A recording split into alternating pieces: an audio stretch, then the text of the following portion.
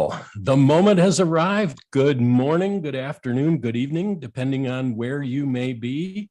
And welcome to Comm Academy 22. I'm Tim Helming, WT1IM. I am one of the co-organizers of Comm Academy 22 and director of Seattle ACS. And with me, Catherine, KJ7DYG. Good morning, Catherine. Good morning, Tim. Good morning, everyone who's joining us today. Well, I hope you're all ready for an exciting day. We're going to start talking briefly a little bit about the history of Comm Academy, and then we'll get started with our presentations. So Comm Academy was first held in 1998 here in Seattle, Washington, US. It was started by members of the Washington Medical Services Emergency Communications Team, or MST for short. Their charter is to provide communication support for hospitals and other medical facilities in the event of a disaster or emergency that disrupts normal communications.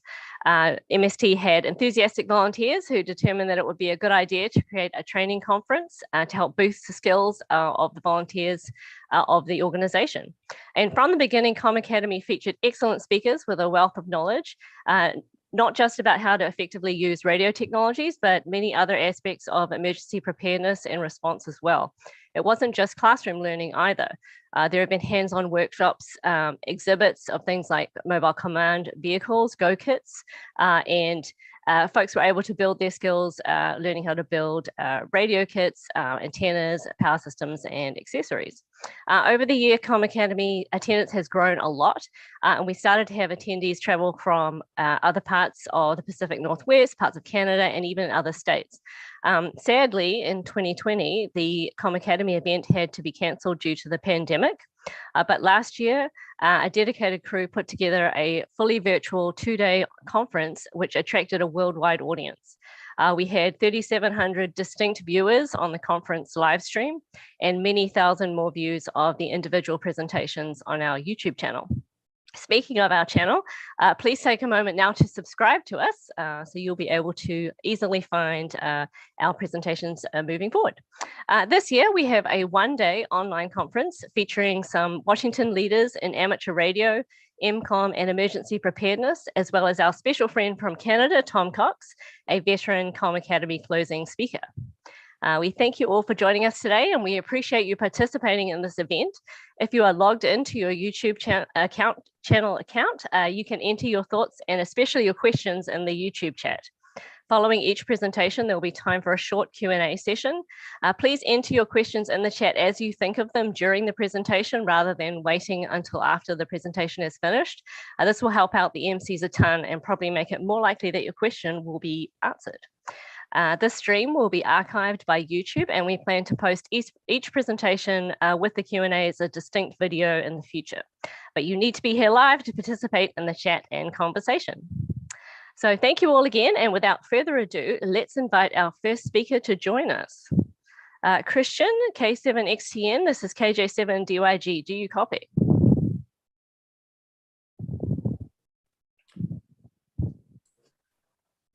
Hello, Christian. Hey, good morning. There we go. Good morning. Oh. Hey, good to have you with us. And we're really looking forward to your presentation today. Let me tell folks a little bit about you, Christian, and then we will turn the reins over to you. So for our audience, Christian Helfrich, K7XTN, received his amateur license in 2017 when he and his spouse began working on disaster preparedness with neighbors.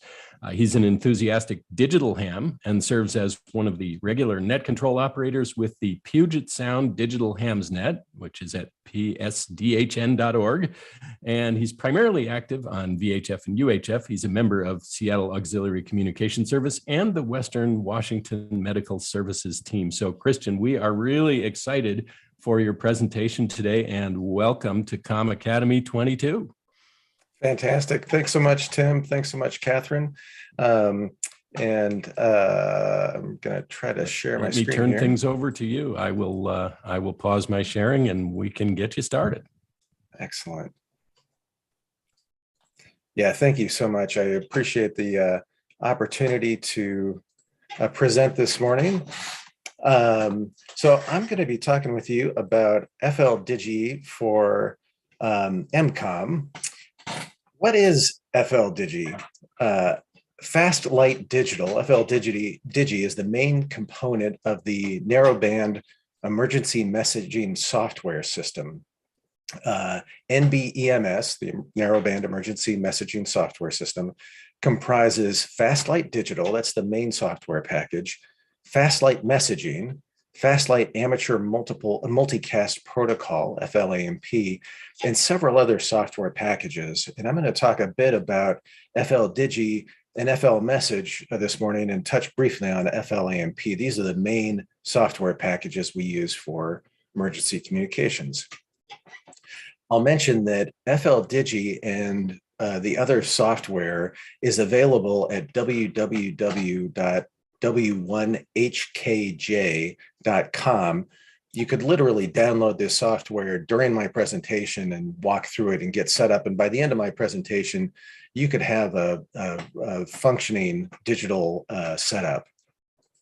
So Fastlight Digital, this is the primary software we use. It sends and receives digital ham radio messages in a variety of modulations, in a variety of modes. FL-Digi is used in combination with the other software. So you need to use FL-Digi. That's the backbone that encodes and decodes digital transmissions. Fastlight Messaging combines with FL-Digi, use it with FL-Digi, and it allows you to send and receive formatted messages. For example, the ICS forms, an ICS 213 general message form, or an ICS 217 communications plan, for example. And then Fastlight Amateur Multicast Protocol, FLAMP, again, is combined with FL-Digi. And what it allows you to do is to send and receive files in any format, and to send files individually or groups of files chunked into discrete blocks. And this facilitates sending information.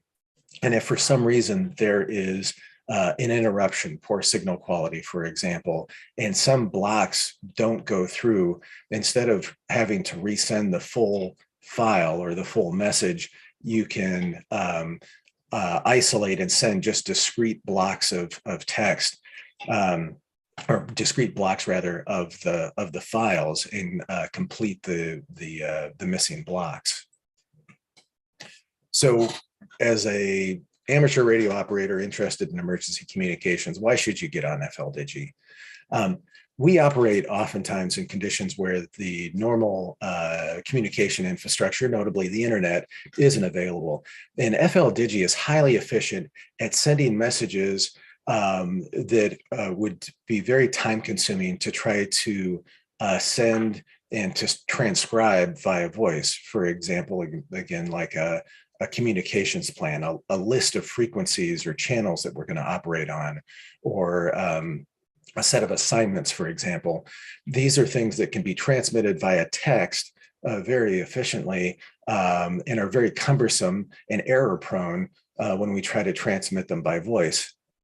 In addition, where FL-Digi shines is it allows for one-to-many transmissions.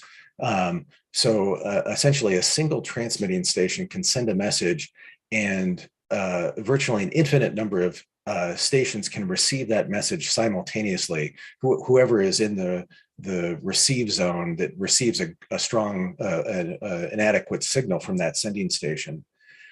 FL-Digi, we'll talk a little bit about some of the different modes, some of the different digital modulations that FL-Digi uses. FL-Digi has a variety of modulations, and these modes are suited to different conditions. Some are a bit slower, but highly resilient or robust to poor signal conditions. Others can be quite fast, but are more sensitive to poor signal conditions. And you can use different modes to suit the conditions you're operating in. And as I mentioned, FL-Digi combined with FLAMP allows you to send a variety of file formats and selectively correct for that missing data. And one of the great advantages of FLAMP is a third party, another receiving station, for example, can have received missing information, and they can actually relay that information to another station who's missing blocks. All of those are things that are possible with FLDigi in that associated software, FLAMP and FL message. In addition, FLDigi is actually very simple. It's a pretty simple setup. You can get on the air with FLDigi with a computer and your handy talkie. And FLDigi can be operated on a Windows machine. That's what I use. It will also work with Mac operating system and Linux. And digital modes are just, it's a pretty cool, like a lot of things that we get into in amateur radio. It's just a lot of fun. I'm going to go through several things in this presentation. What I'd like to do is for the ham radio operator who either has never gotten on FLDigi or has tried and is perhaps a bit intimidated, I'd like to go through just some basic setup and orient you to the operation of FLDigi, how to configure FLDigi or set it up properly, and then go through the basic send and receive. And I'm going to talk with you about audio coupling and setting up a very simple receive-only station with a basic audio cable to an HT, and then I'll briefly discuss some common modes, and hopefully we'll have some time for question and answer. I'll briefly also recommend that for those who are interested, there's really fantastic information in the FLDigi Beginner's Guide. It's a bit of a dense document, but there's fantastic information there. That's also available on that website, w1hkj.com. And then, as Tim mentioned, in the Seattle area, we have the Puget Sound Digital Hamsnet. There's some information about our schedule and some resources on our website, psdhn.org. So what you need to set up an FLDigi digital station is pretty straightforward. It's pretty basic. You need a complete radio system, but as I mentioned, that can be as simple as a handy talkie. So you need, and again, I'm primarily working with VHF, UHF. This will also work with HF. You'll need a computer. I operate on a Windows machine, but again, you can use Linux, iOS. Ideally, what you want is an interface between your computer and the radio that will operate the push to talk. That's the optimal operating system. There is the SignalLink USB. That's an external sound card that's very popular. That's what I happen to use. There are some other interfaces. Master Communications has a DRA cable and external device to link radios to computers. Some radios also come with built-in sound cards. Ideally, you'd have those, and then of course the software, which can all be downloaded. It's free, and again, it's designed for this purpose. As I mentioned, really the only things that you absolutely have to have are the radio and the computer with the software installed. With audio coupling, you can literally hold the radio speaker up to the microphone of your computer and decode an incoming message. And conversely, you can actually transmit by holding your radio microphone up to the computer speaker and hold down the push to talk while you hit the transmit button on FLDigi. We'll get into that in a little bit. So a quick orientation to the FLDigi screening controls, because I find that this is actually one of the things that's intimidating. The FLDigi screen opens up, you open it up, and it can be a bit difficult to make sense of and to know where to start.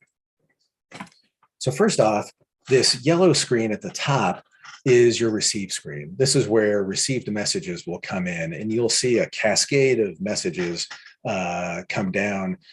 As the message is received and decoded, it will appear in that screen. FLDigi will try to decode any incoming audio. So if the squelch, which I'll talk about in a second, if the squelch in FLDigi is off, you'll see just a waterfall essentially of random text coming in, gibberish. The blue window is your transmit window. You can type simple text messages in there and then hit transmit, and it will go out to receiving stations. And certain digital modes, multi-shift frequency keying,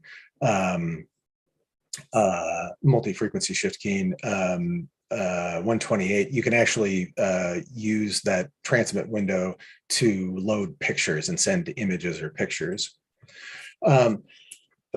Excuse me. Here is the waterfall display. It's always centered on 1500 hertz, but the bandwidth of that received, where it's receiving the signal, will change depending on the digital mode that you're using. And again, we'll talk about that in a second. But it automatically changes. You don't have to adjust that, but you do want to keep it centered on 1500 hertz. Incoming audio signals will be indicated, the strength of incoming audio signals will be indicated in this little column here. There's a green bar that rises and lowers with the strength of the incoming signal. The higher the bar, the stronger the signal. And then adjacent to it and below it is the squelch for FL-Digi. So FL-Digi has a separate squelch. That dark gray column adjusts the squelch level, and that little button you manually adjust up and down to raise the squelch. When you raise that gray button above the adjacent green bar of the incoming signal strength, it squelches the incoming signal. And the toggle, the SQL, the squelch button below it, toggles squelch on and off.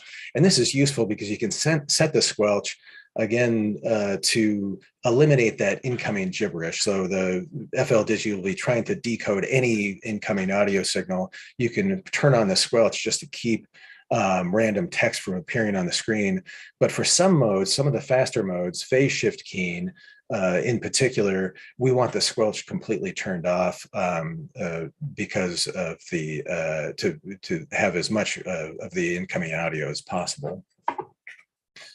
In the upper left-hand corner is a drop-down menu where you select the operation mode. This is the type of modulation. There are 17 different primary digital modes. So for example, one of the common ones we use is multitone 63 or MT63. That's the primary mode. So again, there's 17 different primary modes that you can select from. And then each of those primary modes has numerous sub modes. So for example, MT63, there's 2000 kilohertz, there's 1000 kilohertz. This is the bandwidth. And there are different kinds of error correction, something called interleaving.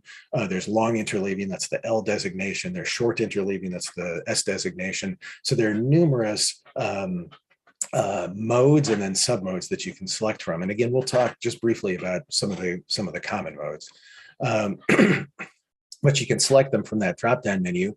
And then in the lower left-hand corner, you can see that little window that will show you what the current selected mode is. So in this case, we're in multi-frequency shift keying 64L. When you left-click on that mode, the main mode, it'll pop up a little menu and you can select the sub mode. This makes it very convenient. For example, sometimes we'll shift a mode to use less bandwidth if conditions are not favorable. And you can do that very quickly just by left clicking on that on the mode. And then if you right click, it leads you to the configuration screen for that mode. And there are a bunch of options that are way beyond my technical capabilities about the duration of tones and things. Excuse me. And then adjacent to the mode window on the lower left-hand side, it's currently blank, but there's a window where you'll see the signal to noise ratio of the incoming signal, which again can be helpful as you're working with fellow hams to diagnose problems. You'll just learn through experience what an incoming signal, feasible signal strength is. Just above it, there's a button that says WF. This is for waterfall, and that button will toggle your waterfall display through three different displays. The waterfall is the normal one. There's also a fast Fourier transform spectrum analyzer and a signal oscilloscope, and you can just toggle through the three. And then just adjacent to that, there's a number that adjusts the waterfall display's upper level and signal range. This just affects the display. It does not affect the received or sent signal. And then just adjacent to that, the ×1 button, that will adjust the scale of the waterfall display, zooming it in. So ×2 zooms the waterfall display in and just allows you to see more or less of the waterfall spectrum, of the incoming spectrum. Again, it doesn't affect your sent or received signal. The black arrows move the waterfall display left to right, again, just for viewing purposes. And then the black button will center the waterfall display back on the received frequency. And then the button that says norm, that will cycle the waterfall through different speeds. You can speed up the waterfall, the rate at which the waterfall display falls. You can pause it and you can make it slower. And again, this can be useful as you're trying to troubleshoot, as you gain experience, as you're trying to troubleshoot issues with incoming signals. One thing that confuses people is all of the buttons at the top, and particularly the frequency display.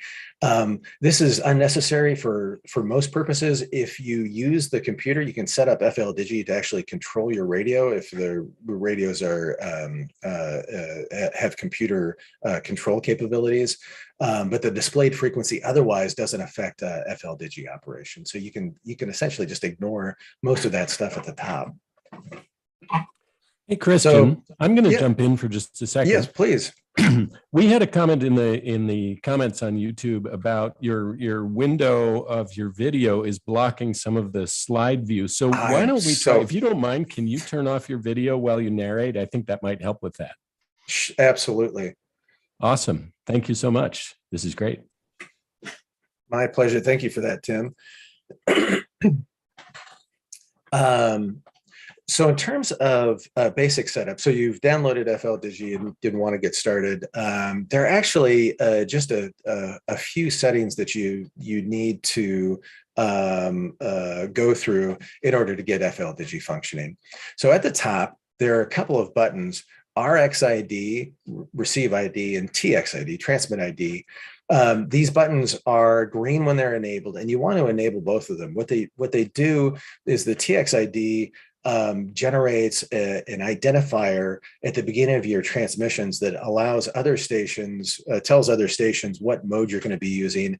And if they have RX-ID enabled on their FL-Digi, it'll automatically switch them over to mode. So instead of going up to the op mode drop-down menu and again navigating through these 17 primary modes and a multitude of sub-modes, it'll just change over automatically for you.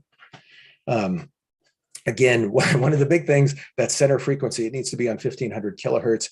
One of the frustrating things about FL-Digi is if you click on, the waterfall display in FL-Digi, it'll actually move the center frequency, which can really distort the audio that you're sending and receiving, and make it difficult for you to send and receive effectively. After you make sure that it's centered on 1500 kilohertz, there's the LK button. That locks center frequency. Although I'm not certain about this. I haven't systematically tested it. I believe that I have had it locked and have had center frequency change on me. But in principle, center it on 1500 hertz and then click that lock button and it should lock it in. The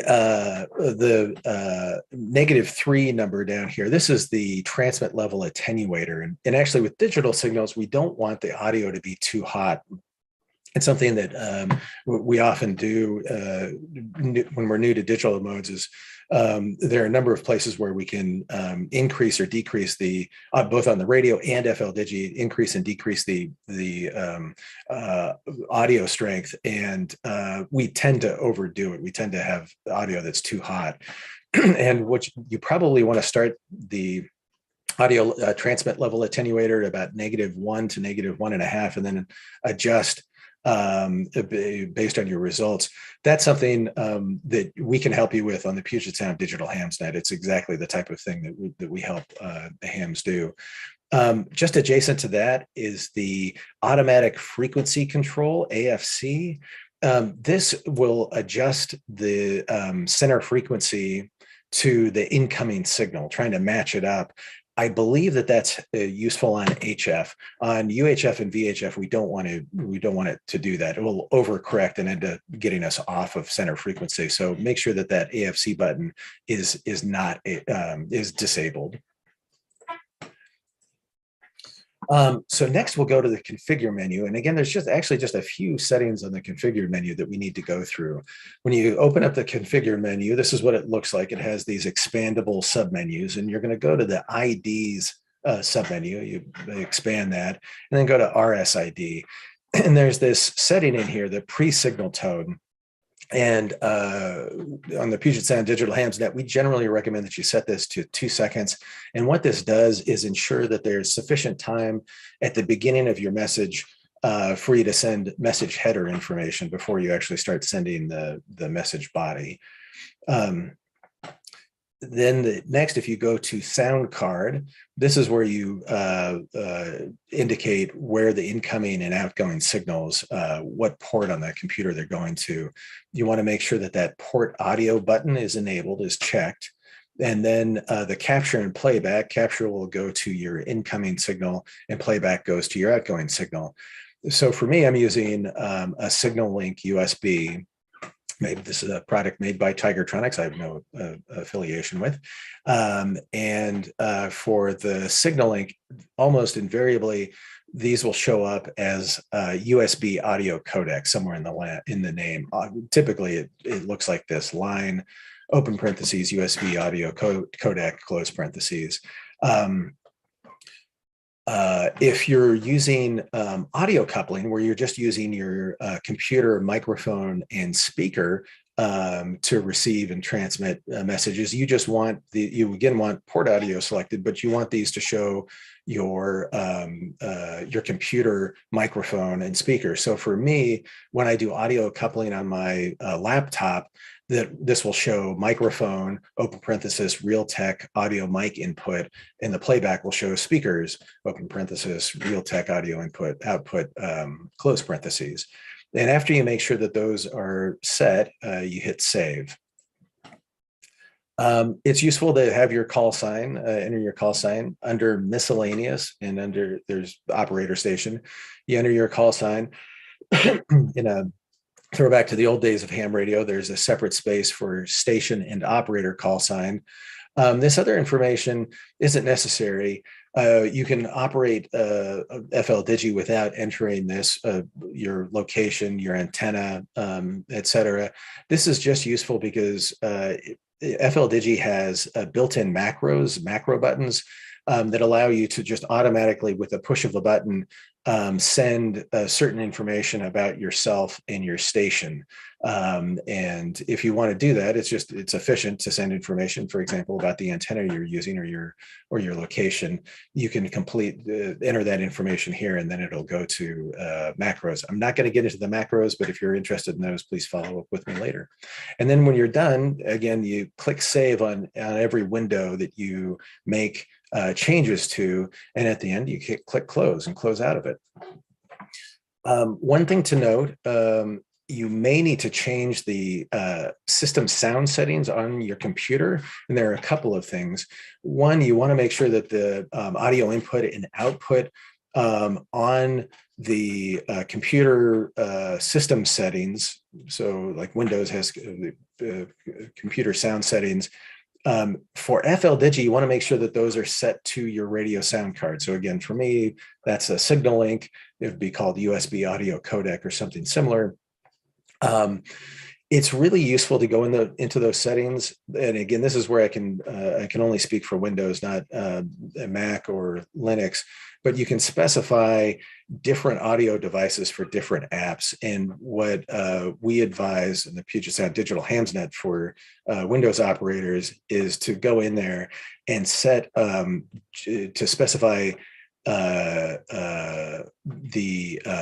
computer, the radio sound card signal link just for FL Digi, and other sounds like the computer system sounds or any audio video playback sounds, to designate those to your computer speaker. And the reason is when you have a sound card set up on your computer, anything that you play on your computer will go out over the radio, unless you have set the Windows sound settings to send all audio other than FL Digi to your computer speaker. So you could avoid the problem by not having any other applications open when you're doing digital radio, just making sure that you don't have any other applications open that'll send sounds. But it's as a fail-safe, it's really good to just make those adjustments. And again, if you have any trouble with that and want more information, join us on the Puget Sound Digital Hams Net or reach out to me. And again, with audio coupling, this actually won't be an issue. So it can also be helpful. This isn't necessary to operate FL Digi, but as I mentioned, FLAMP, fast light amateur multicast protocol, and FL message, fast light messaging, those are actually separate software packages. They work in conjunction with FL Digi, but they're separate software packages.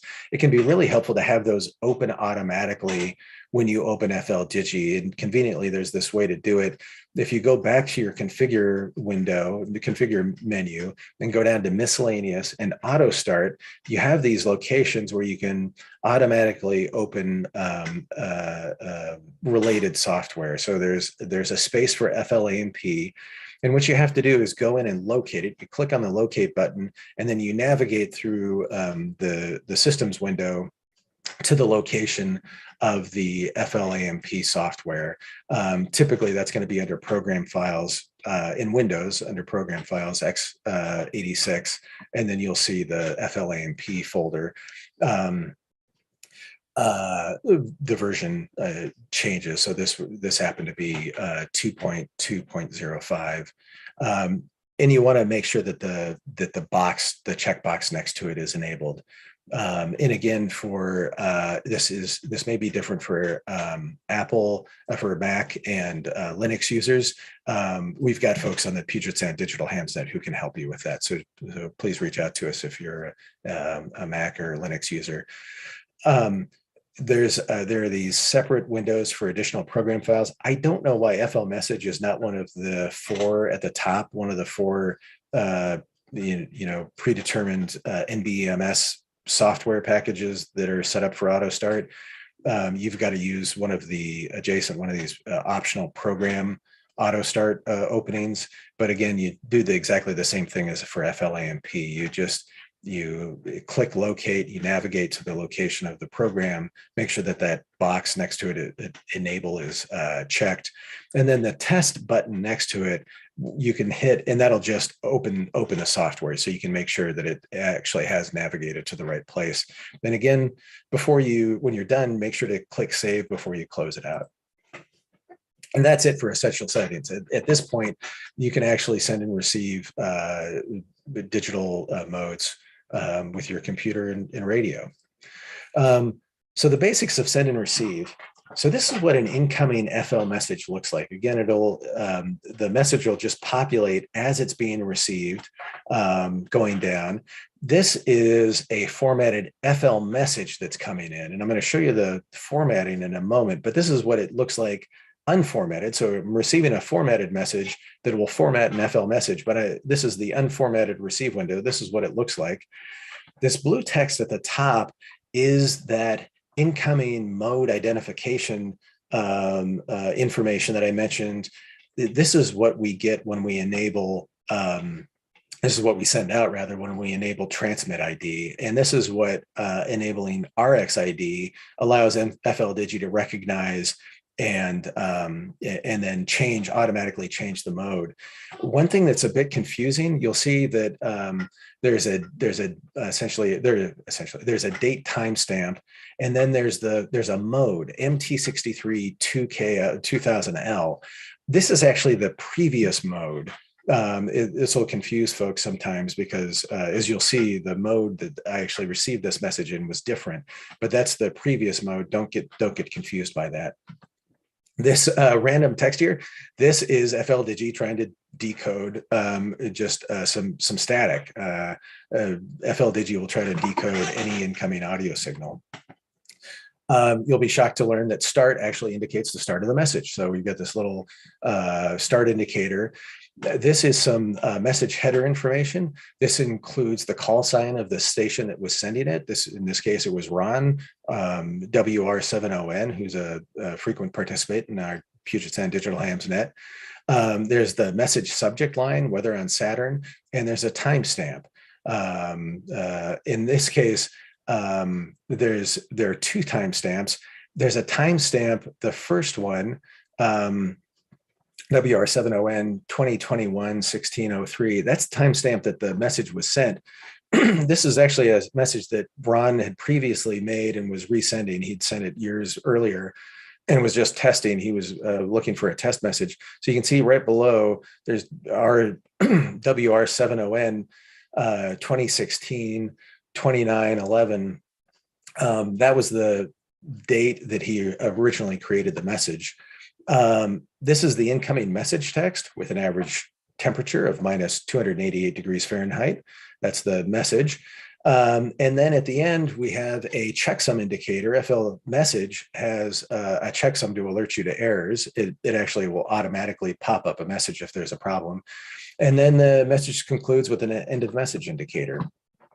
So this is what the FL message window looks like. This is again, the program that'll automatically start up if you've set that up like we just went through with FLDigi. And when that incoming message comes in, it'll automatically populate into FL message. Then you can see that all of the information that we just saw unformatted in the FLDigi window is right here. It's just that it's in these separate formatted fields. Down here, it'll show us the mode, the digital mode that this was sent in this case, multiple frequency shift keying 128. And then it also shows us the message size and the transmit time, how long it took to transmit the message. FL message has a list of received messages. The default typically is for this to pop up automatically. And again, it's a setting that I won't go into, but if you need help with it, please reach out. But typically this will automatically pop up and you'll just get a list of all of the messages that you've received since opening up FL message. And when you select one of these, you highlight it. So like in this case, the message weather on Saturn from Ron is highlighted. And then you click view. It'll also open up the message in an HTML viewer, typically your web browser. And it's this nice, clean formatted message, which is extremely helpful for non-FLDigi users. Even the FL message window can be initially somewhat difficult to navigate. So for hams or non-hams, non-digital hams or non-hams, these HTML formatted messages are just really easy to read. And then they're also printer friendly. So in the event of a disaster, if we were printing out messages with instructions, it's really convenient having it in this nice formatted form. In terms of sending, simple messages, again, can just be typed directly into the blue text window. There's not a space limit. You just type in there. And then to transmit, there's this rather dangerous, innocuous button, T/R, that toggles FLDigi between transmit and receive. And I say it's dangerous because it is innocuous. It doesn't look like there's nothing flashing to say, if you depress this, you're going to transmit. But when you click on that, it'll start transmitting, and it'll transmit whatever is entered into that blue screen, and it'll continue transmitting a carrier until you toggle the T/R button off back to receive. So receive is the default mode, of course. That T/R button is red when it's transmitting. It's green when it's receiving a signal, and it's blank when it's in receive mode, but it's not receiving anything. And again, by default, FLDigi is in receive mode, just like your radio. You can also use keyboard commands to transmit and receive. Control T will start a transmission. Escape will terminate a transmission. Although, just a heads up, I was confused by this initially. When I first, one of the first times I was using FLDigi and hit escape, and it didn't stop transmitting. For certain modes, it'll continue to transmit a post-amble, multi-frequency shift keying, phase shift keying, PSK are two modes that will do this. If you click escape multiple times in quick succession, escape, it'll terminate a transmission immediately, including the post-amble. And then a very useful function, a Control R typed at the end of a message will automatically return to the receive mode once the text message is sent. And again, just be aware that even if you don't have anything in that transmit window, if you click on the transmit button, the transmit toggle button, it will transmit. It'll just send idle characters. So I had mentioned audio coupling. So you don't need a signal link or master communications DRA device in order to send audio and to receive digital messages or send simple messages. So you can do audio coupling to send and receive. You can also set up a basic receive only station with a simple stereo audio cable, or not even stereo audio, just a simple audio cable. And I'll go through that in a second.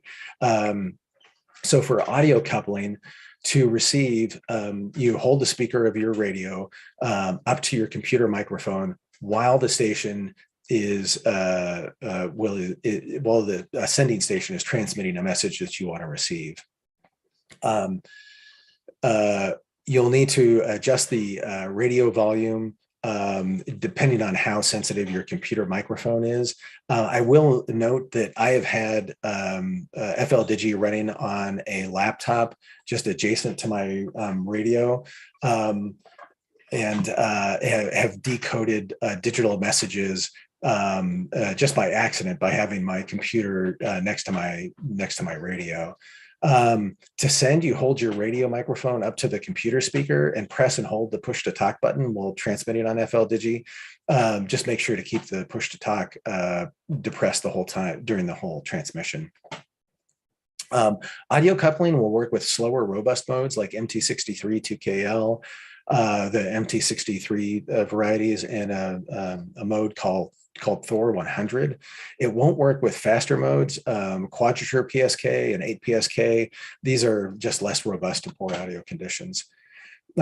Like I mentioned, you can also set up a basic receive station just with an HT. Most of us, many of us perhaps, I should say, have a Baofeng handy-talkie dual band radio. And these make it particularly easy because they have separate audio input and output jacks. The Kenwoods likewise have these separate jacks for audio input and output. It just makes it really easy. So all you need is a 3.5 millimeter audio cable to the computer. And then the Baofeng uses a 2.5 millimeter audio input jack. So you need a cable that has a 2.5 to a 3.5 millimeter cable or an adapter. So the audio input goes on the 2.5 millimeter audio input. It's the upper jack on the Baofeng. You can see I just used a 3.5 millimeter cable with an adapter. You can also, if your computer, like my laptop, doesn't have an audio input, you can get a very cheap USB dongle that has audio input and output. And then most desktops will have a separate 3.5 millimeter audio input jack. As with audio coupling, you need to change the sound card settings in FLDigi to make sure that it's receiving audio from the computer microphone. So go to configure sound card devices, just like what we walked through before, and make sure that the port audio button is enabled, is selected, and that your capture is set to whatever that computer microphone is. And again, like if you're using a USB audio adapter like the one I showed, it'll typically say something like USB audio. I'll just briefly note the reason why this won't work for transmit. This will only work for receive, is because you could, in principle, set up a separate audio cable to go to transmit, but there's no push to talk capability. So you need something that will toggle the push to talk on and off, which is one of the key functions of the USB, the SignalLink USB, or the Master Communications DRA. So that's all it takes to set up the listen only station.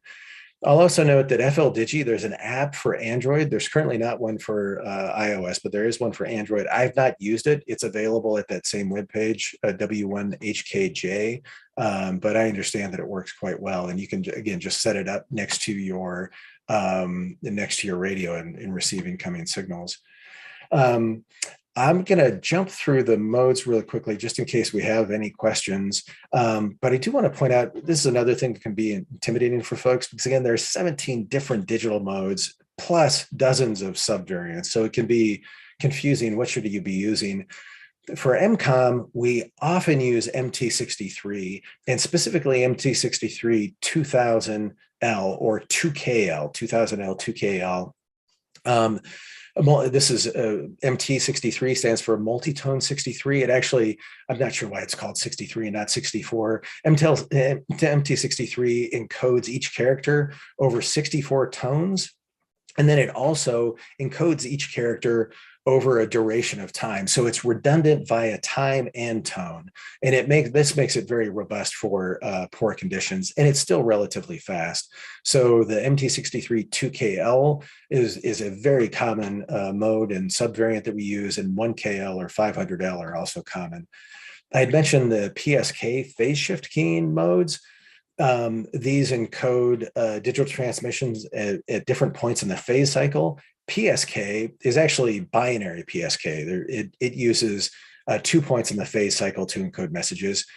QPSK, or quadrature PSK, encodes over 4 points in the phase cycle, and then 8 PSK, as you might imagine, encodes it over 8 positions in the phase cycle.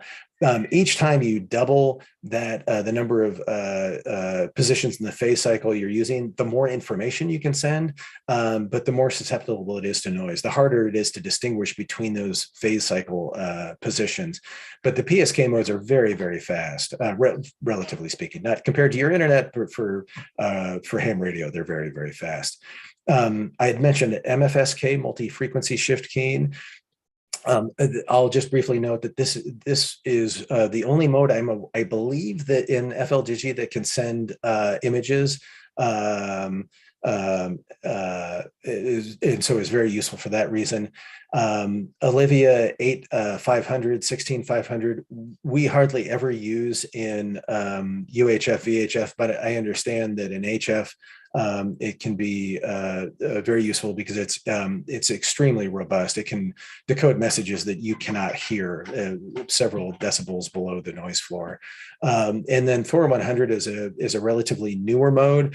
And I'll just point out, it also is, in my experience, has been highly robust, and it's almost twice as fast as MT63 2KL, Thor 100 is, but still seems robust in poor conditions. So it seems like a really good mode.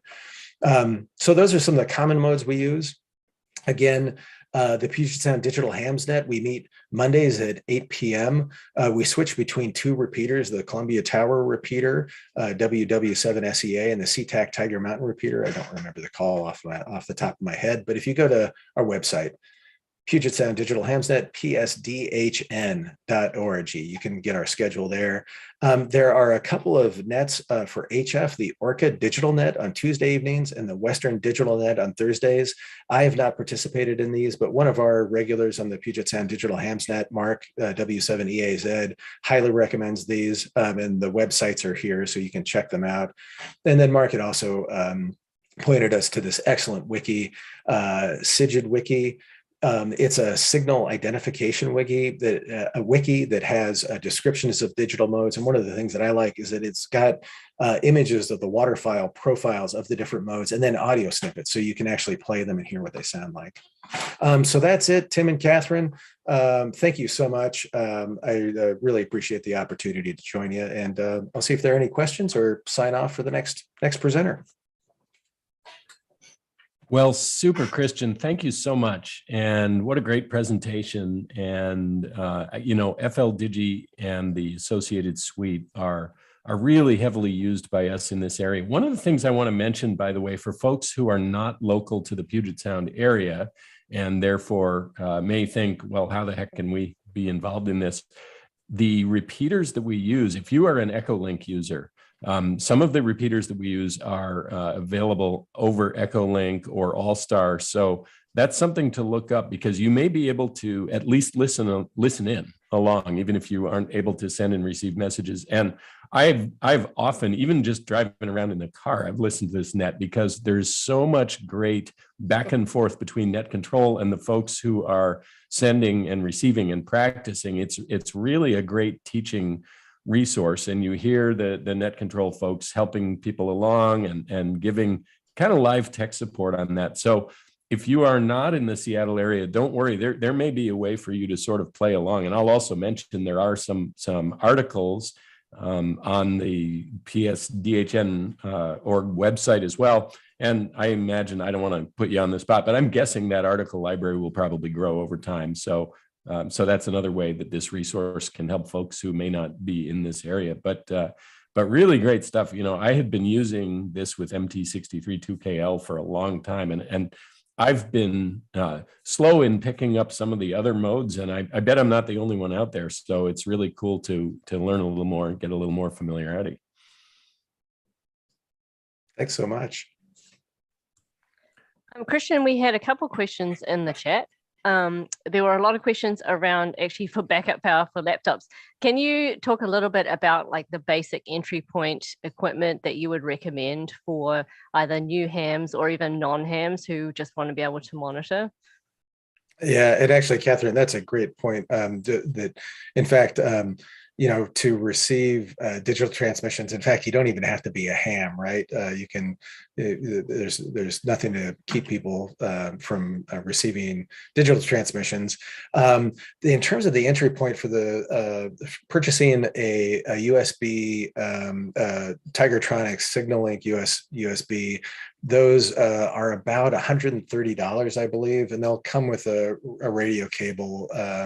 They do require some configuring, but I found it. I'm not a particularly technical person, and I did find it feasible for me to do. And again, that's exactly the type of thing that we're happy to help steer people through with the digital Hamsnet.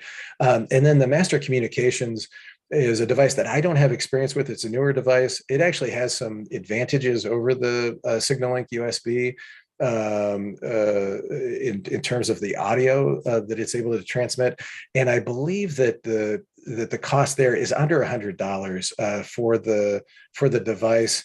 And then you need a radio cable, the cable to connect it. I'm not as familiar, but I believe that you can get into that for less than $100. And as Tim mentioned, this is the type of information we're going to try to be adding to the webpage, the Puget Sound Digital Hamsnet webpage. Awesome. Well, we've got a couple more questions. And, for folks who asked a question, if we're not able to get to your question live, we may be able to jump into the chat and answer it in the chat. And so let me see if there's a couple others that I can answer or ask. Ted asked, in a major earthquake scenario, when all power and comms like phone and internet are down, how does this system work in a backup comms mode? And I think that's ultimately the beauty of this, right, is how decoupled it is from all of those systems, like entirely independent. Yeah, and that is, I didn't have time to get into it. There, one of the things that we use is also WinLink. WinLink offers ham radio email, but it also depends. There is a peer-to-peer mode, but it depends on an infrastructure on a node backbone. And FLDigi, just like you said, Tim, is really it is a radio to radio. And assuming that you've got we're assuming that you're operating a radio, and therefore you have some kind of electric power backup, batteries, solar or something, and a laptop. You're going to be able to operate on that. And one of the things that is really exciting with the apps is this ability. I mentioned the Android app is the ability for really anyone to have a radio and to have a phone, really a low power, use phone right there, and to be able to receive and decode a message about critical information around a disaster. Yeah, no, that's the case. And in fact, in some ways, you don't necessarily have to have a radio if you have a software defined radio dongle, which is increasingly popular, so there's a lot of ways to do this. Super. Well, thanks so much. We're right up at the top of the hour. By the way, we are going to aim to have a little break of a couple of minutes in between most of the presentations. This time, I think we'll keep on going. We're only 1 hour into it, so we'll probably keep on going with our next presenter, TJ McDonald. But Christian, thank you so much. Thank you, Christian.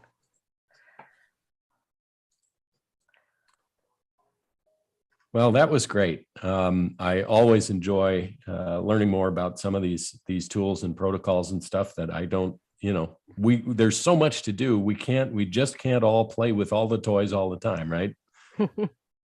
That's right. It's too exciting a field. So we'd like to invite our next speaker. There he is, TJ McDonald. So thank you for joining us. I'm going to introduce you a little bit, and then you can take it away with your presentation. Background for TJ. Back in November 1990, Typhoon Owen struck a tiny remote atoll where TJ served as a Peace Corps volunteer. Thankfully, there were no fatalities, but the island was devastated, and the recovery was a slow, painful, and inequitable process. In 1993, TJ was looking for a career in urban planning, and he discovered that planning programs included hazard mitigation planning and realized he could combine an interest in urban areas with disasters. So he enrolled in Cornell University City and Regional Planning Program, where he worked with Professor Barclay Jones, a leading expert in disaster mitigation. In 1994, TJ obtained an internship with the City of Seattle's Office of Emergency Management, OEM, where he was tasked with writing the Seattle Hazard Identification and Vulnerability Analysis, or SHIVA. The result has been recognized as one of the best in its class. In 1995, TJ went to work for Seattle OEM full-time, where he has been employed ever since. TJ retains responsibility for the SHIVA, but is also responsible for managing the technical systems used in the Emergency Operations Center, the EOC. He's been involved in all of Seattle's major incidents and has been deployed to emergencies outside Seattle, including an extended deployment to Louisiana following Hurricane Katrina. So thank you, TJ, for joining us today. We're very excited about your talk, and take it away. Thanks a lot. I am going to attempt to share my screen now.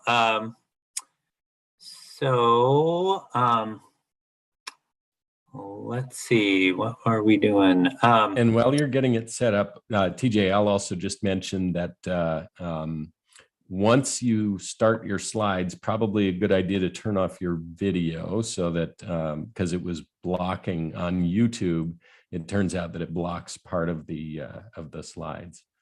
But we're so happy to see you right now. And also, while he's bringing that up, I'll just mention to everybody, I worked with TJ in Seattle's Office of Emergency Management in my capacity with Seattle OEM, and he's an awesome part of the team there. And it's really, I think you're going to enjoy it. Even if you're not, a lot of folks listening today are not in the Seattle area, but so many of the hazards that TJ is going to talk about today are relevant to many areas. Something in here is relevant to every single region around the world. So TJ, take it away.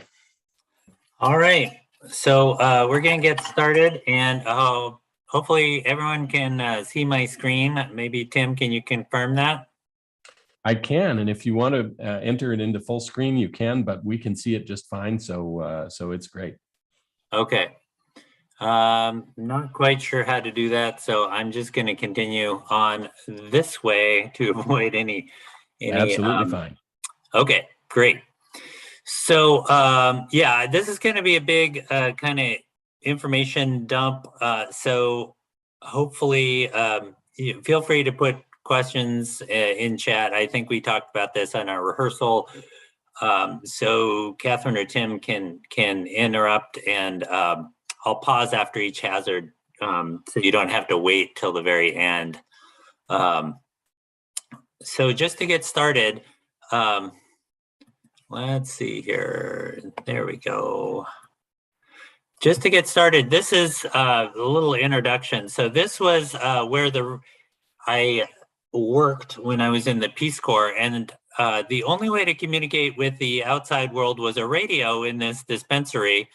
So I'm very aware of how important radio communications are, because the only thing we had was a Motorola shortwave radio to communicate with the rest of the world.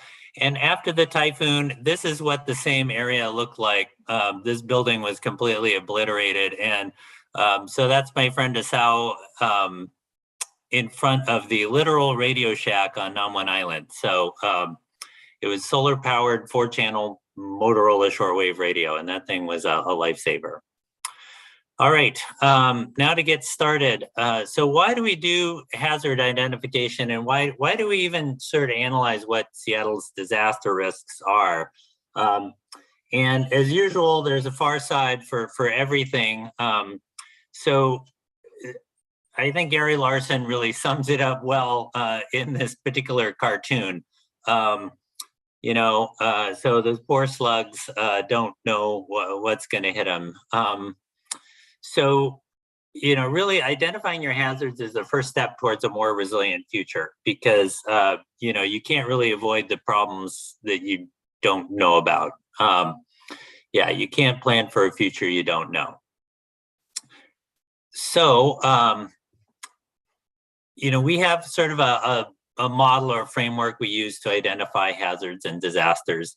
And I really like this. I didn't come up with it. It was designed by the Rockefeller Foundation. They divided risks in communities into 2 groups. One were stressors. So that would be like housing prices in Seattle. So a lot of folks can't afford to purchase houses in Seattle and are paying way more than they should for housing, like 50% of their income going into housing. And then there are shocks like earthquakes that come along. And so the more stressed your community is, the more vulnerable it is to shocks.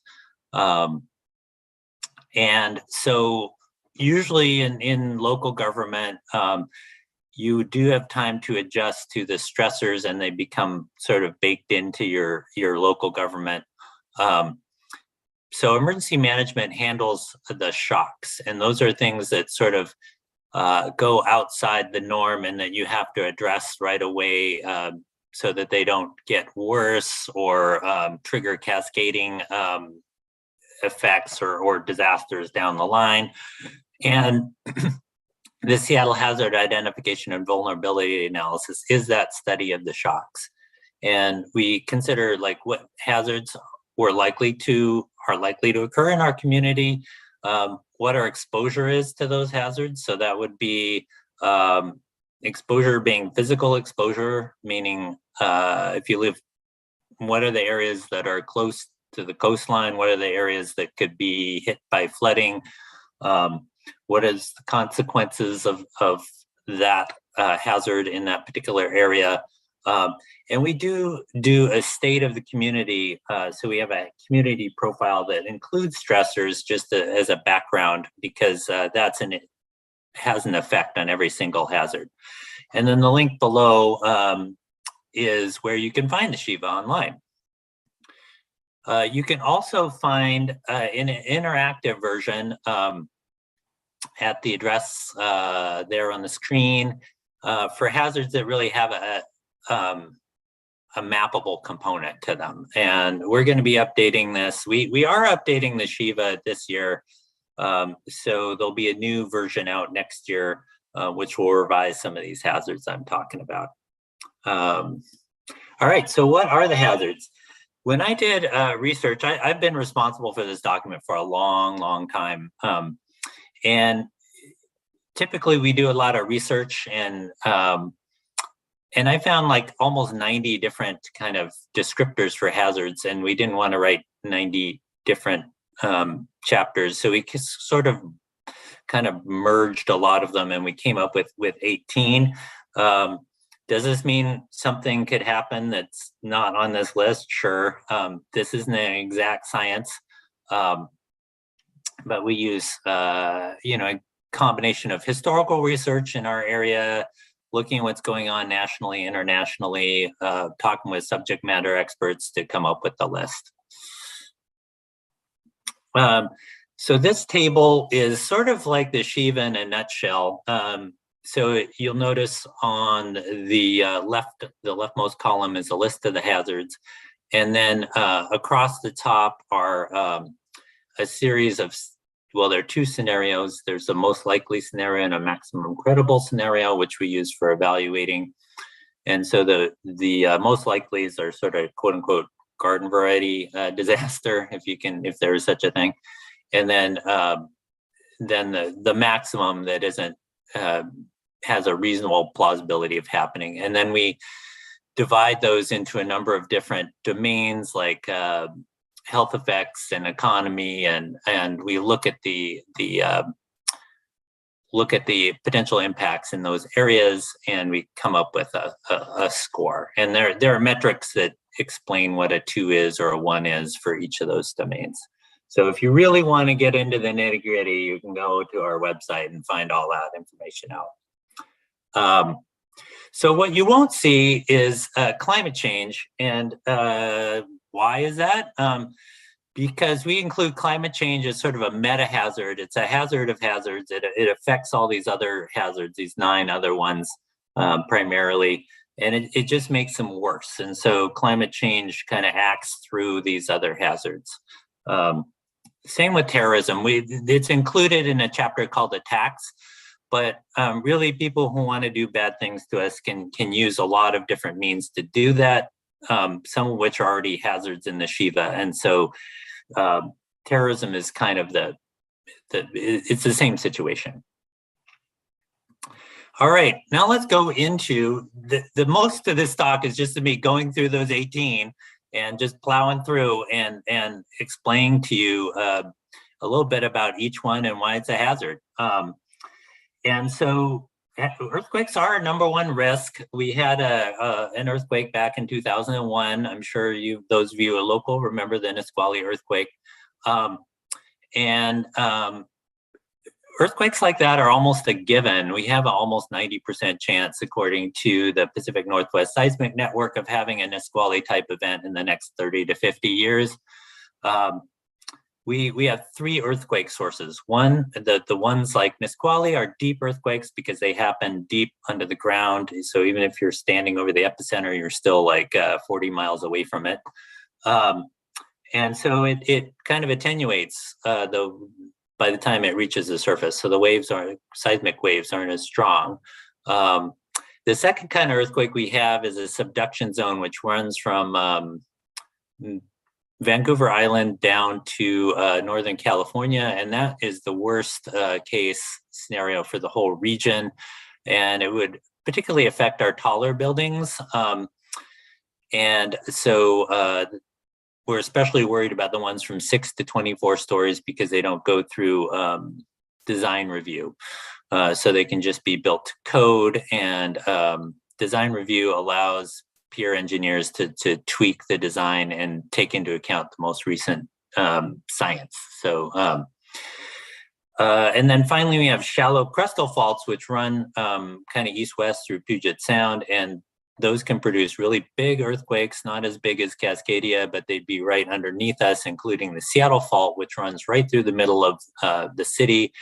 And that is our worst case disaster. So with that, I want to play a little game with you, or it's a little quiz.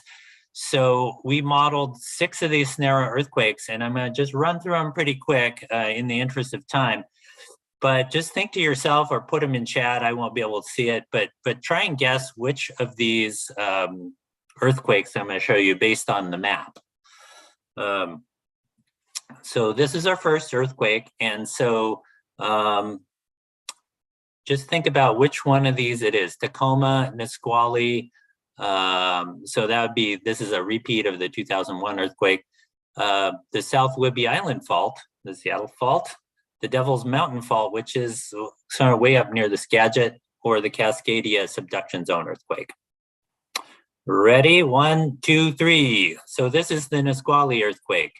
And by the way, red, this is just the numbers correspond to like how damaged, what percentage of buildings are damaged in that particular area. So red is like, I think 10 to 50% of the buildings would have some sort of structural compromise.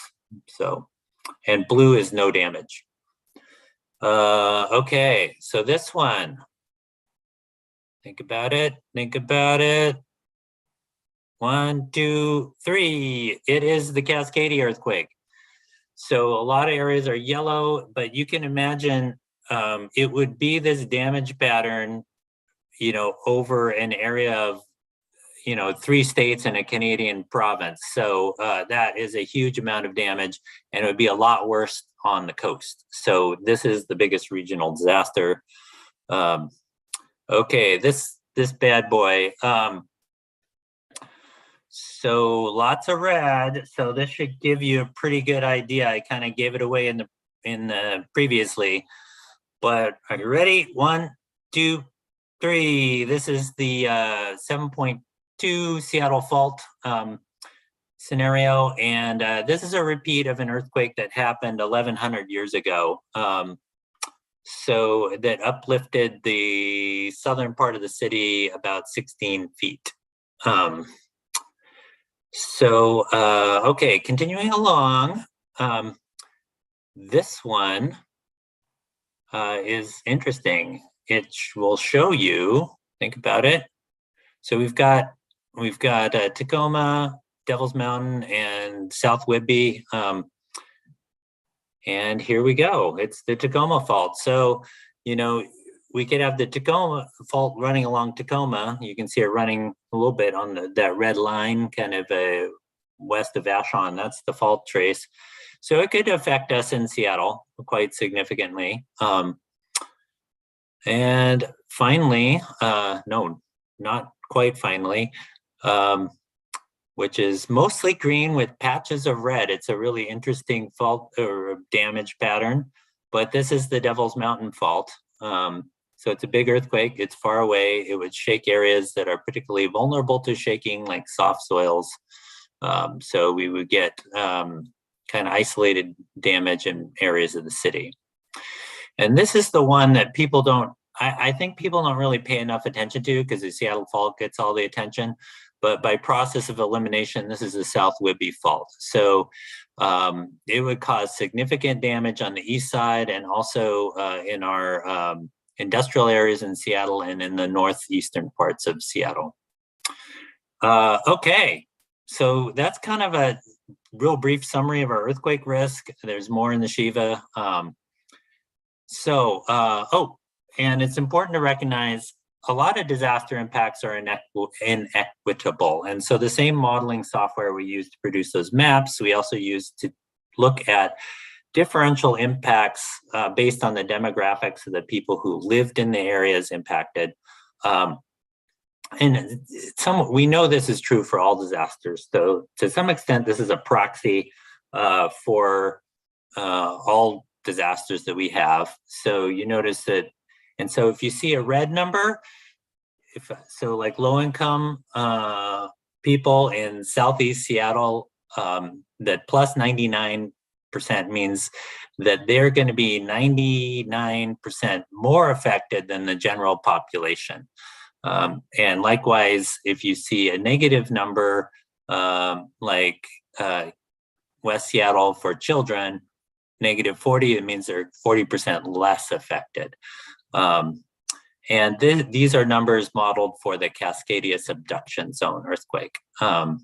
So you can see that it affects our low-income people, and then our members of our Black community, especially bad in North Seattle and in Queen Anne, Magnolia, and Belltown. That's the second column to the right.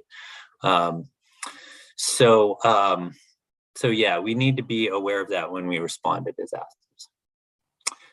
All right, I think this is the last earthquake slide. Yeah, so are there any questions before we move along? Catherine or Tim? All right, I will continue on. So landslides are another common risk in Seattle. We have landslides every year. So what you see on the map there, the salmon colored areas are areas that are known to be landslide prone. The black dots are where we've had landslides in the past. The picture you see are 5 homes that are destroyed along an area called Perkins Lane. What we're really worried about are landslide swarms that occur during storms. Typically what happens is the ground gets saturated, and then we have a triggering storm that can produce a lot of landslides in a short amount of time. And so precipitation is usually the major trigger for landslides, the most common one, but they can be caused by earthquakes too. And that is actually our worst case scenario, is like a Seattle fault earthquake happening when the ground is saturated. It could produce thousands of earthquakes.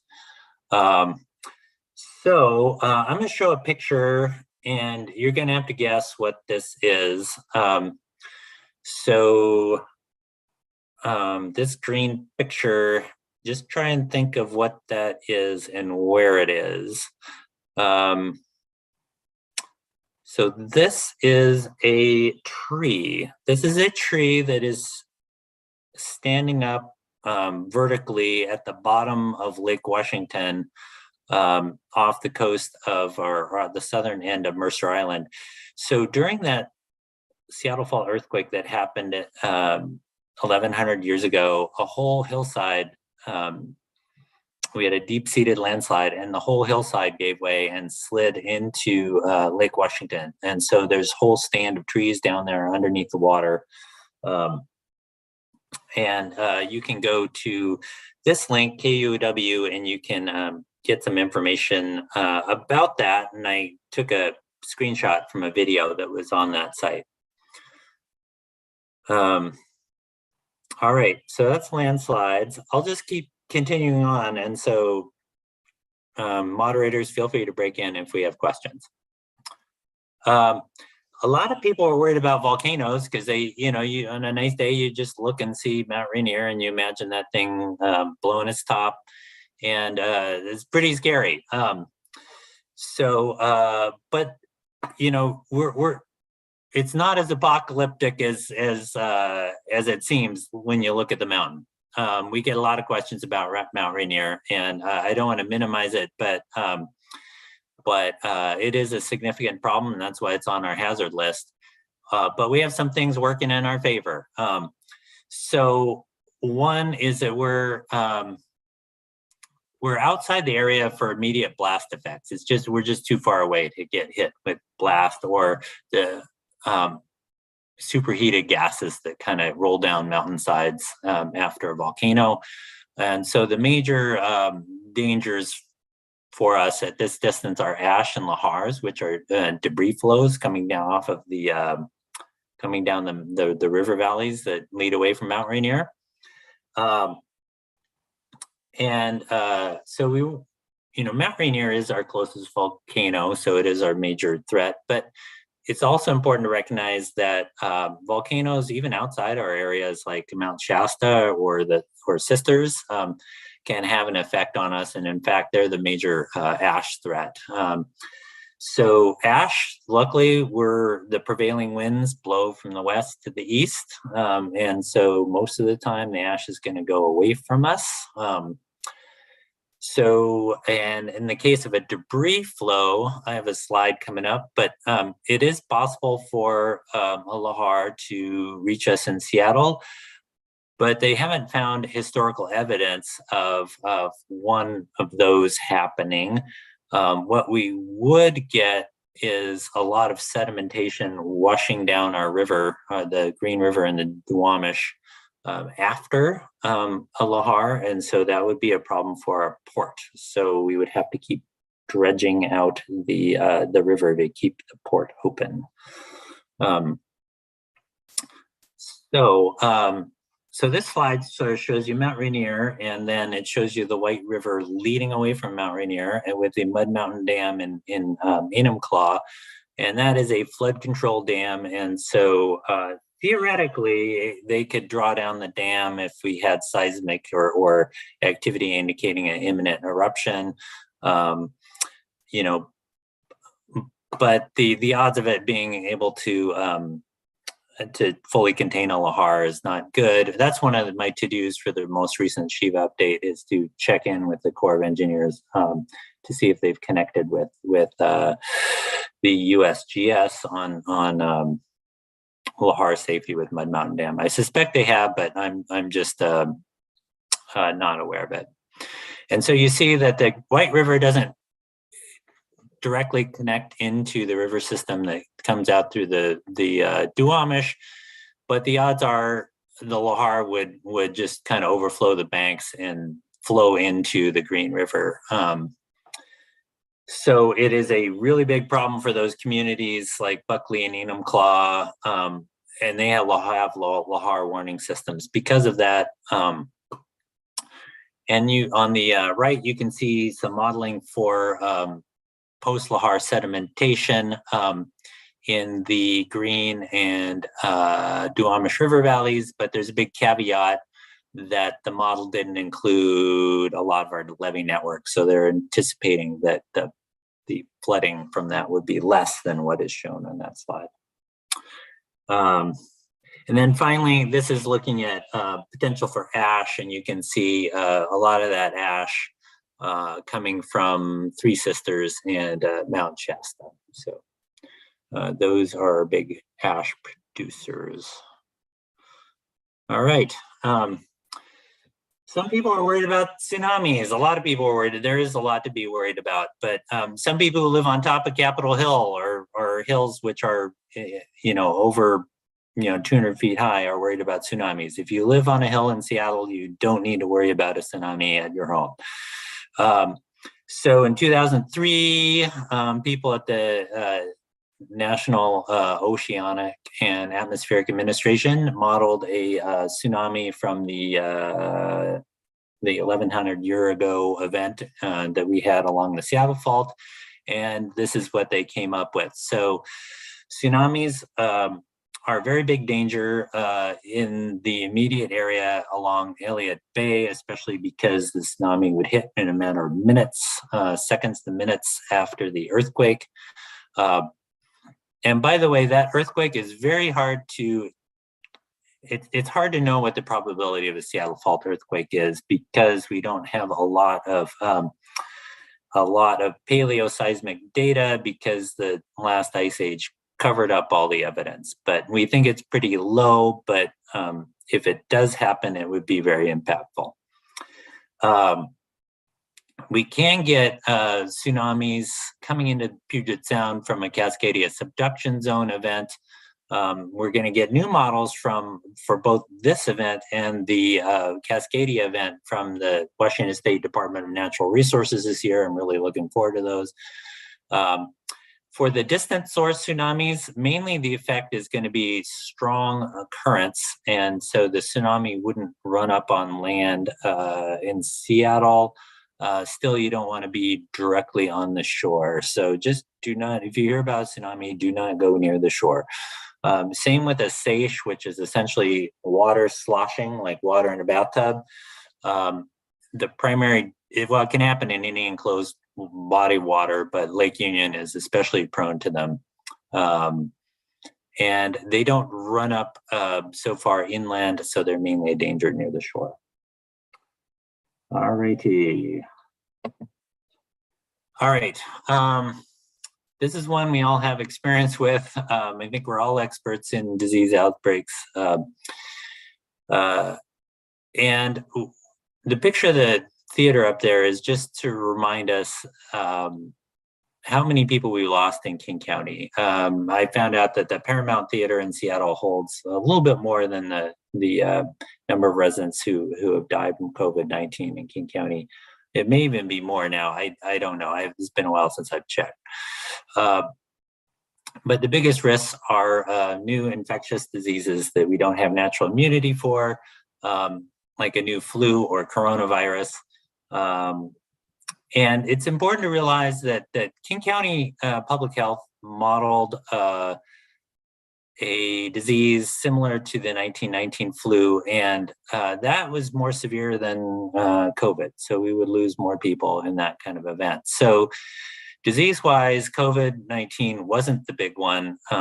So, you know, it's we have to be ready for something even worse, unfortunately. And we also include bioterrorism. We haven't had examples of bioterrorism here in Seattle, but we did have the 2001 anthrax attacks, and so it remains a concern, albeit you know, something that's probably very rare. We'll knock on wood.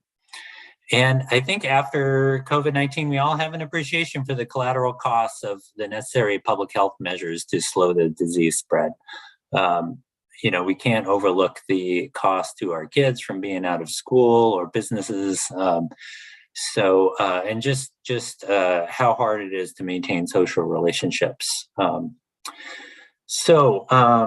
Yeah, so this is just another picture looking at all those empty seats, reminding us of how many people we lost. And if we had our worst case scenario, it would look like that. We would add 4 more theaters on top of that one. So that is our most deadly hazard. So social unrest, yeah, we have experience with this one too recently in Seattle.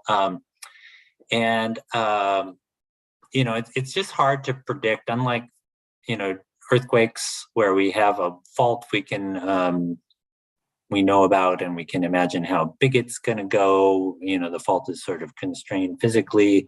Same with landslides and even diseases we can model. It's really hard to model social unrest. It just, you know, our society is very complex, and you know, social conditions can change rapidly.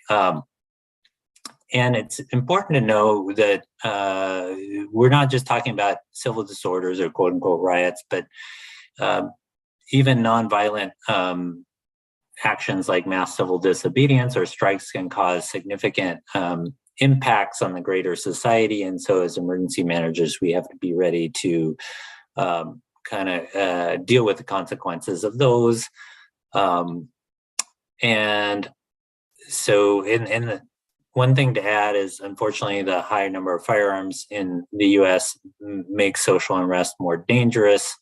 I think we saw some of that during the most recent 2020 events. By and large, a lot of those protests were peaceful. That happened during May Day too.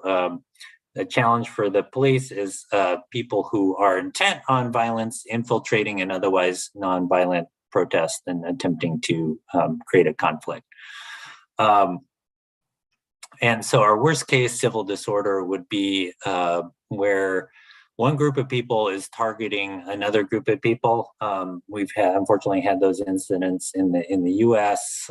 In the past, luckily not recently. But if you want to go back to like the Tulsa massacre, that was an example that caused hundreds of fatalities. You know, we've had ugly incidents even here in Seattle going back to the 19th century where a crowd of people tried to evict all the Chinese people from Seattle. So yeah, and it's hard to it's hard to recover from those because they really divide the community, and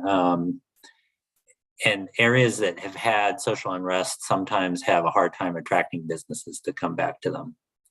By the way, the slide in the lower right is the 1919 Seattle General Strike, which lasted 3 days.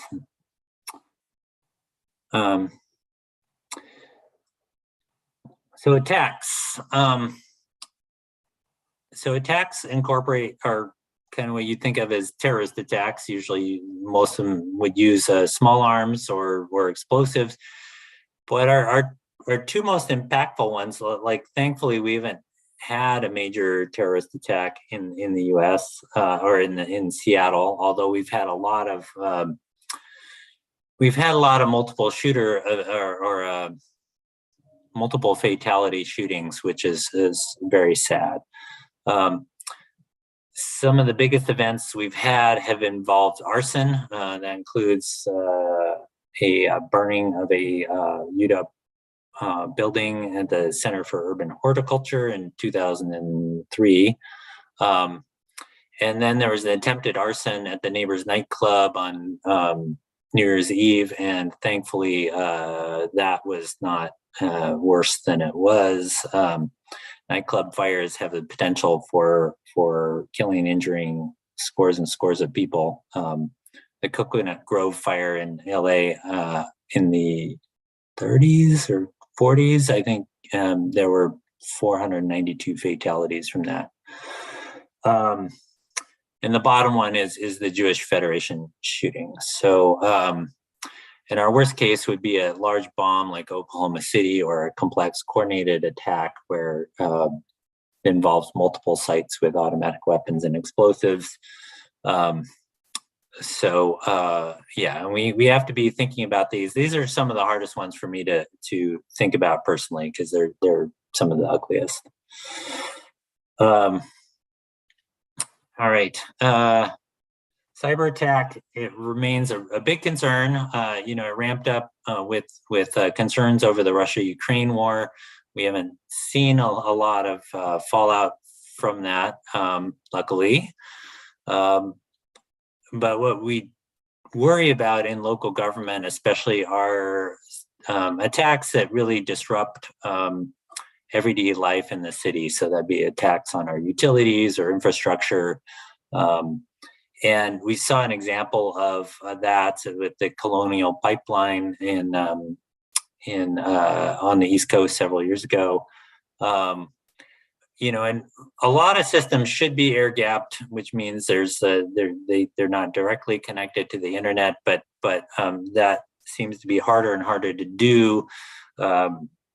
So those, just by virtue of being connected to the internet, they're becoming more and more vulnerable. And local government, we're also worried about customer data being stolen, or ransomware on our own computers for local government that make it impossible to deliver services to the residents of Seattle.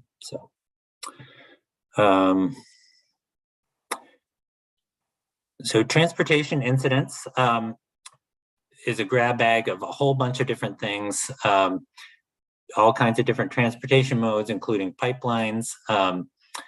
We have a pipeline that goes from through the middle of Seattle from Harbor Island, which is a island near the mouth of the Duwamish River, to our airport that carries jet fuel.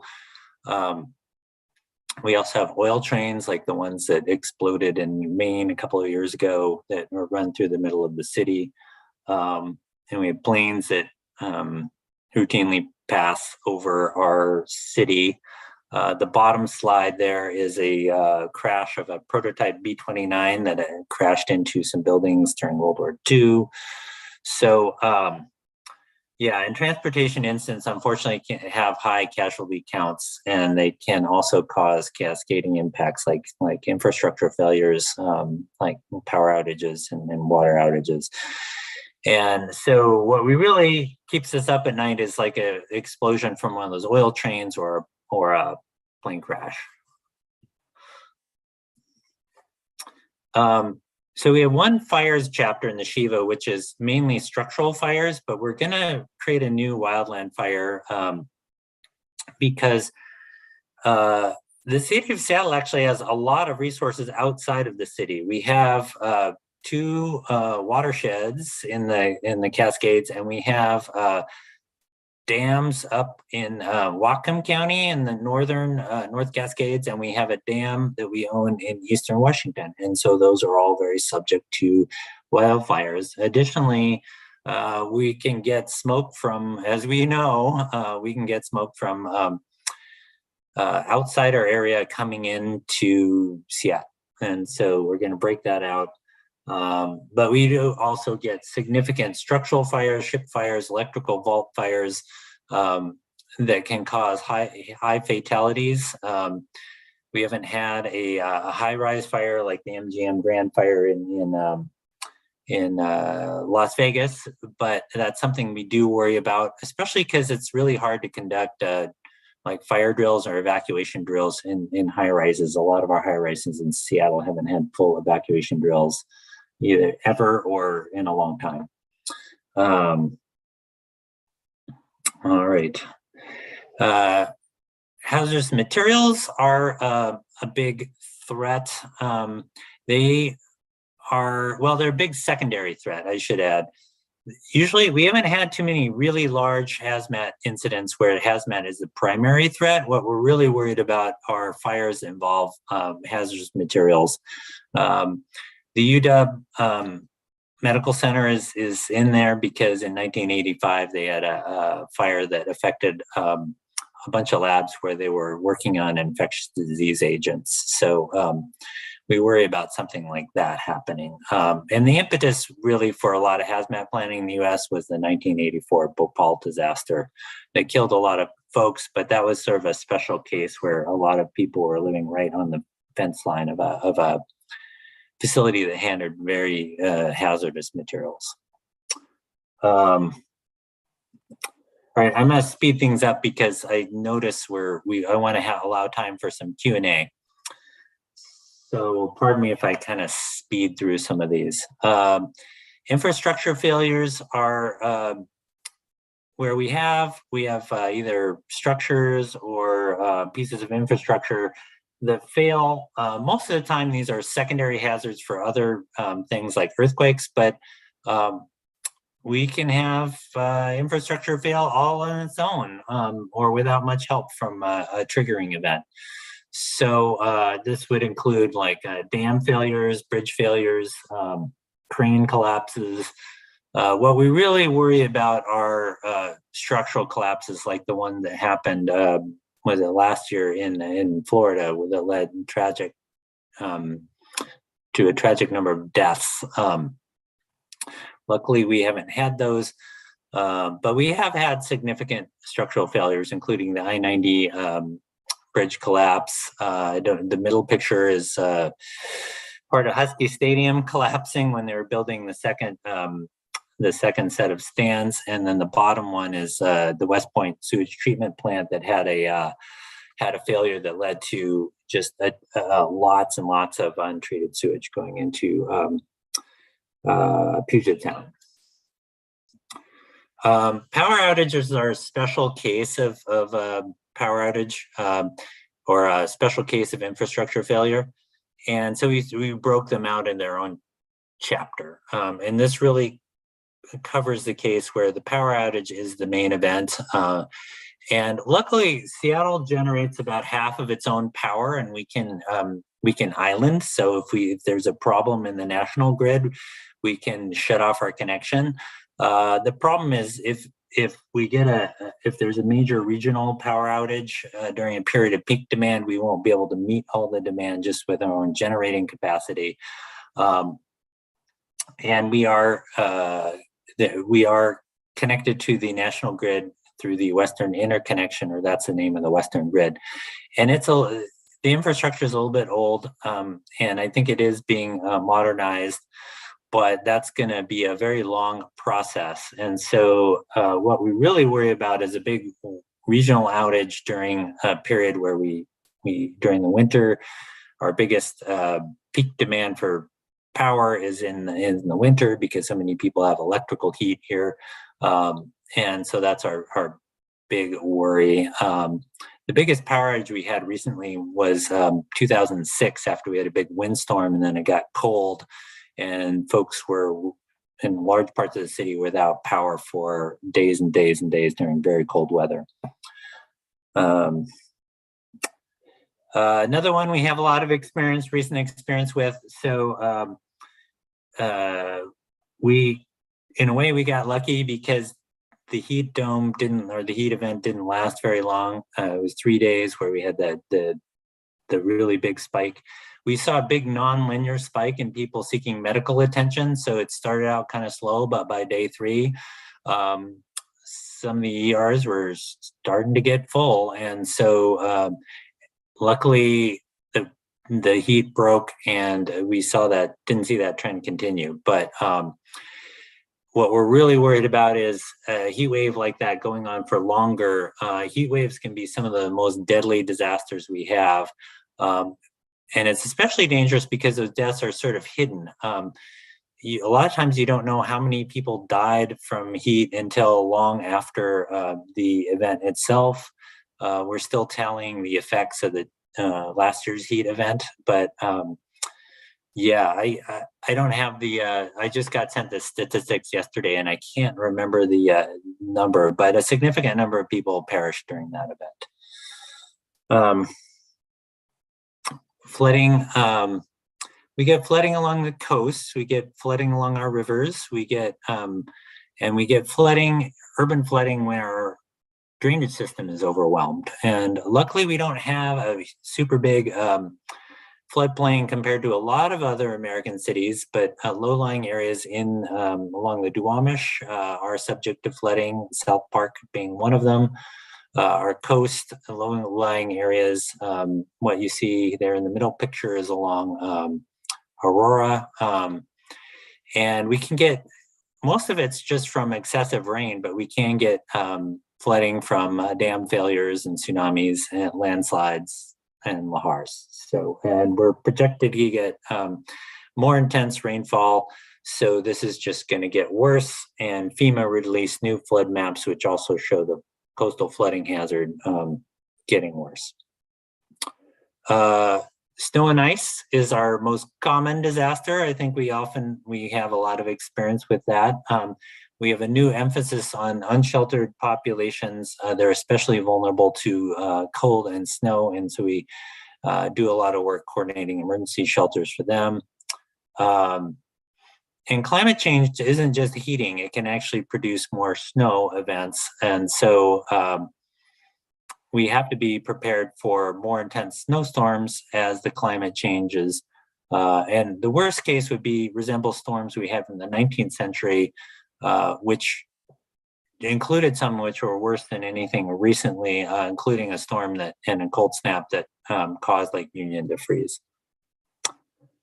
All right, we're almost done. So droughts and water shortages. So we are, this is actually a little bit of a good news story. Seattle has 2 watersheds or lakes that can supply us with water, which is more than most cities have. So you can see this is a current drought declaration areas in Washington, and you see there's a big hole in where our watersheds are.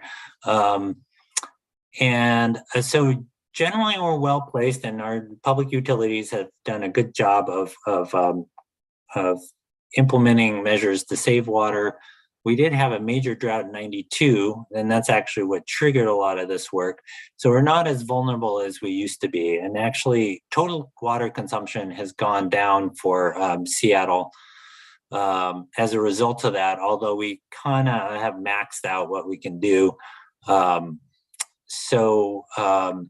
Our worst case is a multi-year drought where we just have to implement mandatory water restrictions, which could be very impactful for businesses that are dependent upon that. And then it would also affect public health and stream flow for salmon, firefighting abilities, and of course, businesses that need to use water. And finally, we have wind. We can get large regional windstorms. The worst one was in 1962 when dozens of people died across the region. The interesting thing is the UW Climate Impacts Group, which does climate modeling, found that they couldn't really find an effect on windstorms from climate change. So it looks like we have about the same windstorm risk going forward that we've always had. So we're going to hope that holds true. And so the thing to think about with these is they're usually large regional events, so it's harder to bring in outside to help. And in fact, areas outside Seattle tend to get hit worse because there's a higher tree canopy. Alrighty, I think that is it. So that's it for the hazards. So the reason we do all that is so that we can mitigate them. So you identify your hazard, identify the appropriate mitigation you have to take, and you design and make a plan and then implement the plan. And of course, there is a Far Side cartoon to go with this. So here's an example of people who have really identified I think they correctly identified their hazard, but maybe they're not taking appropriate mitigation. Or they're having a disagreement about it. All right, so that is really it. And sorry, one more. We got this question recently. Why isn't nuclear war in there? And nuclear war is not in there because of a couple of things. I don't know if you saw the recent Seattle Times article, but it reminded us all that Washington State, since 1984, doesn't do any nuclear war planning. That was part of politics in the 80s. But really, the odds of the Seattle city government being able to do anything meaningful after a nuclear war is pretty remote. It was interesting when I traveled to Hiroshima. They were able, their government was able to remain functional, but they were hit with one bomb that was 15 kilotons, and we would get hit with multiple warheads that were way more powerful. Their economic base was outside the city and remained intact, and they had a lot of outside help after the war. So for those of you who wondered why that wasn't one of the hazards, that is why. And with that, I'm happy to take any questions. So thanks for listening. I realize that was a lot of information. So thanks for hanging in there with me. Well, TJ, thank you so much. Yes. Good stuff there. And we do have some audience questions. I think, Catherine, you might have had the first couple of them queued up there, but yes. I can jump in as well. So, TJ, do you want to stop sharing your screen and show us your lovely face again? Oh, sure. All right. Okay, let me start with you. So we have a couple questions that we had from before, and then we have a bunch more from our participants today. So a big thing in Seattle is we have our Alert Seattle system. In case we have participants today from Seattle who are not enrolled, could you tell us why they should enroll? So Alert Seattle, if you just Google that, is an opt-in system, and then you can get emergency alerts from the city that may affect you. And there are actually several categories of alerts that you can sign up for. So it is used mostly, I think most frequently by the fire department and our transportation department to let you know about big transportation impacts and then fires that are affecting us, but it could be used in other emergencies as well. The amazing, I'm in awe actually of what's being done in Ukraine right now, because they have a similar system that they're using to alert people to like when they're going to get bombed. And so these can be really effective systems. So, excellent. Thank you, TJ. I know personally that it was used a lot during the big snow and cold event that we had at the end of last year. It was helpful to alert residents to be cautious. So we had a couple of questions around the same item, which is, do all emergency management entities have something comparable to the Shiva? How do you discuss them between agencies? How are they assessed? And what is the process for putting one together?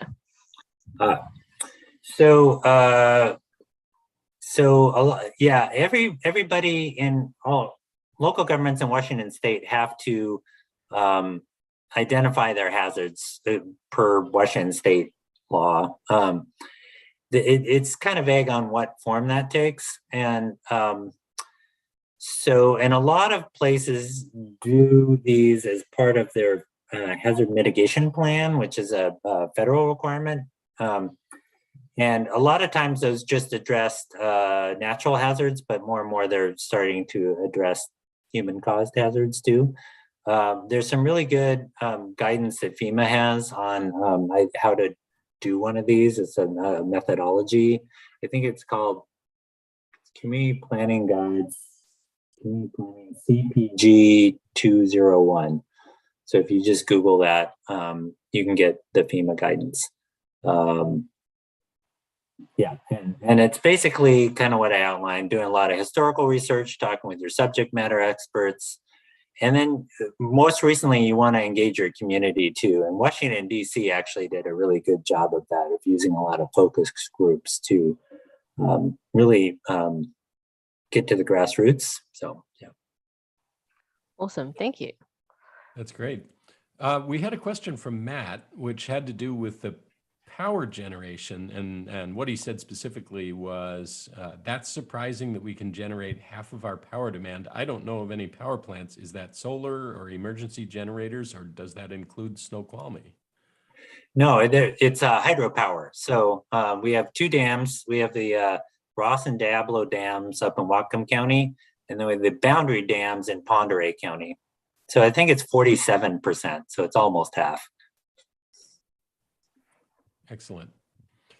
Okay, well, TJ, I think we need to give folks a little chance to stretch their legs, and we covered a couple of audience questions. So thank you so much.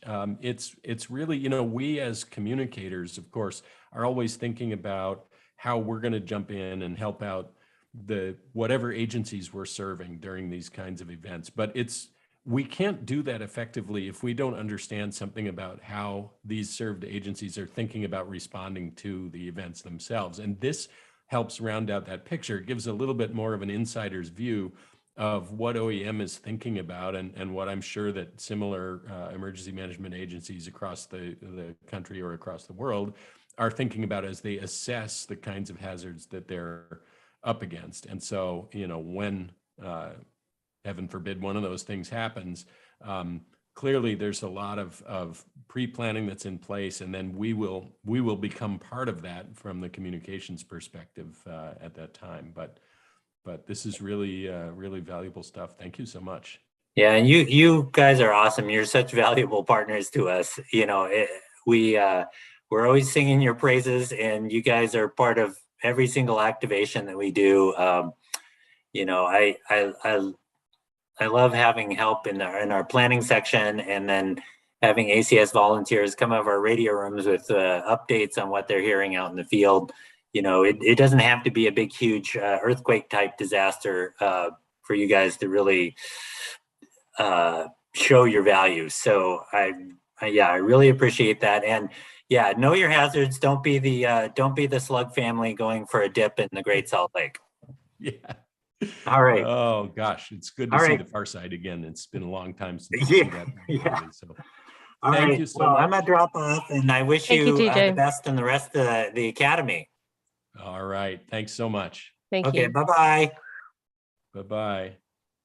All right. So let's take a little break and give folks a chance to stretch their legs before we go out on the farm with K7DRQ. So that'll be coming up. It will, instead of starting right at the top of the hour, let's wait a couple minutes past that, just because we haven't given folks a ton of time. And we will also be joined by our co-host, Alan, AC7MX, who I see connecting in here. So I will say hello to Alan, And then I will duck out for a little while, and I'll be back with everybody later. But Alan, welcome to Comm Academy 22. We were so glad to have you as a host last year, and very happy to have you repeating this year. So Alan may not be fully connected yet. So this is the chance. We'll start at about 2 minutes or so past the hour. Thanks, everyone.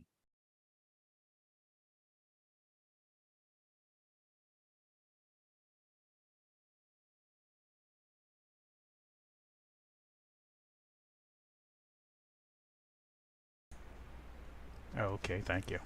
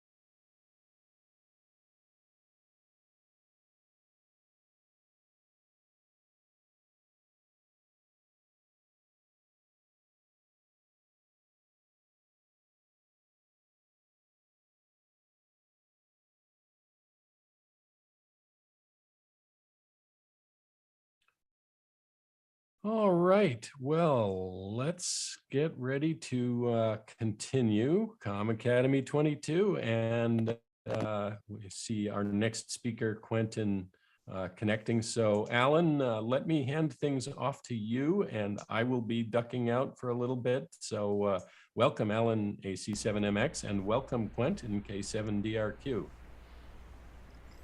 Good morning, all. Quentin, Tim, thanks for the intro. Catherine, it's a pleasure to be here. Quentin Cauldron, K7DRQ, is a scientist fascinated with all things antennas and propagation. Antennas are where electrical currents meet the atmosphere and how their shape and design affects the way they work. When not simulating antennas, he operates CW on HF, and runs weekly VHF social nets. Outside the shack, Quentin is a data scientist with an agricultural tech company where he uses satellite imagery to predict field health, yield, and progress in carbon capture. He loves good food, being outdoors, and a book in the sunshine. Quentin was born in the south of France and has traveled much of his life. As hams, we view antennas as incredibly interesting. And so I imagine you, like me, are really looking forward to Quentin Calderon's presentation, The Antenna Farm, Growing Yagis Element by Element. Hey, thank you so much, Anne. Welcome, Quentin. Thank you, Catherine. All right, I will share my screen.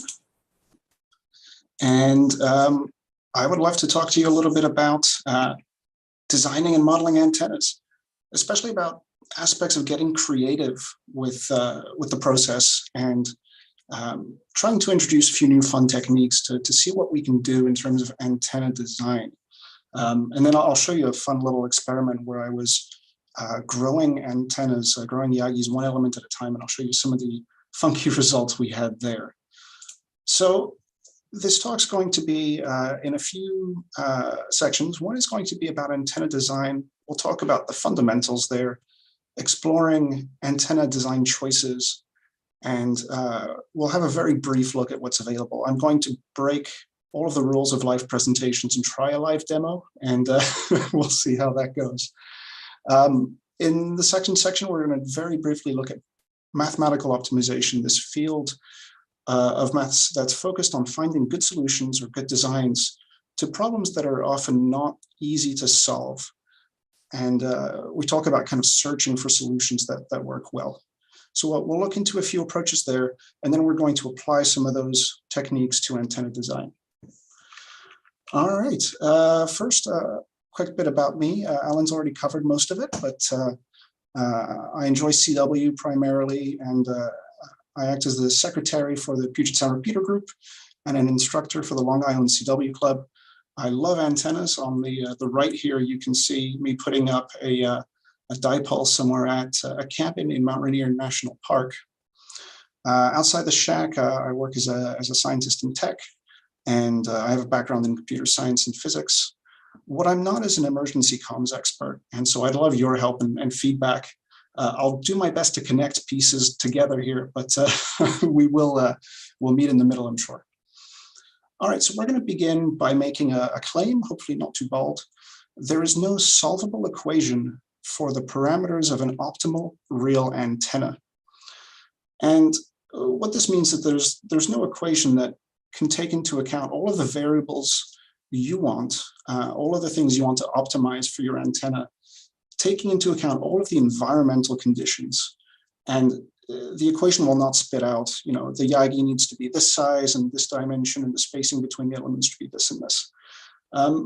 There are a few words in this claim that are doing a bit of heavy lifting. And so I'll talk through those real quick. Optimal, the parameters of an optimal real antenna. Well, optimal for me might mean maybe SWR needs to be optimized, maybe gain, maybe if you're looking at a directional antenna, a front to back ratio, or some specific radiation pattern you have in mind. The word real here for me talks about under the constraints of the real world. Your antenna exists in relation to the house it's over, or the ground under you next to the water. Any kind of real environment is going to affect how that antenna performs. And then the word solvable, insolvable equation, we'll see that we can experiment, we can use rules of thumb, and we can try different designs and see what sticks. And so follow me along in this claim. We're going to start, as all kind of antenna modeling does, with the isotropic antenna, which is a purely theoretical antenna. We can't build this, but if we could, it would be an antenna that radiates equally in all directions, much like this bell is doing here. And all we can do to improve our antennas is go from this and talk about, well, I'm kind of squeezing the gain in a certain direction. You can imagine this as a balloon. And we're not able to get free gain. Assuming your antenna is radiating 100% efficiently and is not being lost as heat, for example, then all you have to do, all you're able to do is squeeze this sphere of gain of radiation in the direction you want. And that's why we often talk about directional antennas. And that's where the gain gets significant in one direction at the expense of gain in other directions. So the simplest antenna we can build is the half-wave dipole. And here you're seeing a model that's been built, looks like it's been built from coax. You can see the central conductor going off into the left leg and the shield going off into the right. So can we write an equation for the perfect dipole? Well, the first thing to think about is there's a half wave in the name. So maybe we can start with a simple equation. I promise there will only be one in this talk. What is the wavelength of a dipole for a given frequency? Well, c is the speed of light, and that's a constant that looks something like this. F is our frequency, and we can kind of clean this up a little bit and say, well, I'm interested in frequency in megahertz, and we can round up c to 300, and those cancel out a little bit, and it gives you this wavelength of 300 divided by the frequency in megahertz for a wavelength in meters. If we want to talk about a wavelength in feet, and we want to look at the half wavelength, then what we get is 492 divided by the frequency. So in theory, this is our equation for the perfect dipole. That's how long it should be. And so presumably we're done here. But the internet says 468 divided by the frequency.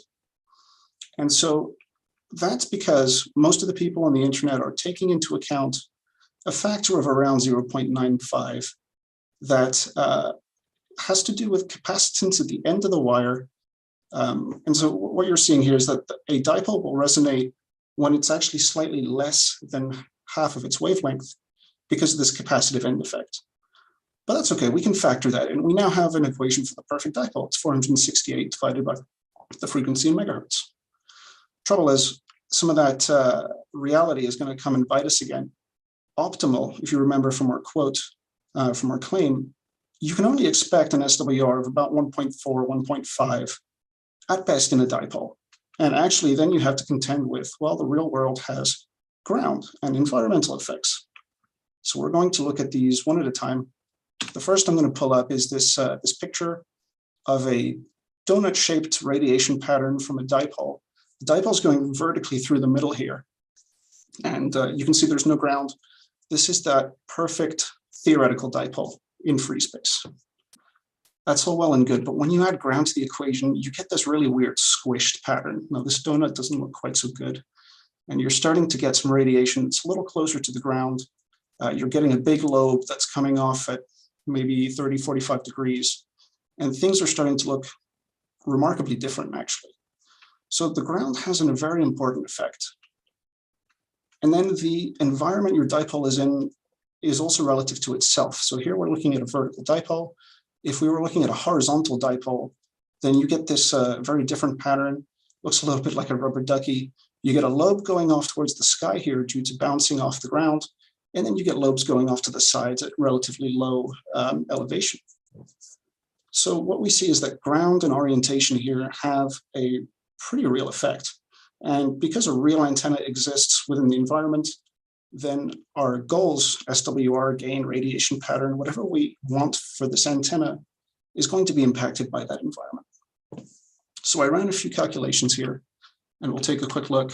What we see is two graphs here. On the left, you see the SWR ratio of a dipole, of a horizontal dipole, as a function of its height above the ground.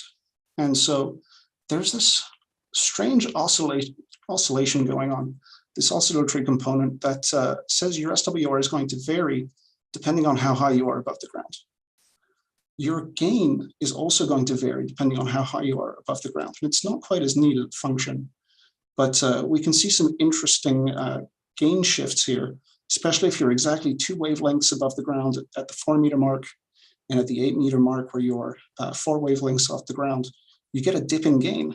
And so these are things to consider when you're thinking about designing a perfect antenna. We can look at the same graphs for a vertical dipole. And the left graph looks a little similar. The SWR varies a lot less for vertical dipole. And that kind of makes sense. The radiation is, you're not seeing very much coupling between the dipole itself in terms of area. and the ground, because all it's presenting to the ground is a very thin edge slice. But the gain definitely varies. And so these are some interesting things to keep in mind. So knowing these things, that's the dipole. And we now have a good idea of how long the dipole needs to be, and maybe where above the ground we want to position it, and in what orientation we want to position it for a given purpose, for a given radiation pattern. But we do have these constraints to think about, and sometimes we can't have the antenna at the perfect height or in the perfect environment. So that's that. Let's look at a more complicated antenna now. We're going to look at the Yagi. The Yagi Uda is it's a dipole. You can see that as the second element here. And then there are additional elements. There's always a reflector, typically one, and it's longer than the dipole. And then there are 0 to as many as you like directors, which tend to be shorter than the dipole, and they're on the front side of the Yagi. So compared to a dipole, this is a lot more complicated. With the dipole, we had to optimize the length of the element and where it was in respect to the ground, if it was horizontal or vertical, and how high. But with the Yagi, we have to optimize also the length of the other elements and the spacing between them. And this is where it gets pretty complicated. So at this point, I turned to the internet and I said, how do I build a Yagi? And the internet said this. So many different pages tell you different things. They all offer calculators, which is very friendly. And often you type in your frequency. So over here, I'm typing in a frequency of 14652, and it tells me, well, your boom length is going to be this, your gain is this, you can choose how many elements. You can choose diameter of the elements, and you can choose the diameter of the boom, whether the boom is isolated from the parasitic elements or not.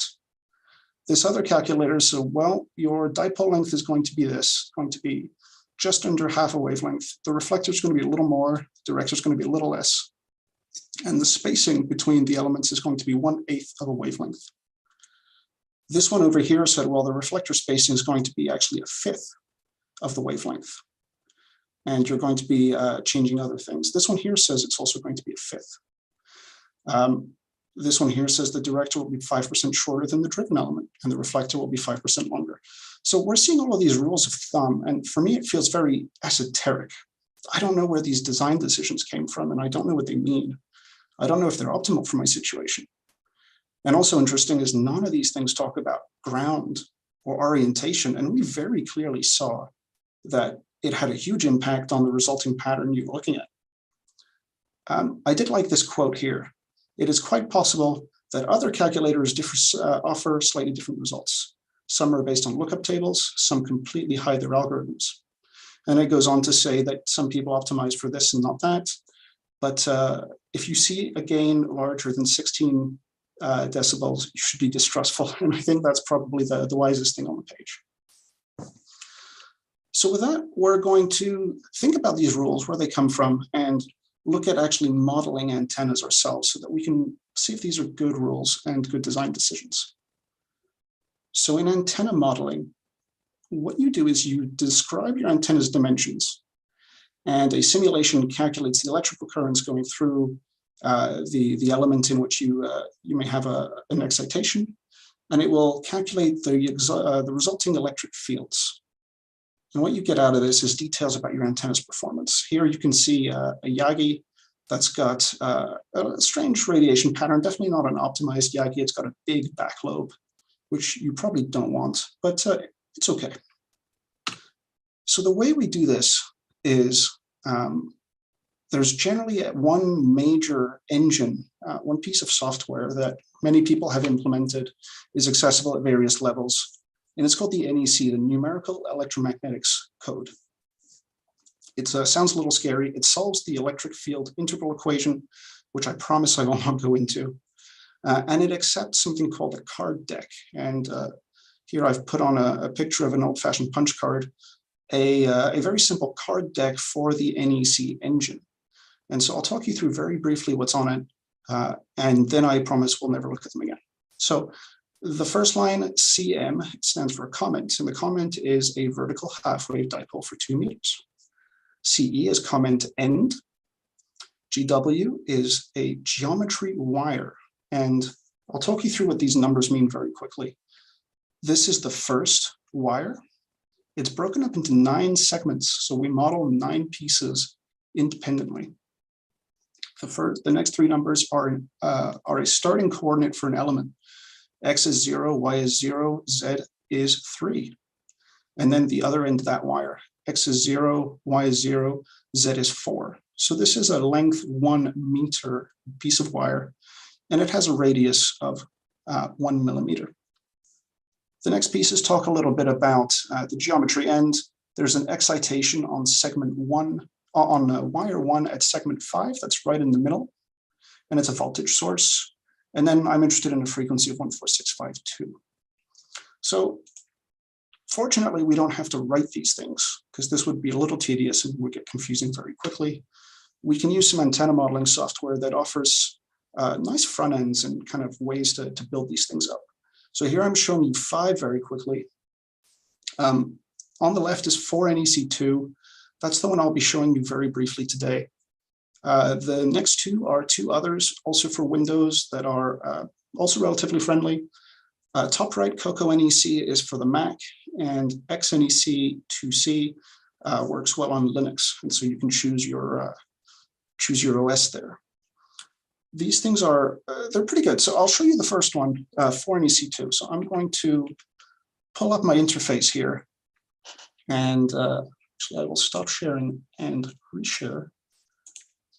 There we go. So what you're looking at here is my just my setup for modeling in 4NEC2.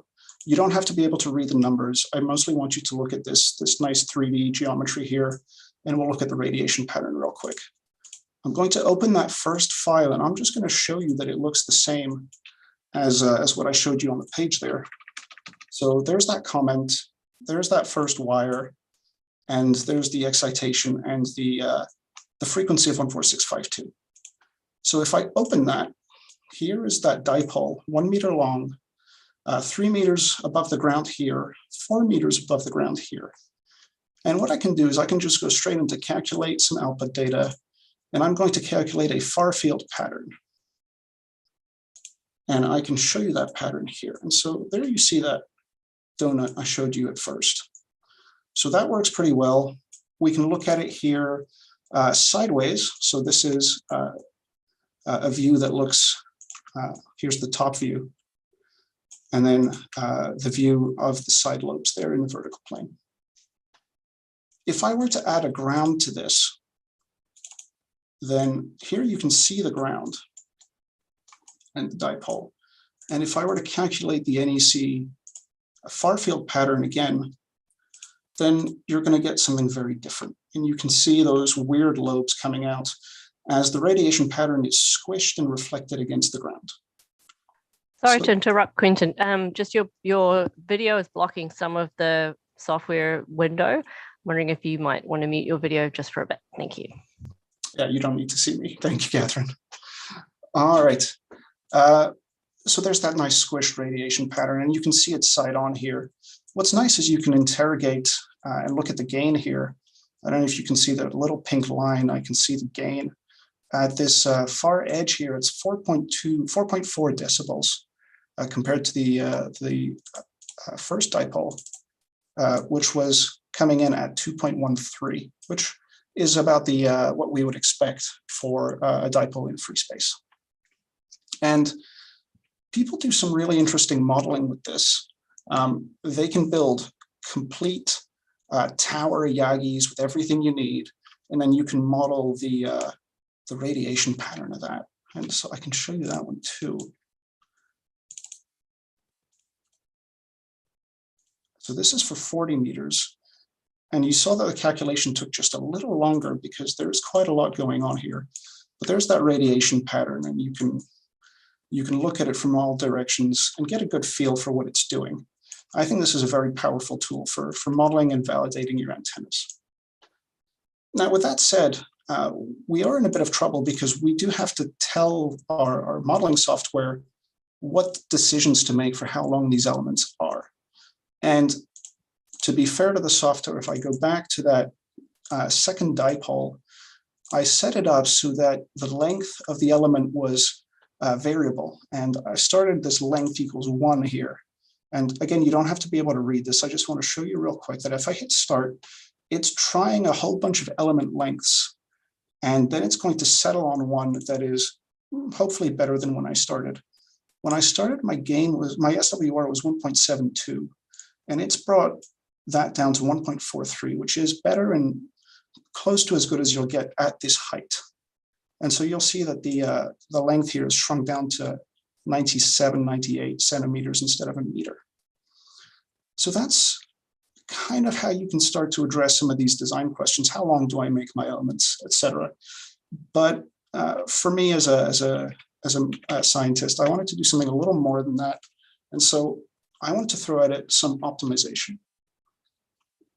So the idea here is, how do you pick the values of the 4-element beam I'm showing on screen here, between the lengths of the 4 elements and the 3 spaces between it, the height above the ground? How do I optimize that to make the Yagi that I want? I'm going to talk through 2 techniques very briefly. The first one is called simulated annealing. And this is a technique that comes from metallurgy originally. And the idea is that if you heat some metal and allow it to cool, as it cools, it will settle into a configuration on the atomic level, on the molecular level, that is better, for some definition of better. And that goes back to what we were saying about how do you define optimal. Well, the idea here is that you're allowing something to change, and then you're going to be a little more picky about what you're allowing it to change to as this theoretical temperature decreases. So we're going to take a Yagi and we're going to shake it around. Imagine you're shaking a box of Lego or a box of nails, and allowing it to settle into a position that's a little better. So I'm actually going to show you a video of exactly that. This is somebody shaking a box of nails, and it's a random mess right now. And then you can see some orders start to come out. And very soon, all of these nails are going to be nicely aligned. And no time was spent on any individual nail, fortunately. So that is kind of the idea behind annealing. And we're going to do this to a Yagi. Here's a Yagi I'm annealing. And so you can see what's happening to it is the length of the elements is shifting, the space of the elements is shifting, and we're going to just allow it to shake and shake and shake. So the way I do it in practice is I create 100 or so random Yagis with random element spacing and random length. And then for each iteration of my annealing, I create a very slightly different Yagi to this one. And then I say, is it better than it was before? And at the beginning of my simulation, I say, it's a little worse. Okay, that's fine, we'll accept it. But then as we go on through the iterations, we actually become more picky. And we say, well, if the result is better, I'll always accept it. But if the result is worse, I'm going to accept it less and less frequently, up until I get to a point where it essentially stops changing and I've found a good Yagi.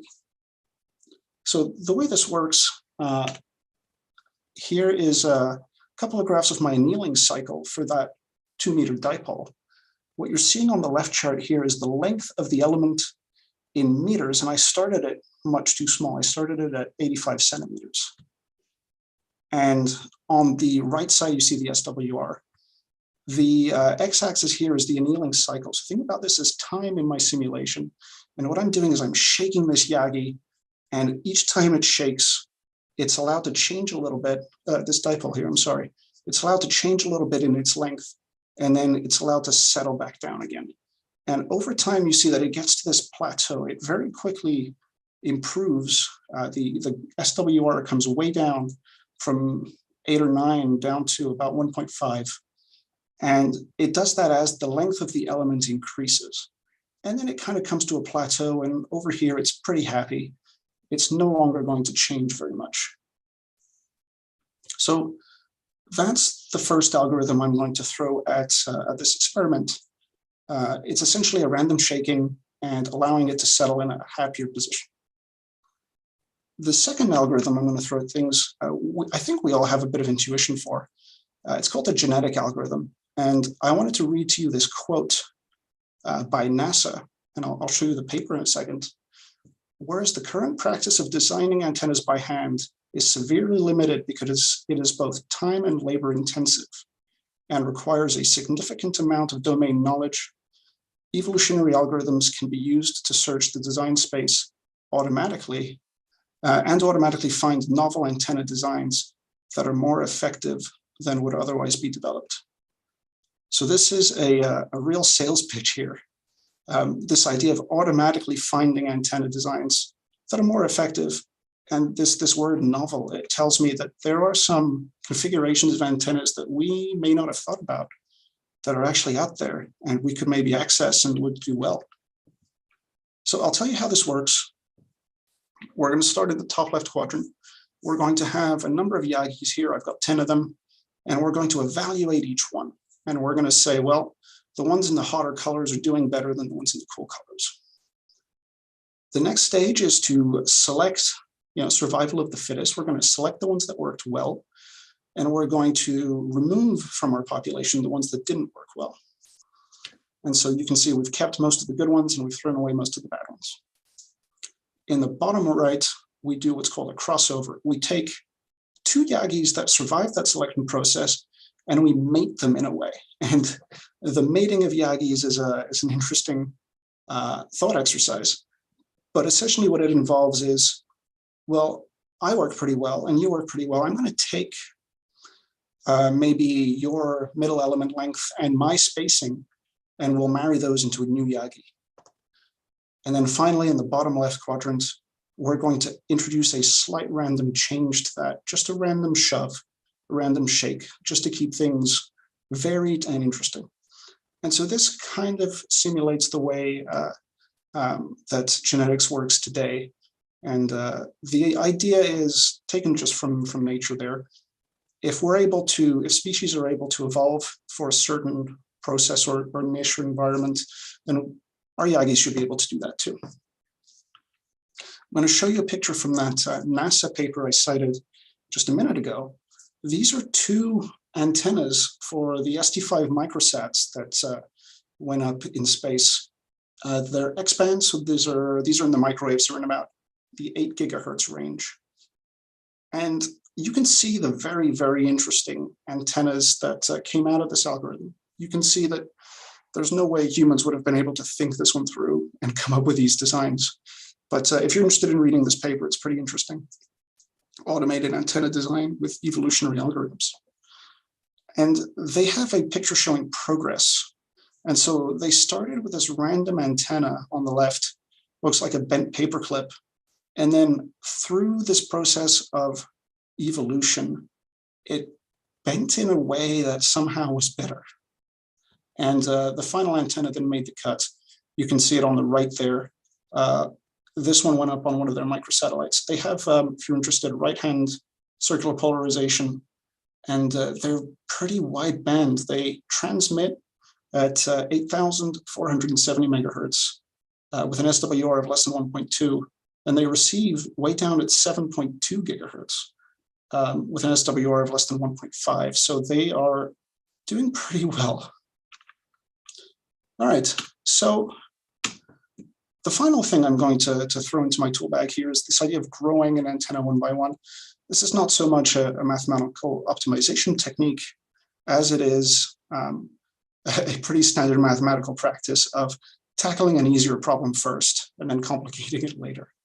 So what I start with is a dipole, and then I add an element and I throw some annealing or some evolution at it, and I let it settle into a good early, short, small Yagi. And then I throw another element at it, and I let that settle, and I throw another element at it. And so we're going to see a few antennas that come out of this, and we'll see kind of what happens as this occurs. So I needed to take it back to MCOM somehow. And here's my first attempt. What sounds good when I'm in the middle of a disaster situation might be local communications. And so I wanted to build an NVIS antenna for 40 meters in this case. And it had to be easy to set up in a hard situation. So I only have one single support, and that's going to be in the middle. And the feet are going to be on the ground because I want to, peg them into the soil or something like that. It has to be an effective antenna, so it has to radiate NVIS. It has to have a low SWR, and the height of the center support has to be such that I could buy a telescopic fishing pole or a telescopic mast somewhere and have it ready to go and easy to use in my go bag. And so I put in those constraints, and I evolved this what I call the MCOM inverted V for 40 meters. It's got an SWR of 1.04 to 1. The ends of the antenna are on the ground, and the center is, it came out at about 25 feet, for which there are several very cheap masts you can find online. And the radiation pattern is what I wanted. Now, this is not a particularly complicated or difficult antenna, but it was to show you that you can use these methods. So I started this by starting a number of random inverted Vs, and then I just performed annealing on them. And all that does is it says, okay, what if I change the height a little bit? What if I change the angle a little bit? What if I change the radius a little bit, the length of the element a little bit? And we eventually came to this, what I hope is a pretty satisfactory antenna for local comms. The second one I came out with, I put MCOM in quotes here because I wanted to show you that you could grow some pretty funky antennas. This is a 12 element Yagi for 70 centimeters. The SWR is 1.02 to 1. And the reason I say it's funky is because if you imagine a 70 centimeter antenna that I set the height as 1.5 meters. So that's kind of holding it up at shoulder height, right? I'm pointing it in the direction I want to communicate. And you can tell maybe that from the ground here, it doesn't quite look like it's a 70 centimeter half wave. And that's because they're 3 half wavelength elements. And so you can occasionally look at things at 3 half wavelengths and find a harmonic that resonates well. And here we were able to find one. There's a very low radiation lobe coming in here, which is wonderful for this purpose. I want to just go straight, essentially point-to-point communications. And there's a wide beam width, and I'll show you that in our simulation in just a second. The reason that I put MCOM in quotes, I'm sure you'll understand, is I don't want to pull out a 12 element beam in an emergency situation, but let's take a quick look at it. All right, so it looks like this. And I'm going to calculate the far field pattern. I'm going to calculate it down to 1 degree. So it's going to take just an extra second to calculate because I want to see the full kind of pattern going on here. And there it is. And I'm going to show you it from the top. There's this very wide beam width. And from the side, it's a very, very skinny lobe. So I think this fulfills some of the goals of an MCOM antenna. It is highly inconvenient, I will admit that.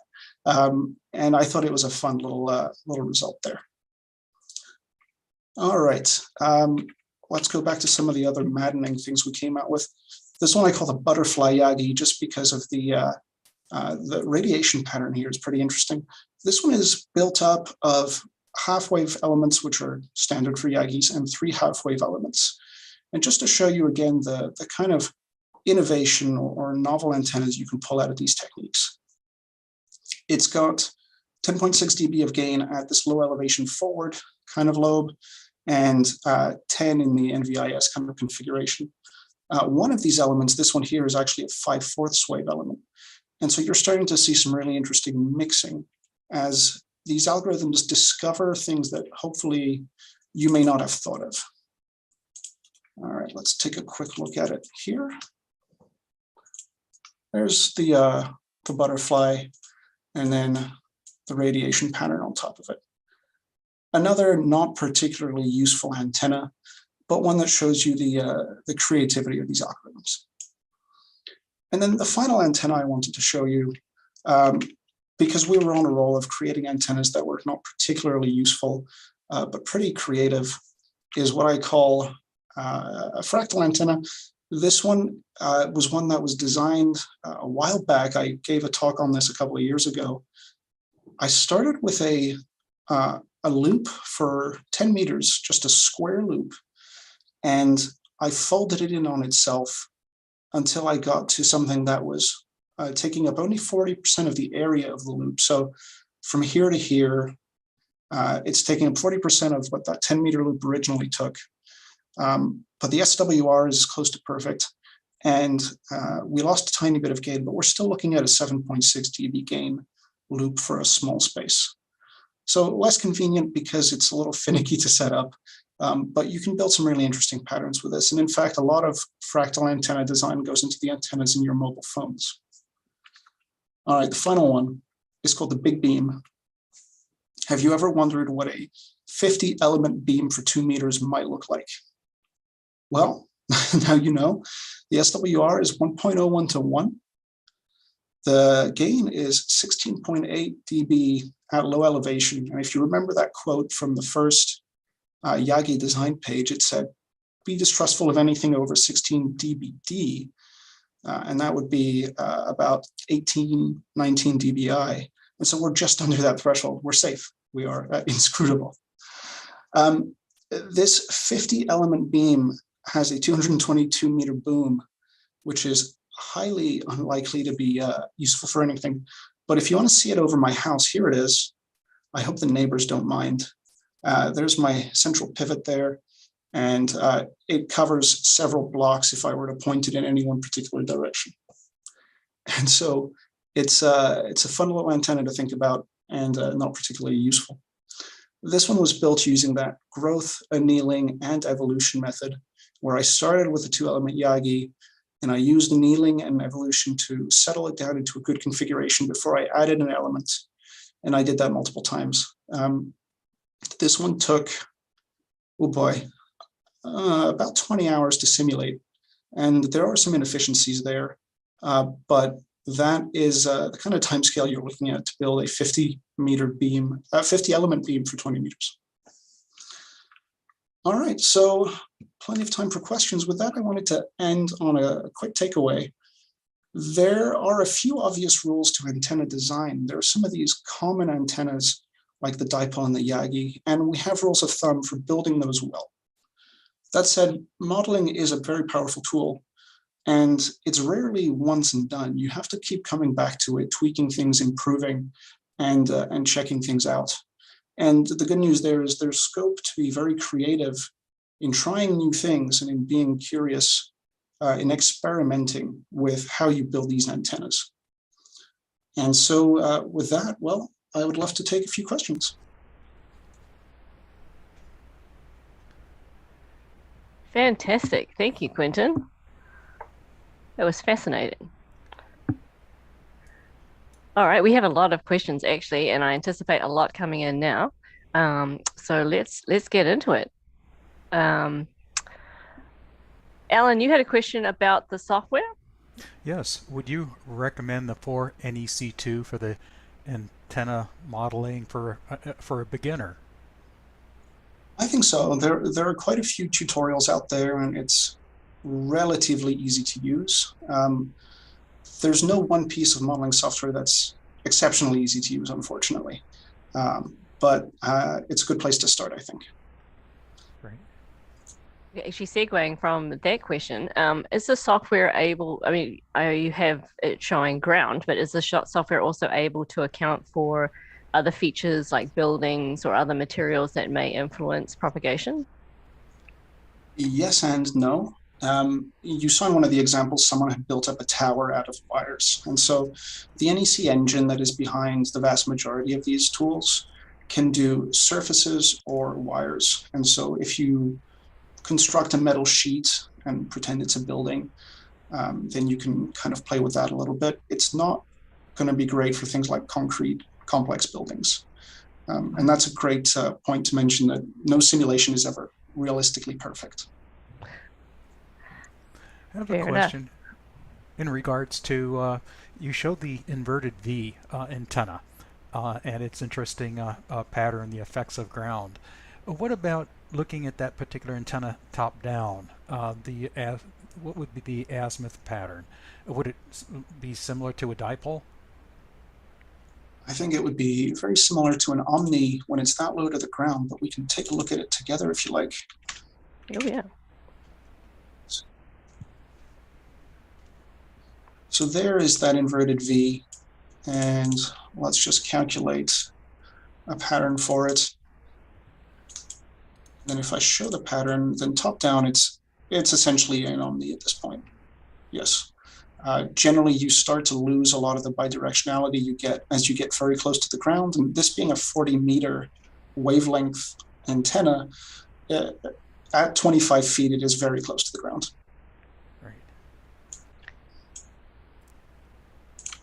That's great. Thank you. We have a question that I think comes up quite frequently about operators who have restrictions on what they can do if they have a HOA or something like that. And I was thinking about your fractal antenna looking a lot like a tree. Like, what are your suggestions for disguising your antennas? I started looking at the fractal antennas because I was living in an apartment and I didn't have very much space. So the space saving component was very good. Space saving does come with stealth, and so that is very useful. In terms of practical purpose, it's probably going to be hard to beat throwing a wire into a tree, and I see that done a great deal. The downside to the fractal antenna is it has to be self-supporting. It has to maintain that shape. And so you've got to be, you're a lot less flexible in terms of hiding it in branches or that kind of thing. That being said, if you can place it on your roof, then that could work quite well as a loop. Fantastic, thank you. In regards to simplifying the Yagi design, say maybe 3 elements. Question for Mark, do you find that a basic Yagi with one director and one reflector with a middle dipole, whether it's sufficient versus those complicated Yagis with multiple elements? Yeah, absolutely. On that 50 element madness monster, I started to see diminishing returns very quickly around the 10 to 15 element number. And so a 3 element beam certainly has room for improvement in terms of more elements, but if you optimize where it is in terms of the ground, you can get 15 dB gain out of a 3 element without too much trouble. And so you're not going to get very much more than that in general. Great. Well, thank you. We have a question. Actually, we had a late person joining us, and just can you confirm for him that the software you were showing us just now was the 4NEC2 software? Yeah, great. So another question from another member here today is your annealing process automatic, or do you make a single change and then record the changes manually? Thank you. That's a really great segue. I actually built a Python package to do all of this myself. So it's automatic. I'm going to open source it hopefully quite soon, but essentially it's a Python package that talks to NEC directly using some C++ bindings. And so Python will take the geometry of the antenna, it will do some annealing, it will talk to NEC and say, how's this? It will get the results back, and then from there it decides where to go in the annealing process. Okay. That's great. It's fascinating. A helpful answer. Yes. Alan, did you have another question for Quentin? Not really. There was one question, but I think it was answered. That was the initially in your presentation. Your question was whether you were also using 4NEC2 or were you using any other models? Yeah, I only use 4NEC2 to visualize things graphically. So 4NEC2, Easy NEC, and everything else, most everything else, is essentially a front end to the NEC engine. And so it gives users this nice GUI where you can click around and view things and make changes. And it calls the NEC engine for you by writing those card files, essentially. Because my Python code generates that and talks to NEC for us, it essentially acts as another front end. It's not very pretty, so I won't show it to you. But it does all of these kind of more complicated methods for evolving antennas. Well, I think the results were quite interesting, especially those showing the effects of the ground on these various antennas, and something that we all as hams tend to leave out, and also the tie-in with biology, this growth annealing and evolution concept of your design approach. I think that's quite fascinating. Thank you. The whole field of mathematical optimization, it's full of these inspirations from biology. There's a great algorithm called the ant colony optimization. There's a bee swarming algorithm, and all sorts of things that take inspiration from biology and turn them into methods for finding more optimal solutions to complicated problems. It seems like a natural fit. Yeah, my background is in biology, and I thought the use of genetic algorithms, evolutionary algorithms, is fascinating. And those mini-sat antennas were wild. Their final designs is really fascinating. Thank you. Yeah. We have a question asking if you have a website where you're talking about your experiments mathematically. You mentioned you're hoping to make your software available. Where would someone go to follow your progress? Oh, it's a good question. My website's currently down, but if you email me, I can share in the chat in a second my email, or you can find me on QRZ. Very happy to share what I've got so far and open that software up very soon. That's fantastic. Well, thank you, Quentin. This is the last chance for people to ask Quentin any questions. Otherwise, we'll have to have a break for people to grab a sandwich to come back for our next speaker. Any last questions for our speaker?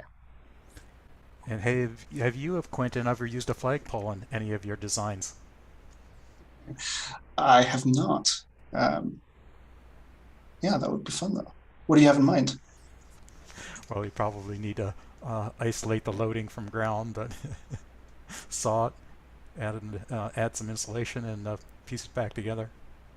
And this is kind of where the using the GUI for the NEC is hard, right? I've got to put on a big flagpole, that's fine, but then I've got to create 16 radials and all of this other kind of thing. It can be a little slow to do.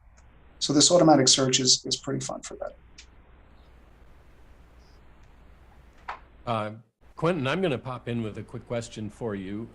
So in that NASA antenna where you first illustrated the evolutionary concept, it started with this really random shape, and then you could sort of tell, I mean, it seems like that the evolved finished product, you could sort of tell that was the starting point. So using the evolutionary concept, you have to have some starting point, which presumably a human kind of comes up with. Is there discussion about how you actually evolve the starting point itself or derive that, so that we're not just influencing it with either by being so random that we might not be picking a good starting point, or by picking starting points that have a confirmation bias from what we already think?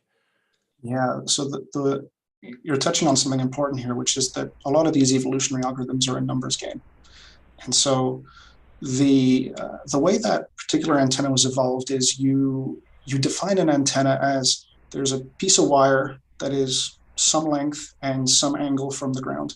And then there's a piece of wire on that is some length and some angle. And then there's a piece of wire that is some length and some angle. And so each of these elements, you have 2 dimensions to play with.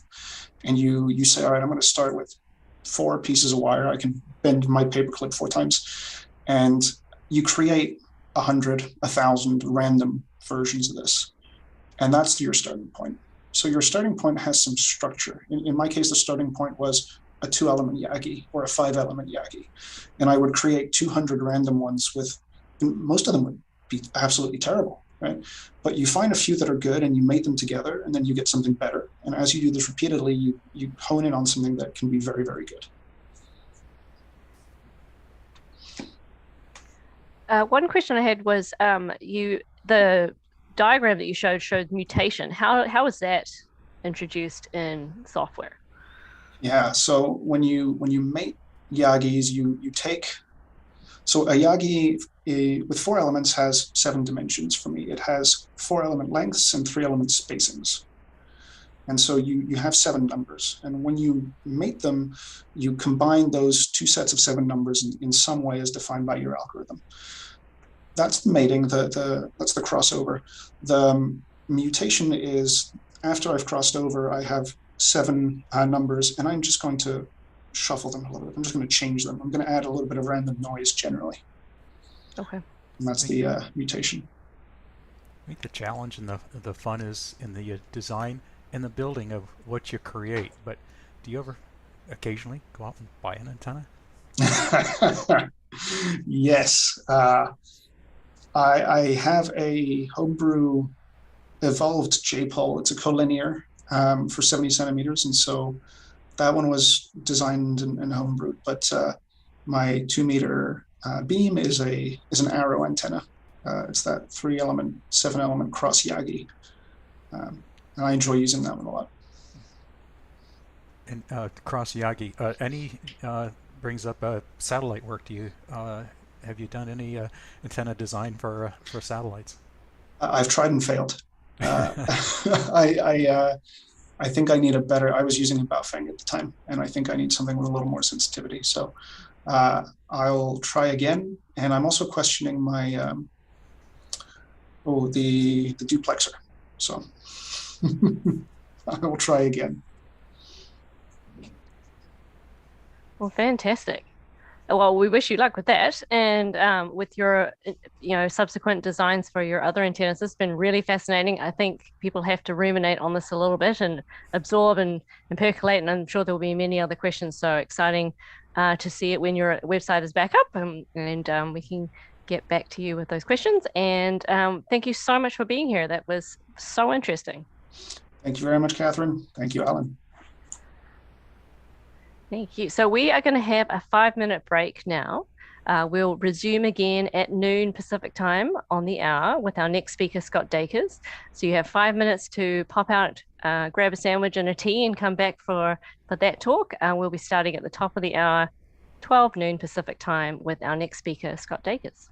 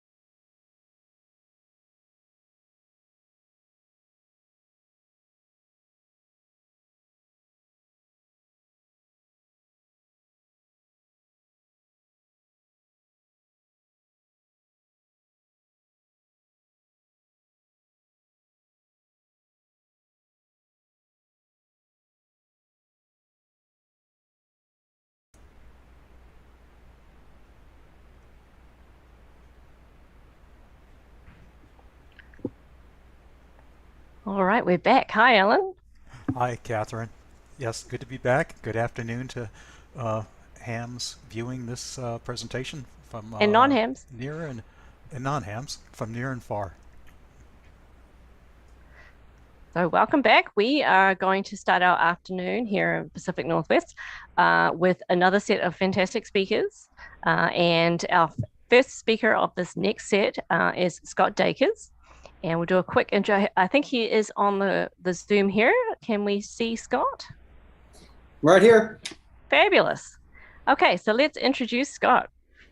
So Dr. Scott Dakers currently serves as the Communications Unit Lead for Washington State Emergency Management and as the Region 10 Coordinator for the Department of Homeland Security's SHARES radio program. Scott has 2 master's degrees and a doctorate, and his interests are varied. He toured as a professional musician, taught as a professional scuba instructor, and was a photographer. Scott married his best friend Anita, with whom he shares 5 children and 5 grandchildren. Scott has always had a love affair with radio and electronics. He holds an extra class amateur radio license and has been a ham operator for nearly 50 years. Building out volunteer-based emergency communications in Washington State is a passion of his, and he is absolutely convinced that fully trained and fully integrated ham radio operators serving within emergency management agencies will make the critical difference in providing communications capabilities in our next big disaster. Well, thank you, Scott, for being here. We're very excited to hear your presentation today. Thank you for having me. I guess I should get started, huh? Yes, please. Okay. Let me share my screen.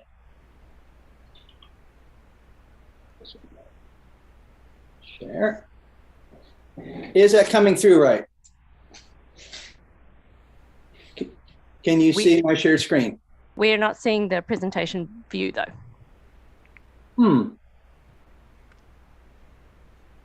According to me, you are. Nothing's showing, I take it, yes? Well, we're seeing your whole presentation more like in not edit mode, but we're seeing the whole thing. Okay, let me try this then. We'll go paper. We were getting the speaker view with your speaker notes. That's interesting. Okay. You know what I'm going to do? I'm sorry for this, folks. I'm going to do this. How about if I do this? How about now? Yes, that's perfect. Okay. Did it change? It changed back to the other one. Okay. I will just do it paper and pencil. That works. Okay. Thank you. Okay. With the changes in technology and a greater dependence on the internet for communications, I decided to present Washington State's case that radio communications and volunteer radio operators are absolutely vital to a disaster response. But in order for us to be effective in the response, we're going to have to be fully integrated into the agency itself in order to meet the needs of our respective agencies. Now, I'm going to tell you 2 quick stories. First one, one afternoon I was at Camp Murray when a CommL class was coming through the state EOC, that's the Emergency Operations Center, for a tour. Tony Clark, our state emergency operations officer, and the man in charge of the Alert Warning Center, that's what you see in this picture, gave them a tour. He explained the state EOC structure, showed off our impressive Alert Warning Center, walked them through the state EOC pods, and generally basically wowed everybody in the group with the scope and size of what it is that we actually do.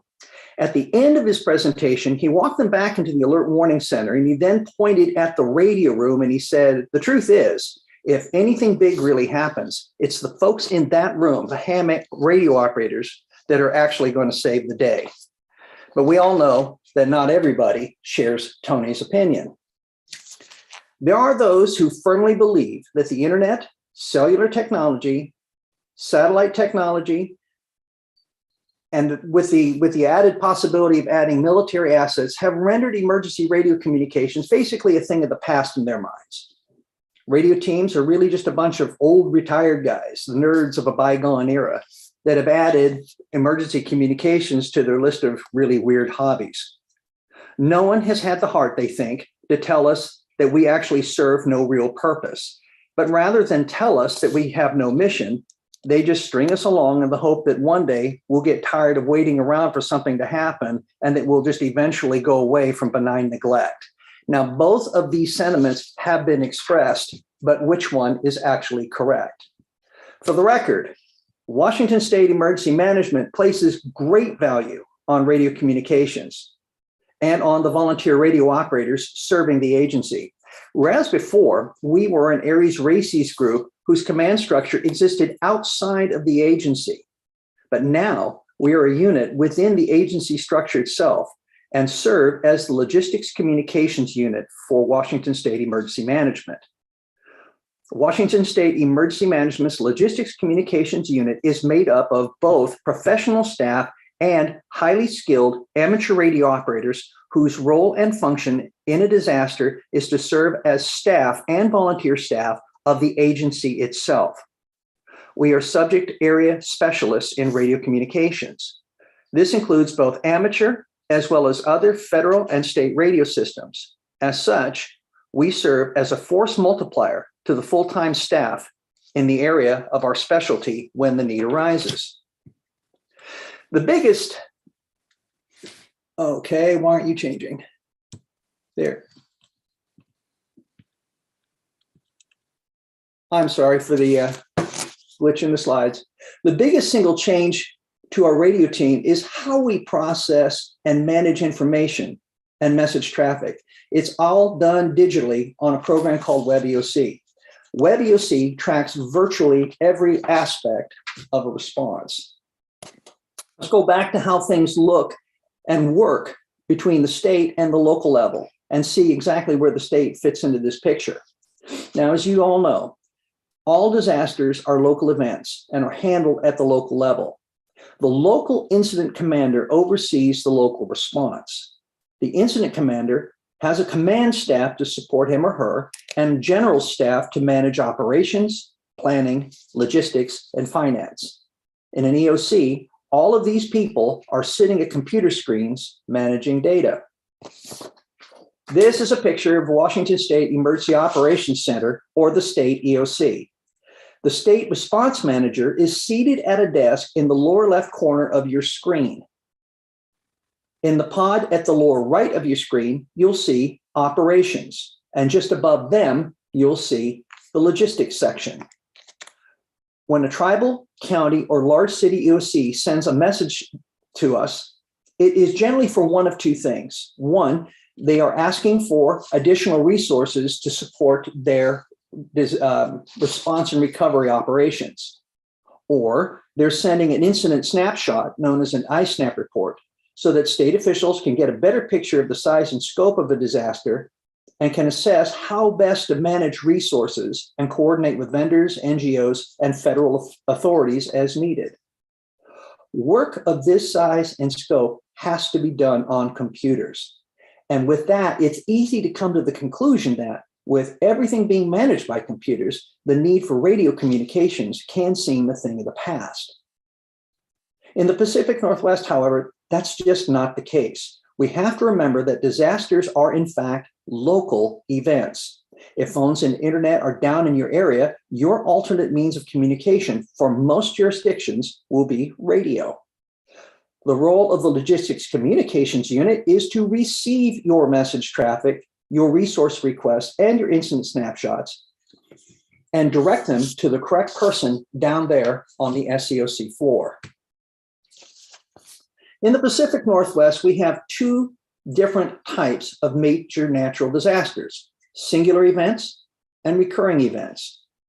Singular events are actually fairly self-explanatory. They are disasters that occur when a specific confluence of events occurs in a specific area, such as was the case with the Oso mudslide or the Chehalis flood of 2007. Recurring events are not something unique to the Pacific Northwest. The Eastern Seaboard has hurricane season, the Midwest, tornado season. California, Oregon, Washington, and Idaho all have fire season. What has slipped off the radar is the fact that up until 2001, the Pacific Northwest experienced an earthquake which registered 5.0 or greater once for every 4 years. And we have records that go back roughly on on this timetable all the way back to 1872. Since the Nisqually quake of 2001, however, things have become eerily quiet. All of that tectonic energy is going to be released, and currently it's being stored up. And given that there hasn't been any real release of this energy in over 20 years, it is very possible that the next quake outside of a cascaded quake is going to be sizable. Given our history and the fact that we live in one of the most volatile tectonic areas in the world, earthquakes have to be considered a recurring event.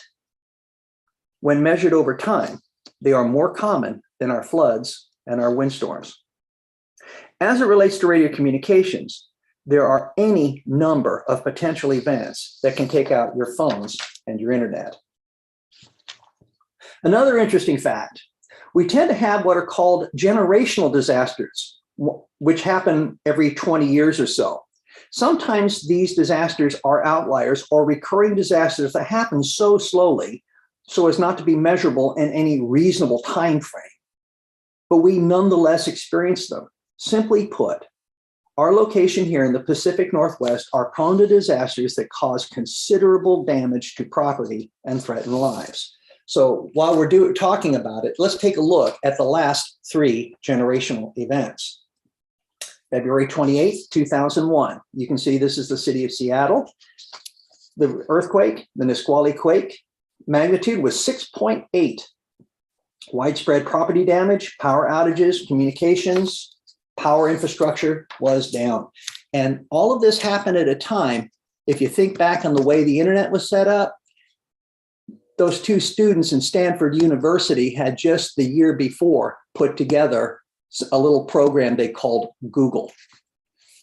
Property damage was around $4 billion. Only 1 life was lost, and that was due to a heart attack. Now, from an emergency management point of view, depending on your location in this kind of a quake, it is highly likely that phones and internet would be out for a given period of time and that alternate communications, namely radio, would be used and needed in support of response operations. Let's go back another generation, which takes us to May 18th, 1980, and the eruption of Mount St. Helens. This is listed as one of our outlier disasters, but outliers in fact do happen. It is the deadliest and most destructive volcanic event in US history. 57 people were killed, 200 homes were destroyed, 47 bridges, 15 miles of railway, and 185 miles of highway were destroyed. The blast blew down over 4 billion board feet of lumber, and volcanic debris was scattered over 230 square miles. The volcanic ash fell over 11 states, covering some locations with as much as 5 inches. In such an event, there will be areas that will experience loss of power, phones, and internet. Alternate radio communications would not only be utilized, but at this time be probably the only source of communication available. Let's go back 1 more generation to October 12th, 1962, the Columbus Day storm. Typhoon Frida was a Category 3 cyclone that hit our coast. The wind speeds were recorded up to 145 miles an hour, and some peaks actually went as high as 170 miles an hour. Transmitter towers were downed. Well over 2 million people were without power for weeks, 1 million in Oregon alone. Restoring critical infrastructure meant having to build it literally from the ground up, and 17 billion board feet of lumber was blown over. Livestock that was put into buildings to protect them were actually crushed under collapsed barns.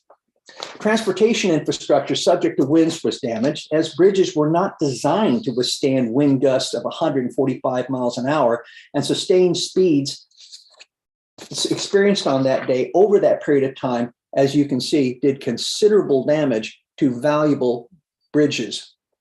In cities as well as rural areas, damage sustained was very similar like what you see here, and very few were spared.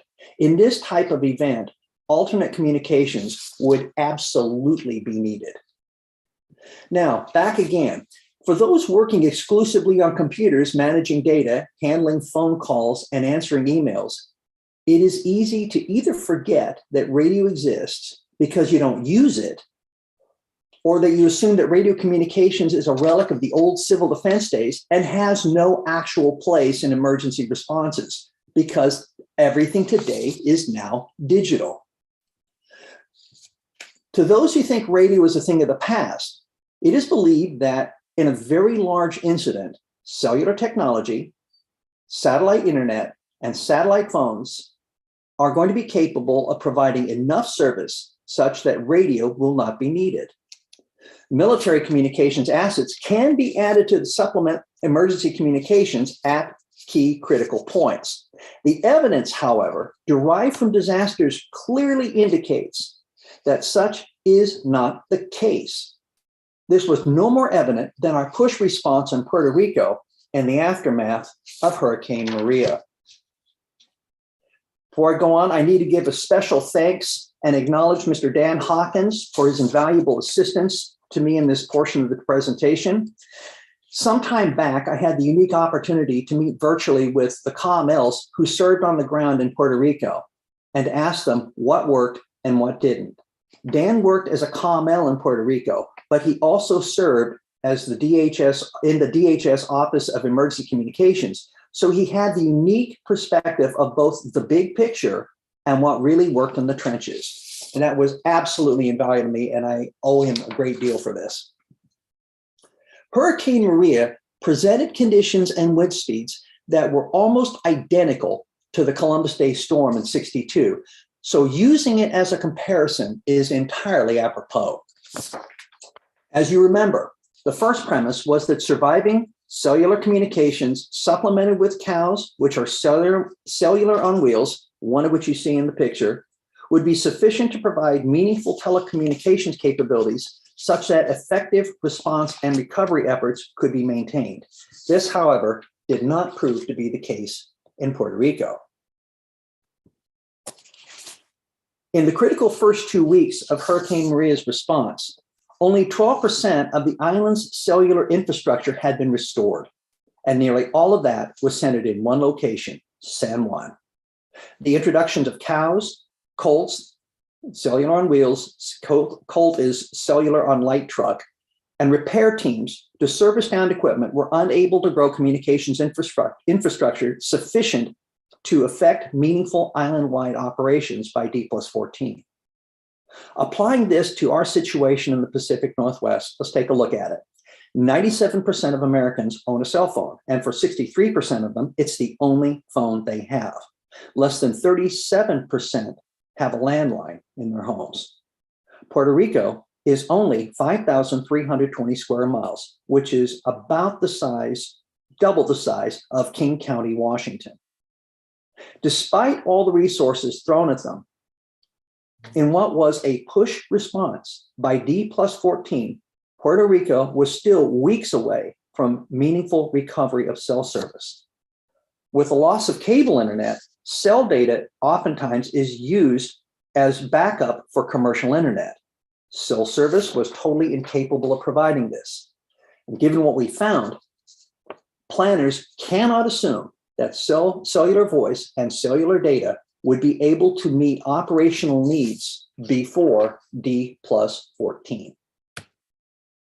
The next working premise was that there would be enough surviving commercial communications infrastructure that supplemented with cellular, satellite, and if needed, military assets would have survived sufficient communication, would have provided rather sufficient communications capabilities such that radio would no longer be necessary.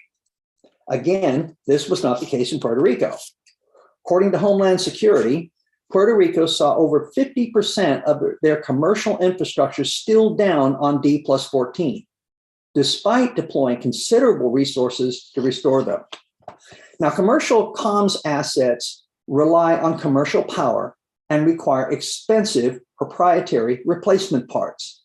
Transmitters are very expensive things, and they are kept in service for as long as possible in order to get the greatest return on investment.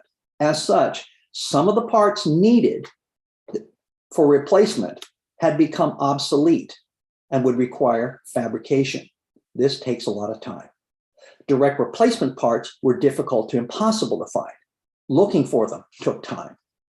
Even with the parts, repairs would have to be performed by highly trained specialists, which in itself is a relatively rare commodity. Still more time. Other factors that need to be considered. Many commercial comm sites are transmitters only and do not support two-way radio communications. Other commercial comms sites support voice, not data. Emergency responses today rely heavily on data.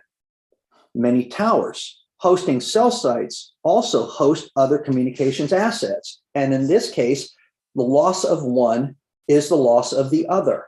Think about the previous map that you saw. During the California wildfires last year, 2 years ago, well over 40 towers were taken out in just a matter of hours. It's safe to say that while some commercial communications infrastructure might survive, we have no way of predicting what will survive, what types of equipment would survive, what areas the surviving equipment would serve, how long they would be able to sustain operations without the benefit of commercial power. The experience in Puerto Rico would indicate that it would take well over 14 days before any appreciable comms from these sites would even be possible. And even then, they may not be actually bring anything meaningful to the response effort. Now let's take a look at the third premise, the use of military assets. The military satellites comms did work, but there were drawbacks. First, it takes time to get these assets in place. Second, these assets were designed to move DoD traffic, and that they do very well. Commercial assets, however, are designed differently and fill a very different role. Commercial assets move large volumes of message traffic. DoD assets move lower volume of traffic with much higher levels of security and encryption. Military equipment is designed to support military operations. They're not designed to support a city. To deal with the additional volume, they deployed several of these stations in one location to handle the comms load. This, however, created yet another issue, an RF cloud. All of the transceivers were operating near each other's frequencies and were creating their own interference. To overcome this, they had to turn the power up to the stations. This audience in particular understands that transmitters put out power while receivers are sensitive instruments that are tuned to pick up very faint signals, and that it is very easy to overpower the receivers and burn these units out. And that is, in fact, exactly what happened to the unit in this picture. There are other logistical issues that need to be considered. They are big, heavy, highly technical pieces of equipment that require specialized technicians to operate and maintain, troubleshoot, and repair. And these resources are limited. There are only so many of them. The military can deploy some, but some must be held back in order for them to maintain operational readiness. And as noted, they are designed to support military operations, not high volume commercial loads. They are technically portable in the sense that they're on wheels and can be moved, but they require a truck and clear roadways. And perhaps most importantly to an emergency manager, you cannot count on what you do not own. Which takes us to transportation. This is a picture of Humacao, Puerto Rico on D+14, and it is fairly representative of road conditions in the aftermath of a hurricane.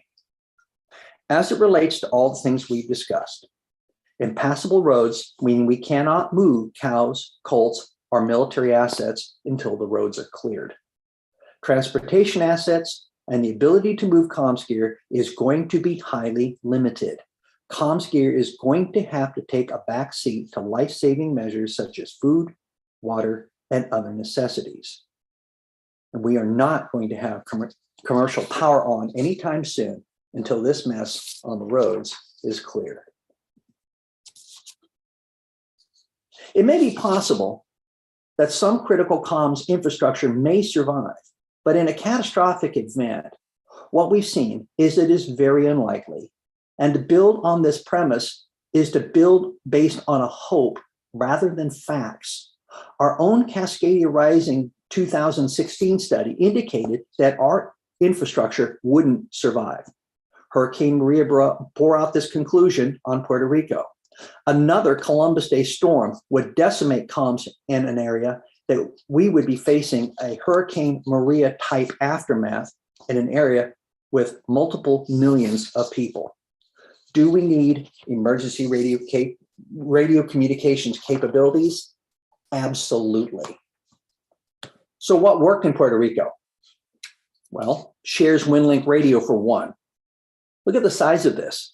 It's very easily transportable. It uses amateur radio equipment, so the equipment costs associated with this system are very low compared to equivalent Part 90 radio gear. You don't need a commercial tower or really expensive antennas. In a pinch, you can literally set this thing up in the field using 14 gauge wire strung between two trees. This can run on 120 volts or car battery. The technology is amateur radio. So we have a large pool of qualified operators. And this is shares, which means you don't have to have a ham license to operate the system. This is a real advantage to ham teams going anywhere, because you would become the experts, the subject matter expert. And when you needed additional help, you could literally show somebody what to do and have them do it and not have to worry about them being licensed.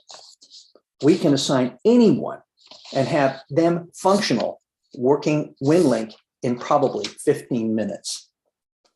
Here's one of the drop kits active in use in FEMA's Branch 3 office. And I want you to note the low stress, I want you to note the low stress levels in their faces. Why? Because it's working. A folding table, 12 volts DC, a wire antenna, a drop kit were all that was needed to pass critical message resource requests, situation reports, and message traffic via WinLink. They actually brought their own amateur radio HTs so they could tactically coordinate between themselves. Now, lest we forget, given the current world situation, not all disasters are random or natural.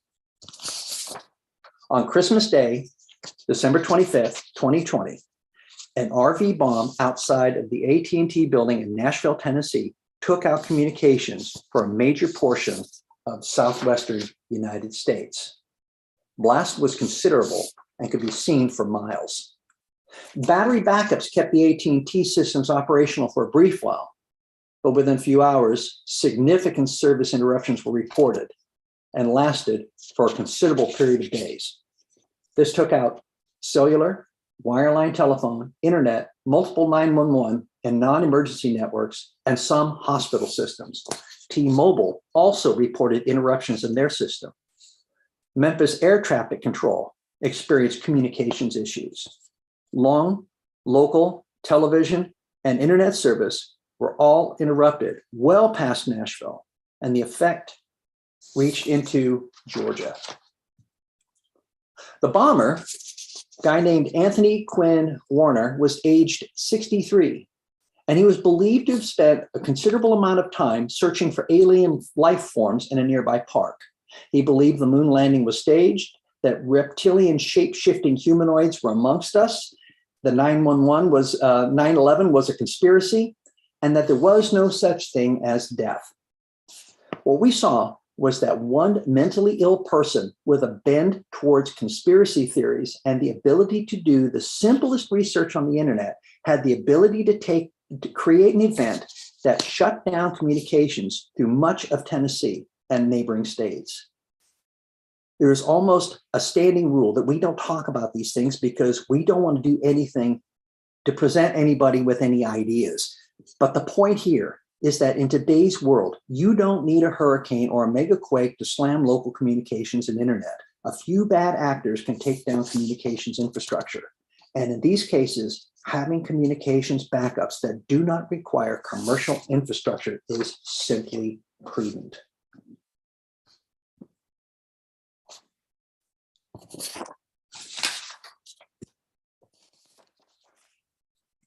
I skipped something. There we go. Thank you for your patience. Going forward, radio, particularly at the local level where disasters occur, is absolutely essential. One of the challenges we face is that our disasters here can be few and far between, which is a good thing. But it can make one feel that you're doing all of this for nothing. I can't tell you when you're going to be activated, but I can tell you that given our history, we will see events that will require radio communications. And given the frequency in which these historically occur, they literally right now could happen at any time. What we need to do going forward is to provide the communications our agencies need. In larger units, ideally, it would be best if the radio teams were integrated into the ICS command structure, but that would require that we act like employees and have the hearts of servants rather than coming in as an outside group with a different set of operational practices and leadership. This may not always work, however. One size does not necessarily fit all. The goal, however, is to serve the agency and to meet agency needs. The closer we align to this standard, the more valuable we will become to them, and the more likely we'll be called up to serve when a disaster happens. Now that we're past COVID, we'll begin to have more meaningful EOC to EOC exercises that are meant to train us towards the goal of serving our served agencies.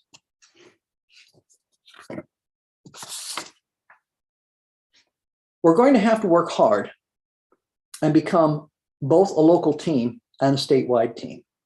When we do, emergency managers are going to see it. They'll see it in our professional demeanor and in our appearance. They'll see it in how we approach training. They'll see it in how we respond to corrections in our practice. They'll see it in our observance to agency-based communication standards. They'll see it in our work ethic and our desire for excellence. They'll see it when we function as a team and as highly skilled rados. Our work is important. You are vitally important. When we pull together in this manner, lives will be saved. Help will get to where it needs to be. We really will make a difference. Thank you.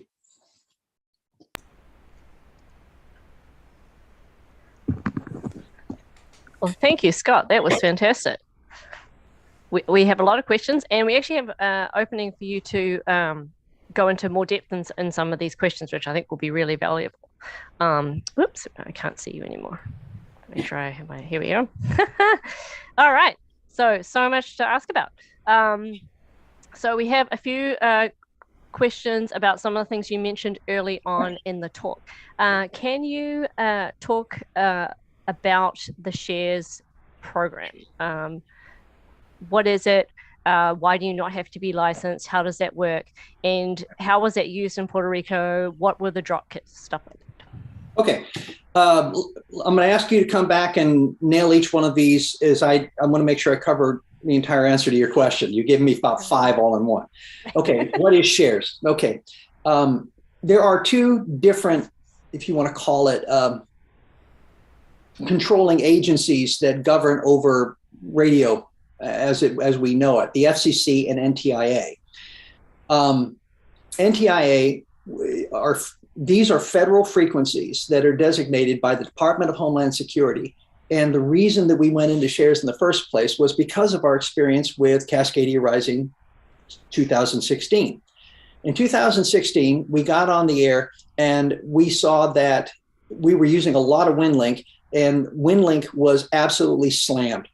We were having great difficulty getting WinLink messages through. And what we had were we would have people in the field using it. We would have EOCs using it, the state using it, everybody using it. And with all of this congestion, the system pretty much froze up locally because we just couldn't get things through. So what we did is we have the ability to, well, let me back one more notch. In a disaster, everybody with Baofeng radio is going to show up and want to know what's going on. And the amateur frequencies are going to be cluttered. And those are things that the local emergency management agencies are going to be dealing with. So what we did is we added a whole bunch of additional lanes of message traffic to each and every EOC. So WinLink shares functions virtually identical to amateur radio HF frequencies, but they're not on the HF bands. And they're not subject to power limits the same way that amateur radio is. For example, on 60 meters, amateur radio is limited to the amount of power they can put out. You're not on shares. On shares, you can pump the power up to 1,500 watts. You can run a linear amplifier on emergency communications channels, which is incredibly valuable. We would be able to move EOC traffic over to shares. And the purpose of that was to provide the local emergency management agencies additional lanes of traffic so that they can move their message traffic. It increases our capabilities. And because it functions like amateur radio, we already have people ready to go on this. So all that's needed literally is to get the license. The license comes from the Department of Homeland Security. It's a simple one-page form. It's called a Form 1. Takes a couple of weeks right now to get it through. And then it's the radio that's licensed, which is why you don't need, in amateur radio, it's the ham radio operator that's licensed. In shares, it's the radio itself that's licensed, which means that anybody using that radio, there's what they call a point of contact, a station point of contact. That person can say, "Yep, you can go on the radio, go," and that's all literally that's needed. And go ahead. Oh, sorry. I was just going to ask you to clarify that it's the served agency itself, the emergency management agency, which would apply for that station license. Any county EOC, large city EOCs, critical infrastructure. We've got some major hospitals that are coming on board that are using this. We've got fuel systems that are coming on board. And because it's something that we can manage and we can control, we have right now currently 12 operational shares RMS stations across Washington state in a grid. So as I was building this out, one of the concerns was, do we have enough infrastructure to support the need? The answer is yes, we do. And we are at about a 6-to-1 ratio. In fact, we have the largest shares network in the entire United States right here in Washington. State of California has 1/3 of our capabilities. Texas has half of our capabilities. So we are well positioned for major disaster. The only thing we need to do is to get everybody online with this. That's not taking anything away from amateur radio. It's adding to all the tools we have in the toolkit. Sure. It sounds like you're having good uptake from various agencies around. How are you hoping to roll this out in the future? That is the next step.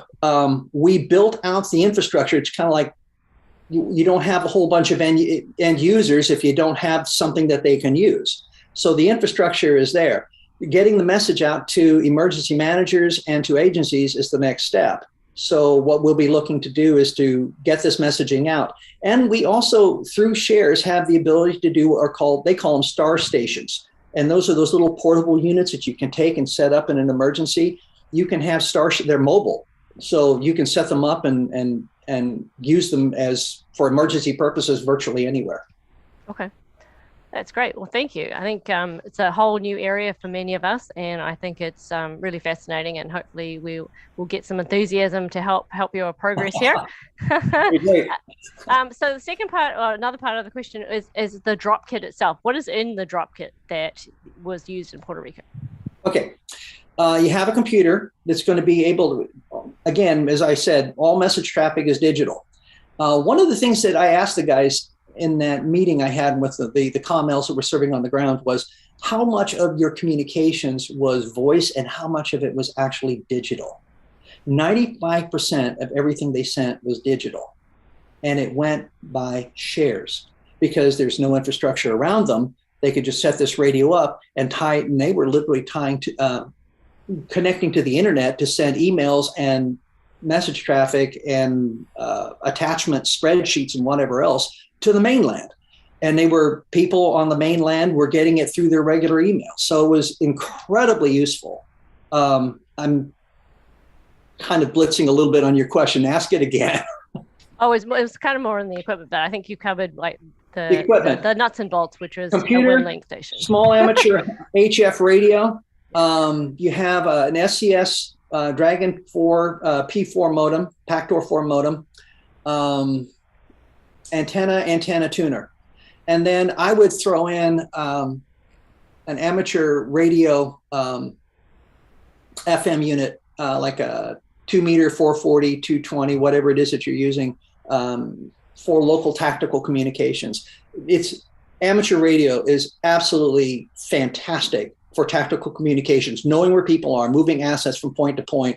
All of that is really very easy to do. And you don't have to worry about passing personally identifiable information or HIPAA type stuff over amateur radio. It's great for tactical. And then we use WinLink for the other stuff because we can encrypt there. It's not public. So encryption is totally appropriate. Great. Well, thank you, Scott. Alan, I've been monopolizing the questions. Did you have a question for Scott? Well, in regards to maybe training and training standardization, here in Seattle, we have monthly training sessions every second Saturday of the month. What about statewide? Is there any focus on effort to towards training standardization or any particular source of training materials? A lot of that is done. It needs to be approved. We are at a place now. One of the things that we're looking at, we'll give you an example. If you have a large incident that happens in Seattle, you have a very well-trained team that would be able to do quite a bit. The issue becomes that they're going to be on task, they're going to be working hard, and you would need additional resources because you guys are going to eventually get tired, and it would be nice to have the night off and catch some sleep. Okay? What we really need is a state standardized set of skills so that an emergency manager knows that I may not be able to put this guy out and do thus and such because all of that is very location specific, but they can operate a radio or they can do these things. If we had a state certification for a radio operator with these certain skills, then your emergency manager would be able to go to a neighboring county and say, can you send me 7 radio operators with these skills, and have those people come in and fill those positions, maybe as, working radios in an EOC, so that you could send people out to go work out in the field in places that doing things that only you know how to do. It gives you a lot more flexibility. But to do that, we have to come up with a set of standards that every emergency manager is going to know these people can do these things, and they have been certified on it, and they've been checked off. And the agency that needs to do that's the state. Okay, now this would be something that would be entirely volunteer, that we would adhere to these kinds of standards. One of the things it was mentioned in my bio is that I was a scuba instructor. You don't see a lot of legislation about scuba. If you think about it, there isn't a whole lot because we are a self-policing society. We have decided as scuba instructors, and all of the different scuba agencies have all come together and said, you know what, we're going to adhere to these standards. We're going to teach to this level. We're going to provide, and we're going to be self-policing. And with that, they don't have government agencies necessarily putting heavy regulations on us as to how we are to act and what we're supposed to do. Same thing can apply here.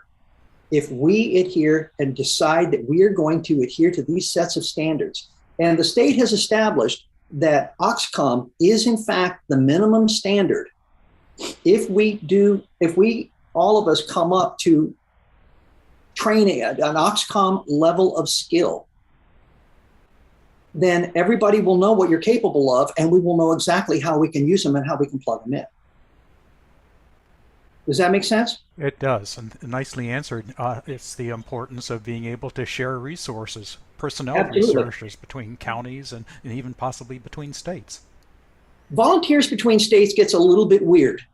And one of the goals that I've got is I'm putting all of this together is to work with Oregon, Idaho, which are our 2 closest neighbors, and to develop a training system that works so that it grows beyond us, that it's more universal.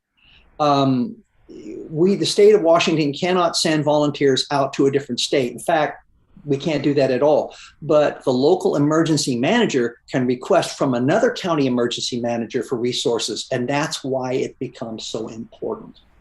And that we have this core set of skills that anybody would know exactly what you're dealing with when they show up. That's perfect. Thank you. Thank you. So Scott, just for our viewers today who aren't as familiar with Oxcom, can you describe the CISA qualifications and the task books and what you mean when you say Oxcom? Okay, Oxcom was developed by FEMA and Homeland Security for auxiliary radio communications. And it would be somebody that would be able to come in and serve in virtually any radio capacity in an agency. You would be able to assign them to go to do anything. They are trained and they understand a lot of the basic electronics. They understand how antennas work. They could, if they needed to, and the communications unit lead was gone, they could manage the radio room for a period of time with no problem whatsoever. They are highly skilled radio operators, and the standard was set by the federal government. They said that this is a great standard. Washington State said, yep, it is. We like it. And the other states are saying, yeah, we like it too. So we have the standard. The one weakness, and I've said this to them, the one weakness in their system is that at the end of it, you get a position task book that, okay, here you go. You need to get this signed off. And it probably takes you 5 years to do that. And it's like, nobody does that. I mean, one of the things I am is a professional educator, and nobody shows up to high school and says, well, there's the courses, have at it. You don't do that. You have to have a plan as to how that's going to actually fold out. So one of the things we did here, we proposed and got accepted for Washington State Emergency Management, and it's a draft, but it's already been accepted. We're just waiting on everything catching up, is that we took Oxcom and we broke it down like you do a high school, freshman, sophomore, junior, senior. You don't throw freshmen into a senior level course. You build people up along the way. So what we did is we took the elements of Oxcom on the position task books, because reading about it and doing a class for a week is not the same thing as having the ability to do it in the real world. We took the Oxcom class into beginning, intermediate, and advanced. So there are 3 position task books. For most cases, if I've got somebody that's signed off on the second position task books, I can use them at the state EOC. They may not have all of Oxcom yet, but in a pinch, they're going to be good. A beginner, they're going to need a lot of supervision. The intermediate guys, they're going to run with it and do just fine. The advanced guys can go on, and when they complete the advanced book, they also complete Oxcom, and they get state certification and they get state recognition for that. What I proposed is that we have certification and certificates that go out, that once they've completed this level and it's accepted at the state level, here's your certificate. You've got a certificate that says you are at this level. Mm-hmm. Great. That's the plan. So that's to come, right? It's being approved. Well, it pretty much it's approved for the state of Washington. Now, what happens? We have a choice. If emergency managers are of the first group, like what I mentioned, Tony, and said, "Hey, amateur radio is what's going to save the day," they'll want to roll it out. If you have emergency management groups that are not all that enthused for whatever reason, we can still do it. And what'll happen is we will create a cadre of people with such incredible skills and are so valuable. It's like, heck yeah, I want that. So there's going to be 2 ways of being able to do it. And that's why it's important that we coordinate everything back through the one agency. And I'm in the middle of putting all of this together with those people. In fact, I had a conversation with somebody Friday about it. So it's still on the hot plate to get done. Fantastic. Anything else? Well, you mentioned, wondering about commercial infrastructure and rural communities, the support of the state for these rural communities. Okay, now what specifically are you asking? Well, whether there's any focus, any effort, whether it's being addressed, whether that will be something that maybe through increased funding, possibly through the infrastructure bill, whether there's any effort in the state to support rural communities, and whether, hey, maybe there's so fewer population there that's maybe not a well, I don't know if it's a priority, but whether it's at least being addressed. Okay, if you mentally go back to the picture that I showed of all the timber blown down and the houses being destroyed across the state with our Columbus Day storm. What is going to happen when a disaster of that magnitude occurs? Everybody's going to be overwhelmed. It's just going to happen. Before we can move anything, before transportation knows what to do, in order for us to even have an idea as to what's going on, we need information. With the commercial infrastructure that we have, the current commercial infrastructure, it is not designed for major disasters. It isn't. It's designed, some of the stuff, in California is a really good example of that. The places where they had fires, some of that infrastructure was 100 years old. And I'm not knocking green technology, not by any stretch of the imagination, because I think there are things that we definitely need to do that way. But there are some things that we need to also understand with all of this, is that as we start moving into these, like California has decided that they want to go with all electric vehicles by such a date. Well, that literally means that they are going to have to double their infrastructure, their electrical infrastructure. And right now, they don't have the money to do that. They just don't. It doesn't exist. If you go back into the Cascadia Rising 2016 study book that they did, you'll see that most of those pylons that are holding up the overpasses on freeways are hollow, and shaking breaks those things down and makes them unstable. So they're having to go and retrofit that. But with the money that they had on the timetable they'd set, it was going to take 100 years. To do these projects where infrastructure is needed is going to take so much money that it's an unbelievable task. And that means that what we're doing in emergency radio communications becomes all that much more valuable, because a good ham who knows and is skilled on like a field day kind of a thing knows how to throw up an antenna outside and run off his battery off of his car, and could be telling the emergency management agency, here's the situation. You've got these power lines down, you've got trees down, we have no water, we've got none of this, we've got none of that. And they can get a general idea. All of this information then goes to the emergency operations center, and they can begin to piece together where they need to put their energies, both rural and large city. It works the same both ways. Disasters are local events. They're all local events. So the local groups are going to be responding to the local need. What happens at the county level is they provide support to the local responses. The state supports the counties as they're supporting. So what's happening is it is bringing resources, a fire hose of resources that are coming down. But in terms of infrastructure, everything has to happen at the jurisdictional level. That's where the real work is. That's where the people are, and that's where the need's going to be. So that's where we do it. So thank you, Scott. Yeah, so much to think about with this, such a wide area to cover where you need information, that the amateur radio will be so important, especially for those rural areas. Critically important.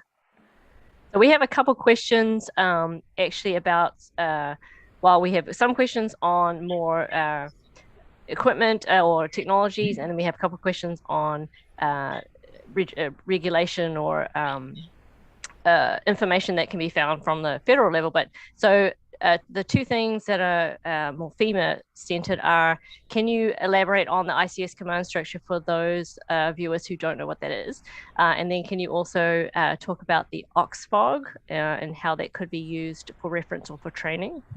Okay, let me start with the ICS system. Okay, anybody it's worked in any kind of it's working with an emergency management agency usually has to take several FEMA courses, the IS 100, 200, 700, and 800 classes. And what that is an introduction. It's basically, here is the working structure of an emergency management agency, and not just emergency management, fire, police, public schools, hospitals, virtually everybody functions on an ICS command system. It's the incident command structure or incident command system. With that, you have one person that's in charge, the incident commander, who's running everything. Okay. We know that a person who is working a disaster can really only be effective with a maximum of 7 people that they are directly in contact with. 5 would be better, but no more than 7. So with that, the incident commander has people doing specific tasks. They're overseeing certain things. You have somebody who is managing operations, and then you have underneath that person people that are doing particular parts of that. Operations are the boots on the ground. They're the ones who are actually making the changes that need to be made in terms of response and recovery in a disaster. You're going to need to have material coming in to support those people. You need, in fires, you need fire trucks. In an earthquake, you need mobile hospitals. You need all kinds of things. Where does that come from? It comes from logistics. Logistics is responsible for making sure all of those things come and that the flow of material comes through there. And that's because communications and transportation are so closely related to what's happening with logistics. That's why communications is a part of logistics. Okay. Then you have the people that are having to pay for all this stuff and keep track of what are we getting and where is it coming from and how, how's the money going to flow? You have that whole group of people that are doing it. Then you have people that take all the information in and they have to figure out, okay, given the size and scope of the disaster, what do we need? Where do we go first? What's second? What's third? How are we going to figure out what do we need to do next? That's the planning people. So you have all of these different groups. Now, these 4 people all come back and are answerable to the incident commander, who's coordinating that. The incident commander has to be talking to people who are stakeholders. That in a jurisdiction, that can be the mayor, it can be the county commissioner, it can be whoever. But that's where that contact comes from. All of the policy decisions happen above the incident commander. The incident commander looks at the stuff on the ground and makes things happen, and he works with people who are well skilled in those different areas. The incident commander has other people that also assist him. What I would suggest, I'm kind of giving you an overview of it, but it would be really good to go back and review the 100, 200, 700, 800 classes, because that's what we are doing. And that's what everybody knows. And that's what if we come in from the outside and say, hey, we've got all of these skills, what's probably going to happen in a disaster is people are going to say, man, I'm really busy. I don't have time to talk to you right now. If I need you, I'll call you. And we felt that a lot. I think radio operators have tremendous skills that are frankly not being utilized. And what needs to happen is they need to be embedded in the agency's plan itself, which is why it's so important to be doing ICS. For sure. And those courses you mentioned are all available on the FEMA's self-study website. Yes, so anybody can do those. Yes. They take you through it. It's very straightforward. Yes. Yeah. So we have, I think we're actually almost run out. We're nearly at the next person. So exciting. So many questions for you. And thank you so much for being with us today and sharing your knowledge and experience. Hey, thank you for having me. It was great. All right. Thank you, Scott. Wish you well for the rest of your day. Alan and I are going to say a brief farewell to everybody. We're going to have a couple minutes bio break here. And then I will join you again later this afternoon. But Tim is back to be with Alan, to be your host for the next few presentations. Oh, we can't hear you, Tim. Good to be here. Thanks so much. And thank you, Scott, if you're still listening, for that fantastic presentation from the state of Washington. Okay, yes, as Catherine mentioned, We'll take just a short little break, a couple of minutes here, and then we will resume with Parks on the Air lessons for MCOM.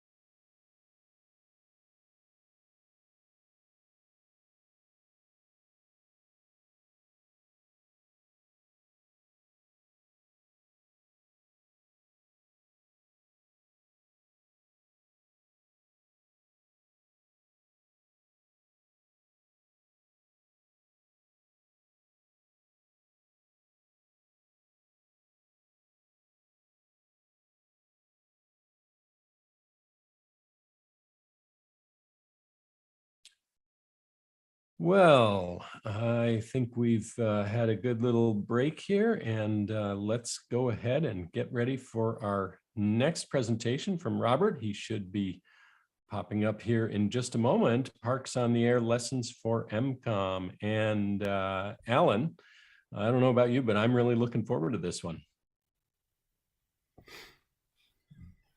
How's it going? Hey, Robert, how are you? I'm doing fantastic. How about yourself? Doing well, doing well. I hope you've been able to catch some of the other speakers, but we've had a great Comm Academy 22 so far, and really looking forward to your presentation. So, very good. Did I hear a little something from Alan? I'm not sure. Well, that's okay. We can, I think we'll probably go ahead and get rolling because I don't want to hold things up too much in terms of timing. So Robert, welcome. And we're glad to have you here. We are looking forward to what you've got to say about Parks on the Air and the lessons for MCOM. But Alan, do you want to give a little intro and tell the folks about Robert? Yes, good afternoon, Robert. Good afternoon. Robert Sartori, KJ7JXM, is a native of the Pacific Northwest. He works as an installation manager at Accessory Options Auto Air and Heating and Hearing, specializing in commercial vehicle upfitting. Robert has been a ham since October of 2020 and has experience in POTA, FT8, WinLink, APRS, and the local 2-meter repeaters. He is active in the Puget Sound Repeater Group, the Lake Washington Ham Club, and on mic and key repeaters, offering his expertise to new and old hams alike. Robert enjoys traveling, off-roading in his Jeep, and spending time with his family and friends. Now to hear of his Parks on the Air experience as training lessons for MCOM. All right. Well, thank you very much. I appreciate that. Yeah. So, Parks on the Air. Let me get my screen shared here for you.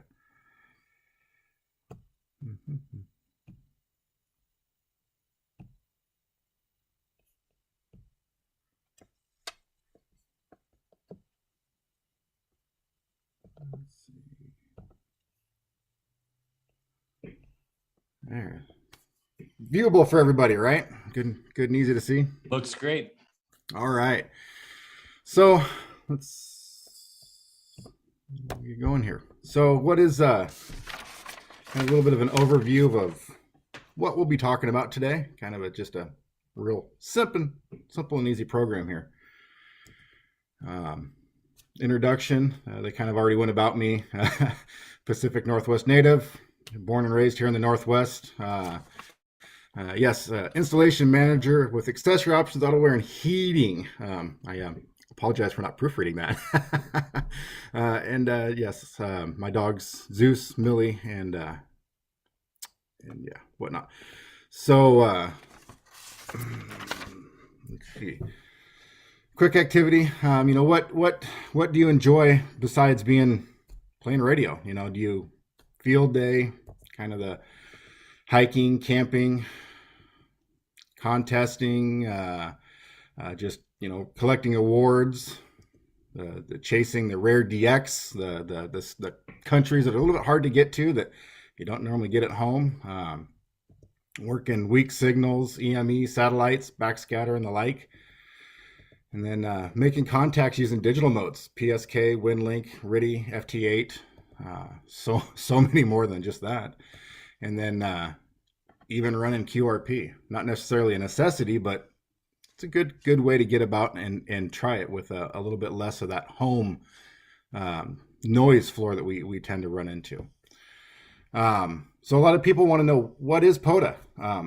What makes Parks on the Air? It's here to get us outdoors and enjoying the radio, learning how to operate. I mean, really, it comes down to being able to get out and operate from anywhere using the radio and the equipment you have. And it doesn't need to be a lot of crazy equipment. It's basically field day 365 days a year. I can get out, I can play with my radios, my antennas, I can try different things, and I can do it anywhere. The parks, it started in 2016 as an ARRL program called Parks on the Air, National Parks on the Air, when it started out the national parks. Kind of wasn't, the demand for it was there. It was a lot of fun, and it kind of progressed through to people wanting more. There was so much exposure to the amateur radio, and the program was so successful. And you look at it now, and I don't have any numbers or stats in front of me, and I wish I would have grabbed some, but there's so many people involved, thousands and thousands of people, and it's worldwide. It's not just here in the U.S. And you can do it two different ways. As an activator, getting out to the parks and activating, as they call it, or as a hunter, just sitting at home looking for that station calling POTA, CQ POTA, or if you're an FT8 person and you see a station calling CQ POTA, that's what it is. It's one of us out at a park saying, hey, we're here. Even looking for those park to park activations. And it doesn't take anything. You don't have to do anything special as a hunter. Just give us a contact. It's real simple, real easy. to do it as an activator, you're looking for the pre-approved locations. There's the website, the bottom of the screen there. A simpler, shorter one is just POTA.app. That'll take you right to the POTA website. That'll give you a lot of information about the parks that you can get to.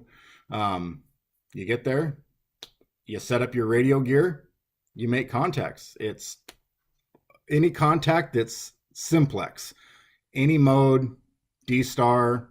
You can use DMR. You can use any mode, sideband, FM, any frequencies. Basically, anything that your license allows you to transmit on, you're completely allowed to utilize. Each park has its own designated number. Real easy to understand. Once you, as an activator, if you go to the website there, that whole guide shows you exactly what you need to do to get set up as an activator. No special equipment. Once everything's done, you submit your log to your area coordinator. You're done. It's that easy. It's some people think it's complex and you got to sign up for all these different logging groups, and you don't. If you want to log with QRZ, log with QRZ, log with Logbook of the World, logbook, paper log, however you want to log, it doesn't matter. At the end of the day, the only log that you're concerned with configuring is the one that goes to your area coordinator. And that's all, gone over in the activators guide there for you. And again, you don't have to get out to all the different parks. You can go to the same park and do it over and over and over again. And different awards, different things to do, different ways to go about it. Lot of fun. I enjoy it. I've found that not only getting out there as an activator has taught me the importance of antennas and the learning of how the different antennas operate and different environments operate. It's a lot of fun. Again, I can't stress how much fun it is. Wind, rain, sleet, snow, you kind of lose track of the environment when you're enjoying what you're enjoying. And then in the emergency aspect of it, I'm learning how to get out and activate anywhere. Setting up in my Jeep, I've managed to, because of the foul weather, I've managed to configure a few antennas using simple ham sticks. A lot of people don't like the ham sticks. They work fantastic for me. I get a lot of contacts with them, and I'm heard all over the place. And it's just different ways of trying things. And when that emergency time comes, I'm pretty confident that I'll be able to get to a situation or get to a position where I'll be able to make contacts and be able to get communications made. And learning and getting access on where those places are and making memories on where I can get into certain repeaters to see if they're still active, if they still work. Just driving around to get to some of these parks. And especially as an activator, you learn about parks in our backyard that we never knew were there ever. I've found so many parks in just the last year of doing this that I would have never guessed were even going to be a park in the area, especially as you drive to these and this beautiful park just exposes itself. Anyway, again, yeah, with activating, it's real easy, real simple. There is a couple steps to get set up to become an activator, but if you've been going to these parks that are already out there and you have your logs, I do believe, but I'm not 100% again, correct me if I'm wrong, but I do believe that you can get credit for some of these previous parks if you've already activated at them. And it takes 10 contacts. SOTA guys, they get a little easier. They got a lot harder work to do. But as a park activator, you can drive up to a lot of these parks and activate right from inside your car. Don't even need to get out. But that takes some of the fun out of it. It really does. And then for hunting, that's even easier. Everyone that sits at home, you're sitting at work, you're driving down the road, same thing. You hear someone calling POTA, make the exchange. It's real simple. There's other than a signal report and a location, that's really all they need. There's no formal, nothing else really needed. You submit your log as you would normally to whatever sources you would normally, and you're done. That's it. Oh, excuse me, I gotta take a drink here real quick.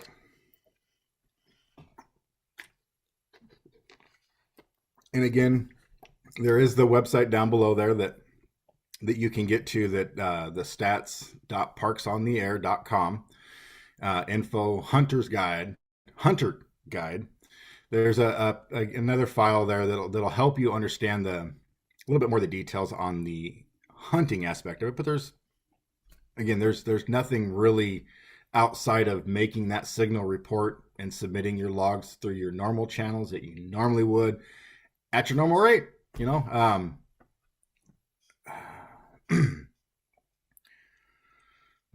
you like to get out and hunt, great. All the activators appreciate the hunting because it does make it easier for us.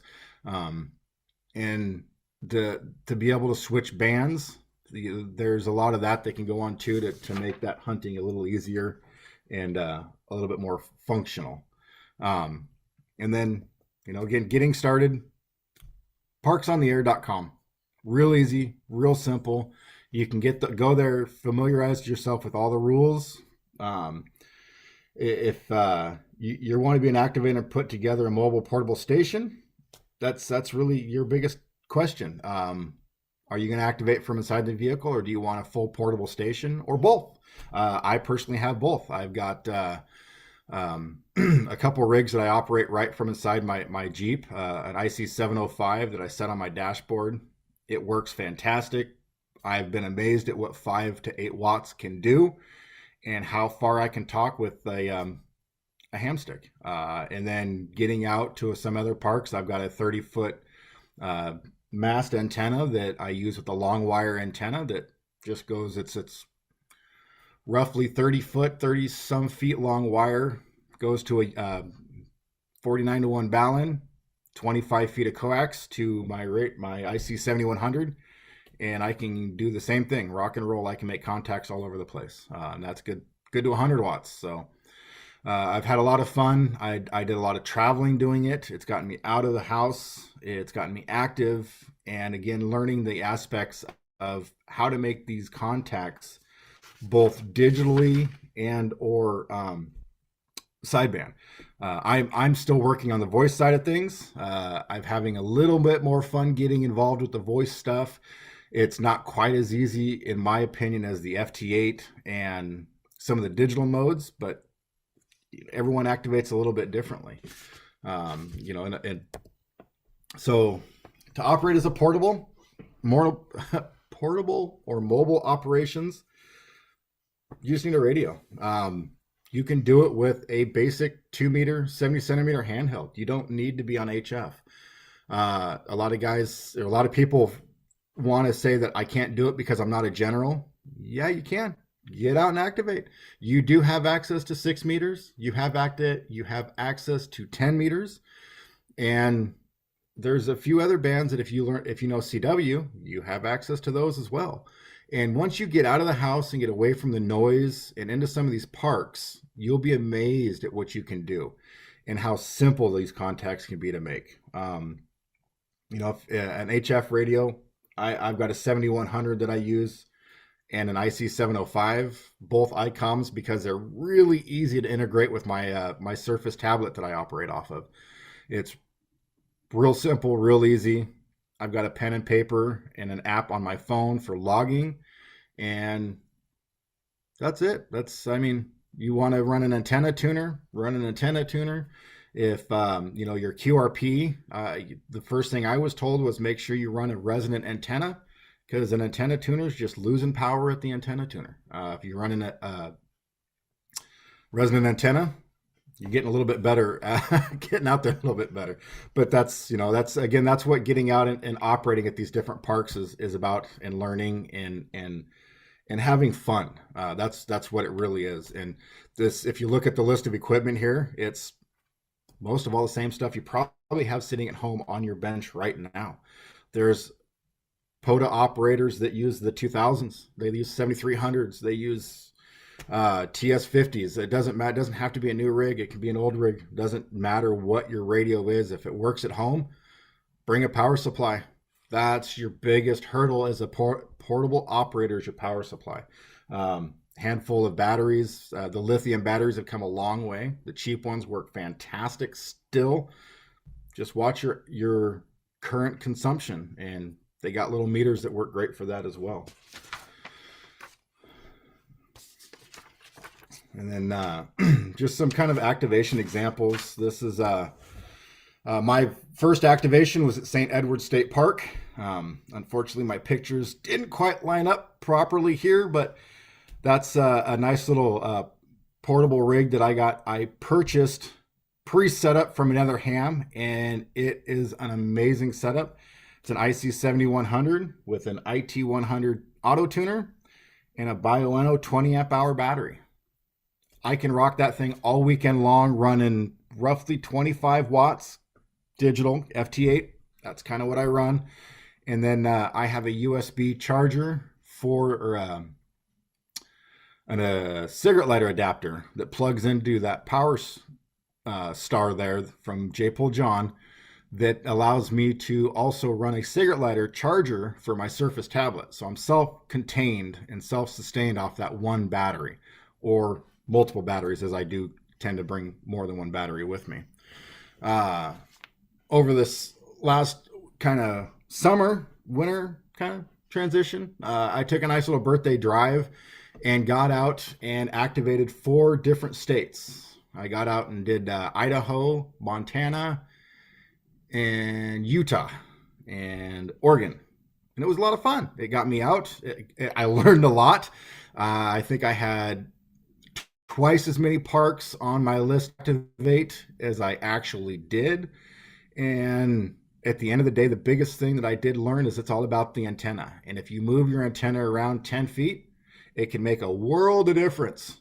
And then being prepared. My very first run out was a complete and utter failure. Well, not a failure, because I learned a lot. The activation didn't happen. I didn't make a single contact, but I got out, I set everything up, and I learned that the antenna that I was using, that I knew nothing about, probably not a good time to try to learn everything about it. And the park got busy, did get another antenna set up, and there was nothing but noise. And yeah, I learned that was probably a pretty bad location to try to do at that particular time. So, you learn that locations can change with different times, different dates. And then getting out, did a big snow wheeling adventure with a bunch of friends. Took me up into the mountains, and while everyone else was playing off-road, I dipped off to the side and set up my radio, and again, learned a lot of valuable lessons. Had fun doing it, had fun setting it up, got to share my experiences, share the long wire antenna that I get to use, and just out and about having fun and seeing our wilderness. It's a learning curve. Everything about ham radio is learning. And this was another prime example of just pulling off the side of an off-road trail, setting up the situation as if I needed to make emergency contacts. In this situation, if I needed to have sent digital messages, I would have needed to learn a few lessons at that point in time to get those out. Voice, no problem at all. And that was one of the biggest lessons that was starting to be learned as I was out doing some of these mobile activations. Did a nice beach run.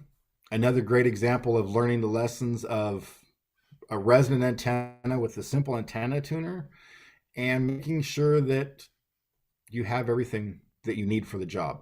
I forgot one simple USB cable in this one. So we learned another lesson. Redundancy, and check your packaging before you leave.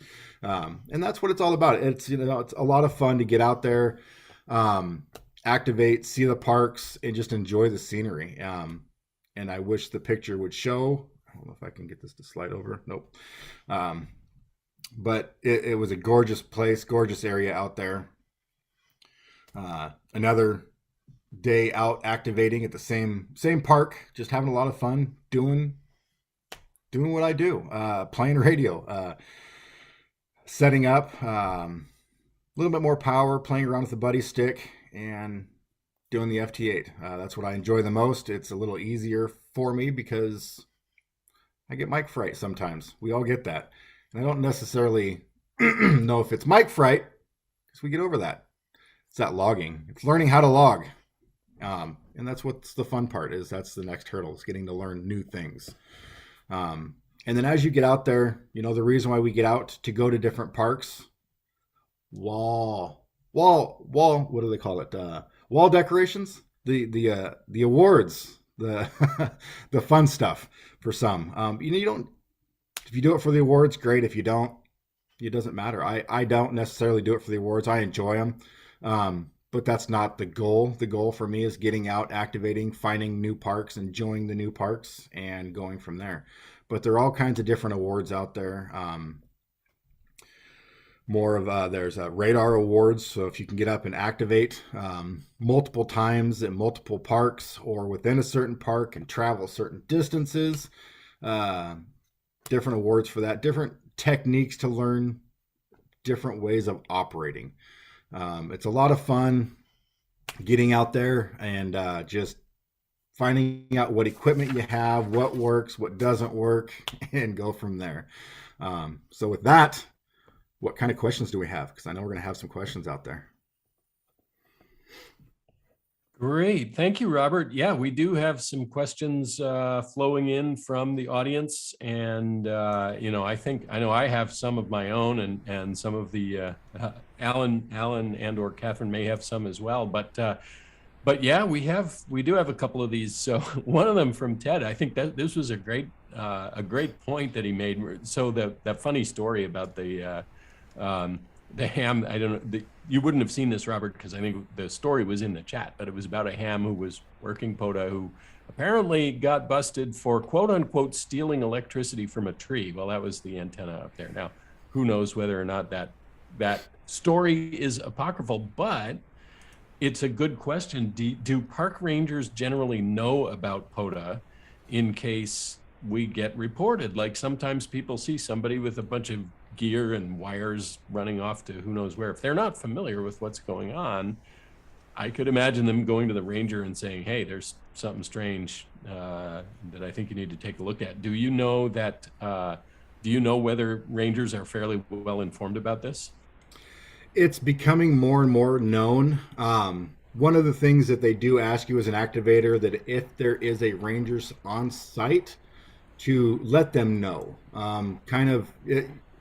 You're not necessarily asking for permission, but you are at the same time just letting them know that you're there to do a Parks on the Air activation. This is what you got, this is what you're planning to do, and this is where you would like to do it. And it's a courtesy to them to say, hey, this is why I'm here and this is what I'm doing. That way they don't think you're trying to set up some sort of bombs or something like that. Because some of our antennas can look quite suspicious, and you look at some of our battery boxes and they can look very suspicious. And I've gotten some very, very odd looks from passerbyers that are too afraid to ask anything. And there are some signs, and we try to promote the aspect of, hey, we're here doing Parks on the Air. Come ask us questions. There are flyers available. We can print them out and hand them out to people that come by and ask questions. Couple stories that I've got is one park I was activating and I had an officer drive by, pull around a second time and park right next to me and walk up and say, excuse me, can I ask you what you're doing? No problem. This is what I'm doing. This is who I am. Showed him my identification. And next thing I know, we're in a 45-minute conversation about he thought I might have been here as part of the local military exercise. And then B, would this be proper communications for while he's at his off-the-grid cabin? And as a police officer, it was a fantastic opportunity to say, well, the radios that you use now are the same basic technologies that you can use at your off-the-grid cabin, but at much higher frequencies and much higher ranges. And it was a great opportunity to spend and educate and kind of pull someone else into that ham opportunity. And then he admitted that he had a book at home and he'd wanted to look into it and just didn't have the time. But and then another instance, I was at a park and was activating, and just back corner off to the side, I had a couple people walk by, and then the park ranger pulled up to me and said, "You're doing a Parks on the Air activation, correct?" Yes, I am. And they go, well, have you ever thought about staying the night and doing it overnight here? That I did not know that there was any overnight camping in the area. And they said, well, there's not, but we do offer permits for special occasions. And that would fall under one of our special occasions. So if you stop by the ranger station, let them know that you would appreciate one of those permits, then you could probably get one to camp overnight if you're interested. And it was kind of one of those, I learned something about that particular park. So yeah, that's a great like insider tip there. Yeah. Oh, it really was. Yeah. Very cool. Robert, you parks on the area relate that as being a very relaxing and enjoyable way, I think, to become prepared. Mm-hmm. And I was and following up on the parks. Are there any limitations as far as do you use just state or national parks, or can any park be used? As I understand it right now, it's only state parks and national parks. The national parks is what started it as the NPOTA system.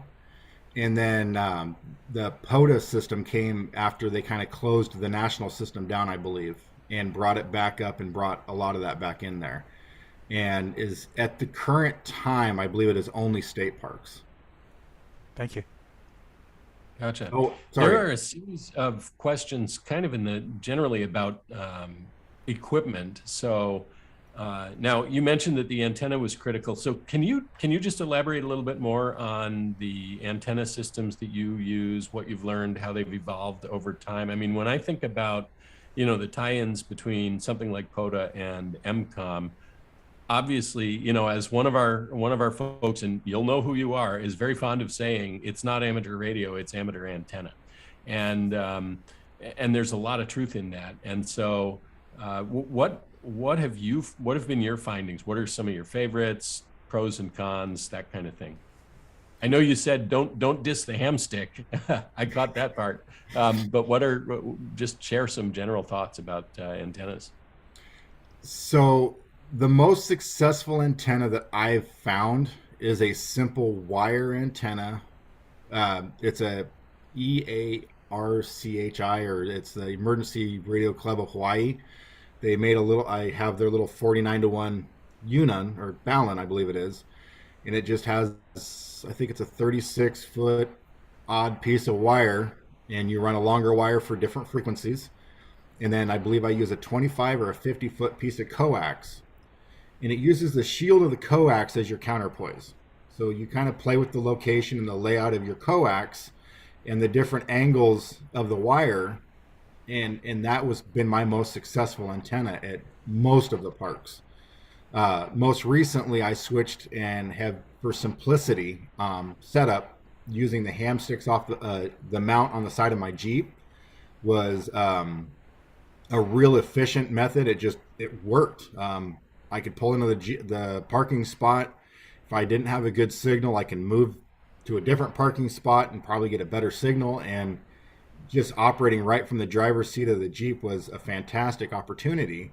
It posed a little less questions, but still got a pretty good amount of dirty looks from a guy sitting in his Jeep looking at computer screens as people are walking by. But again, getting out and offering that information to anybody who was there to ask was a really big thing.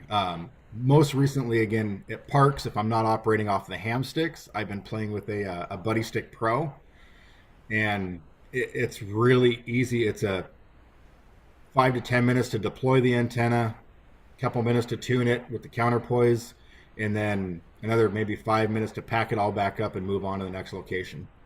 So it's been a fantastic, compact, functional antenna, and I've only used it a couple times so far, and I've loved it every time. And I plan on actually setting it up here this afternoon and seeing what I can do here at the house with a new 7100 that I'm playing with.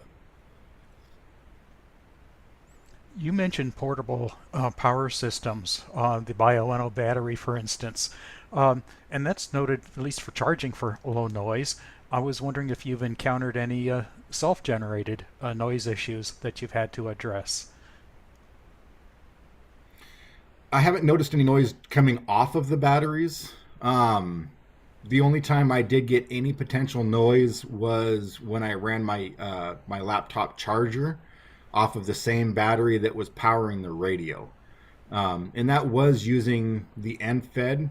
And there are a few different techniques to kind of pull some of those noise out of the RF space. But for the most part, the only time I've ever really seen any noise would be with some of the chargers out there. And generally when I'm at the park, I'm not charging. And if I do need to charge, I've just recently picked up a DC-DC charger from PowerWorks, but I haven't had the opportunity to use it because both of the batteries I have will last me my entire trip, and I haven't depleted either one of them yet. And for the future, obviously you're not using it now, but are you considering solar?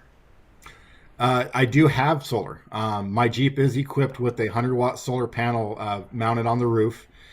And the funny story behind that is I did that because I have a refrigerator in the back of the Jeep for the summertime because I like to consume a lot of water. And I prefer my water to be nice and cold. So if I have cold water on hand, I find I will drink more water than if I don't have cold water on hand. And it just made it has made camping even simpler because now I have cold storage that doesn't require ice or dry ice to stay cold. And the aftermarket battery, because I have an upgraded aftermarket battery in the Jeep, would sustain that charger no problem overnight in the majority of a second day or a full day. But anytime I got longer than that, I would run that risk of running the battery dead and needing to then hope that my jump box is charged up enough to give myself a jump. So adding the solar panel has allowed me to leave that vehicle for a 4-day period, come back to it, and it start, no questions asked, no problems at all. Cooler's cold, water's cold, and if I've got any food or anything in it, it's cold too. So Wonderful.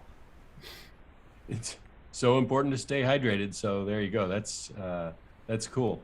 So another equipment question, and I was actually sort of wondering about this too. Is the rack that you purchased, is that commercially available? I saw that in a couple of the photos there, and Bruce asked that question also. yes, it is. So that rack it's through a specific manufacturer that makes a specific mounting kit for it that mounts it through my hardtop. It's a what's the name of the rack? Rhino Rack is who makes the platform, and they make their own mounting kit for it as well. But the kit I have is the Maximus 3, and that company produces a bracket kit that, like I said, bolts through the hardtop itself, and so I can take the hardtop off and still have that rack up there. It also gives it considerably more carrying capacity. If you look at my QRZ page, there's a picture of a 50-foot tower resting on top of that rack, and it did transport that over, oh man, that was a couple hundred miles, I want to say. It was southern Washington, and I drove it up to Lake Stevens. Up to That's pretty impressive. Here. And yeah, it did a fantastic job the whole way. Yeah, very cool. Any sensitivity to heating issues, either in your equipment or that you've had to maybe shield from the sun or provide some shade? Not necessarily that I'm aware of. I mean, when I'm activating in the Jeep with the radio on the dashboard, it hasn't exactly been sunny days when I'm doing it. That's why I'm doing it from inside the Jeep. And I do have an awning on the side of the Jeep that I can deploy if I need to have a shaded spot to operate from. But for the most part, I mean, we don't get a ton of sun here in the Northwest, so finding shade's usually not too big of a problem around here. But yeah, making sure and having a shaded area definitely can make it easier to operate from. And that was another reason why I wanted to make sure and have the awning on the side of the Jeep there. So if I needed a covered space to operate from, either from the wind, rain, or sun, then I could do so. And I imagine too that would help as far as seeing the laptop screen. Most definitely.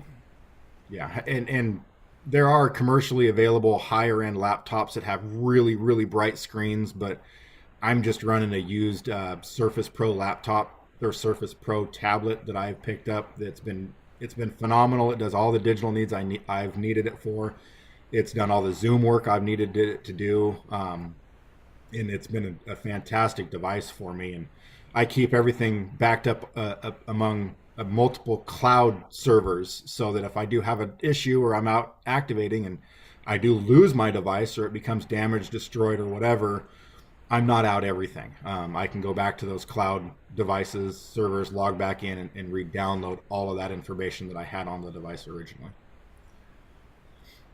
Great, thank you. Good stuff. Hey, there's a clarification question about the rack, and so this is like, I think the person asking was actually asking about the rack that's inside. So there was a multi-layer rack that had the radio on it, and it had some other probably power systems and stuff like that. You know the one I mean? It looks like it's got some posts and platforms.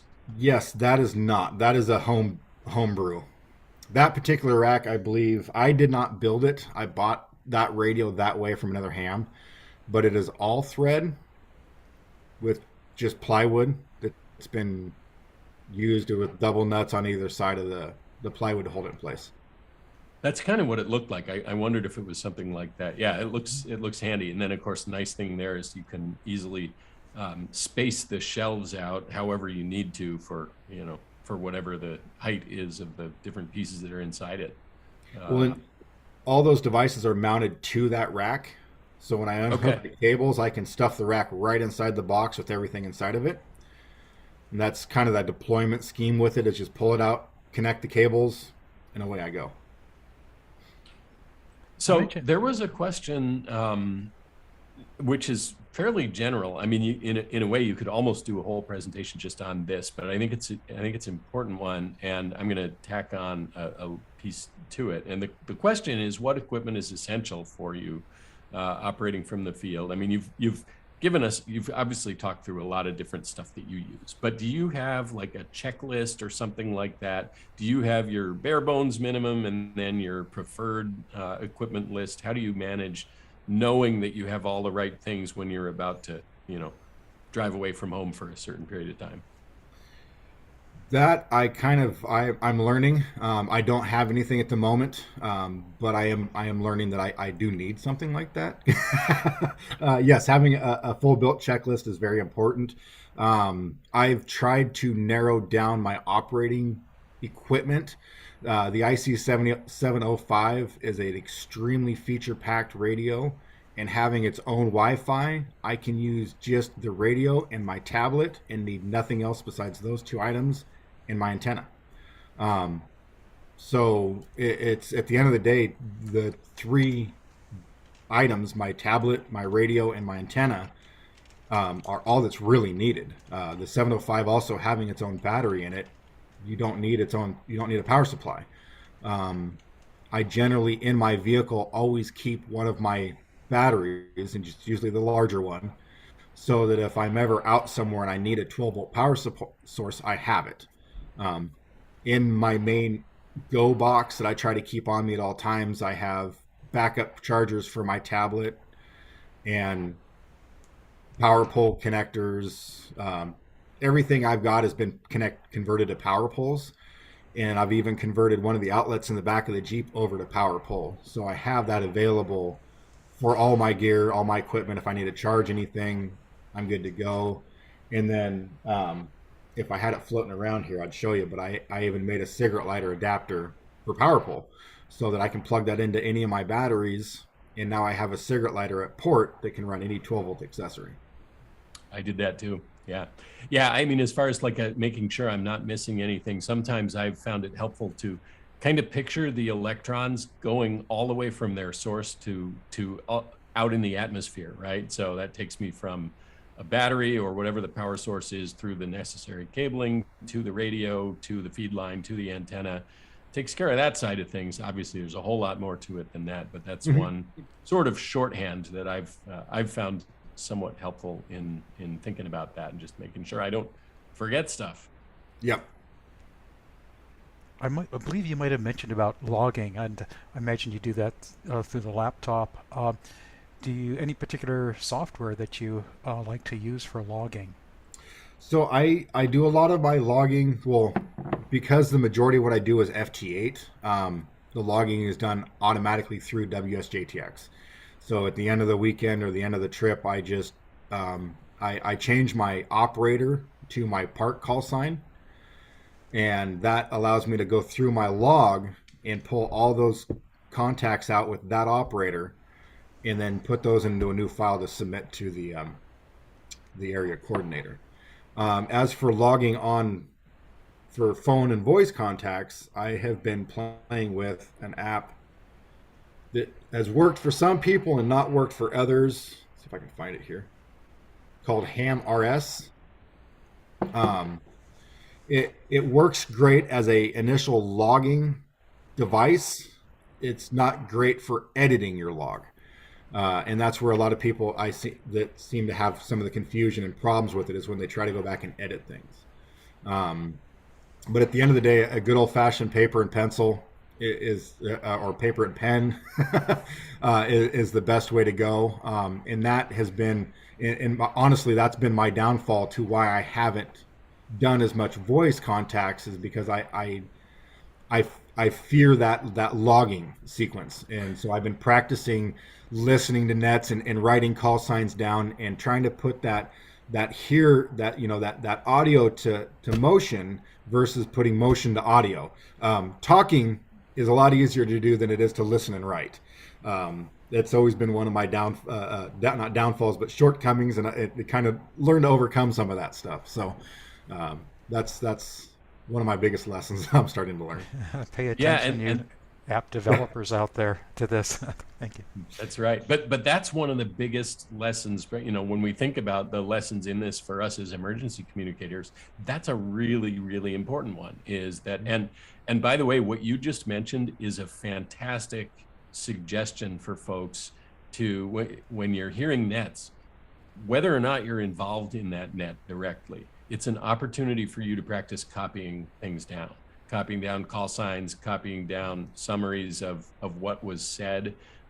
It's not like copying formal message traffic, but if you think about being able to think on the fly and summarize what you've heard on a net sometime in an emergency situation, that may be very important. And it also will make the formalized voice message traffic passing that much easier, because if you're trying to scramble and write down something that's being said probably rapidly, probably in a not very formal way, if you get halfway decent at that, you're going to just crush it when it comes to formal message copying, and the place for that. So I think that's one of the places where we see this being super applicable for us as emergency communicators.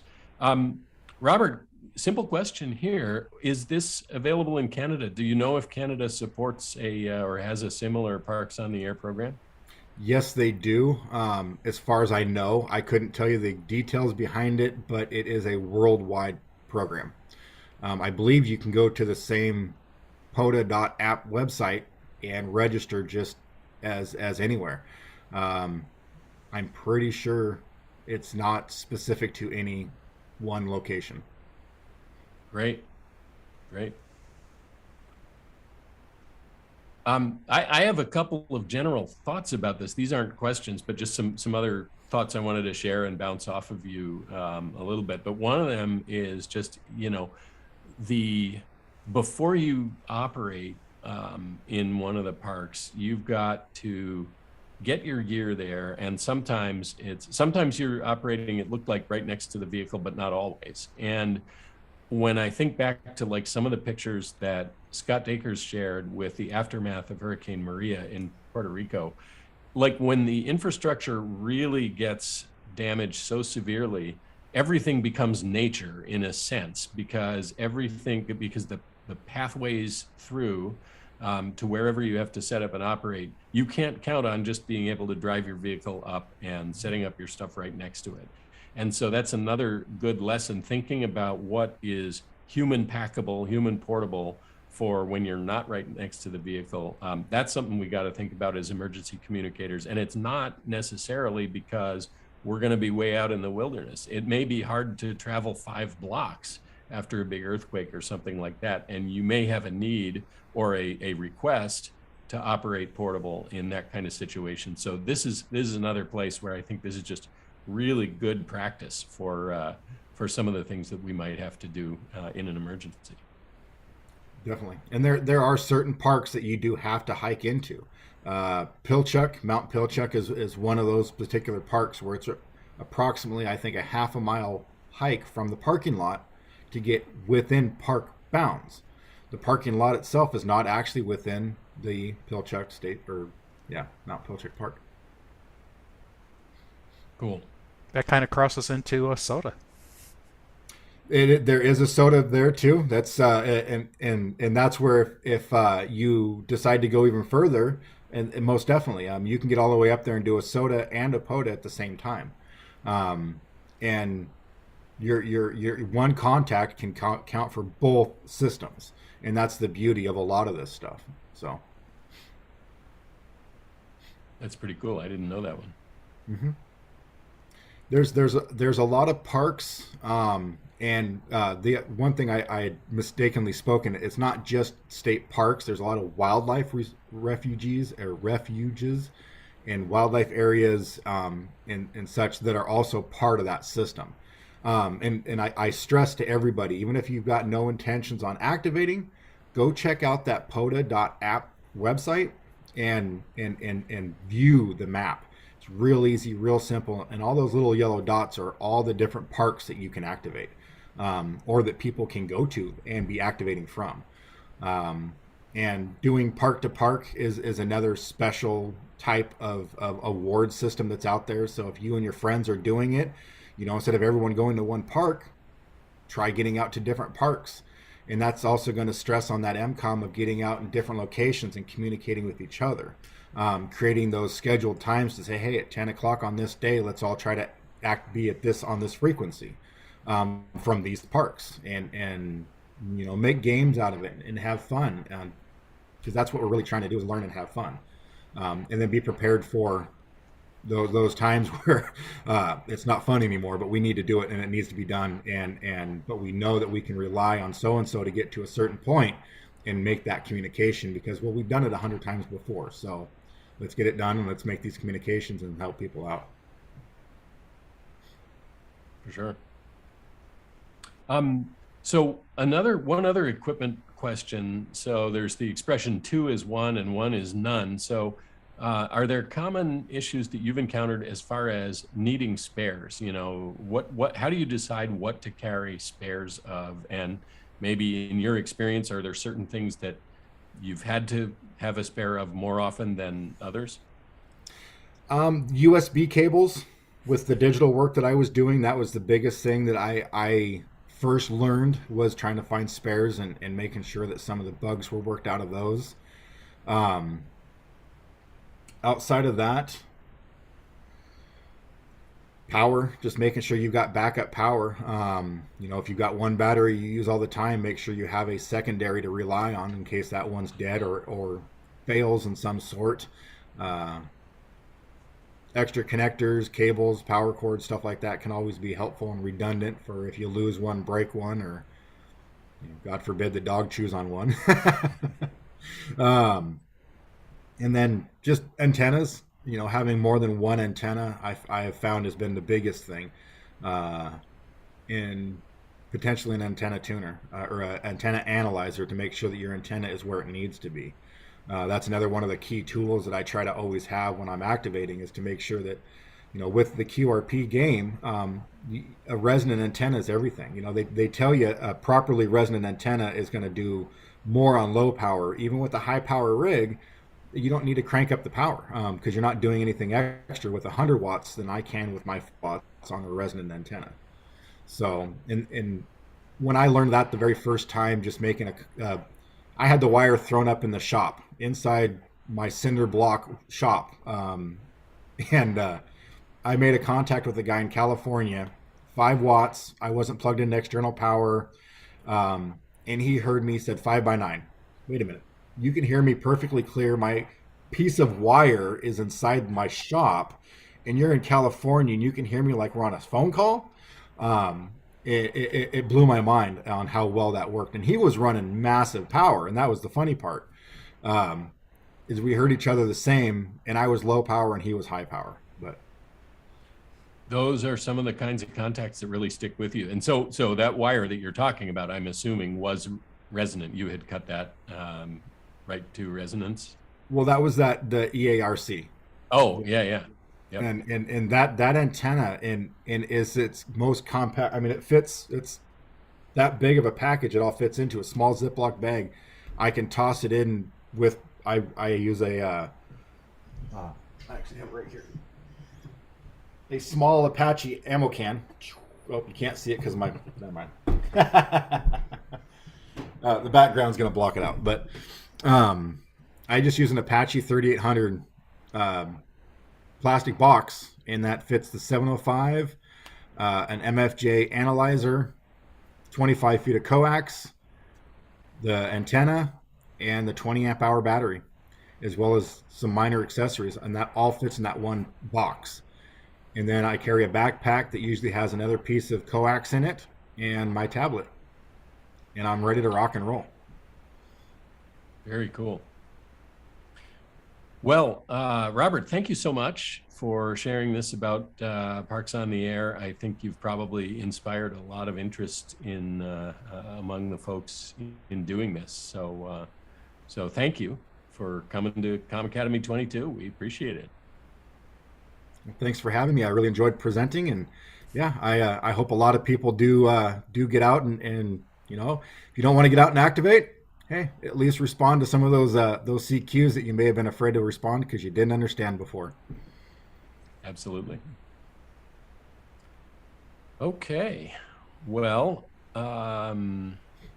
we're going to take another short break, give folks a chance to stretch their legs, and then we will be continuing on with our next presentation from another guy named Robert, talking about ham support for the Bigfoot 200 race. So we will be back very shortly, but look forward. Something I did want to mention, a quick housekeeping item. So we did have a question somewhere along the way of whether the afternoon presentations were a repeat of the morning ones. No, every presentation is unique today. So you have not yet seen the last set of presentations that are coming up here. So stay tuned, as they say.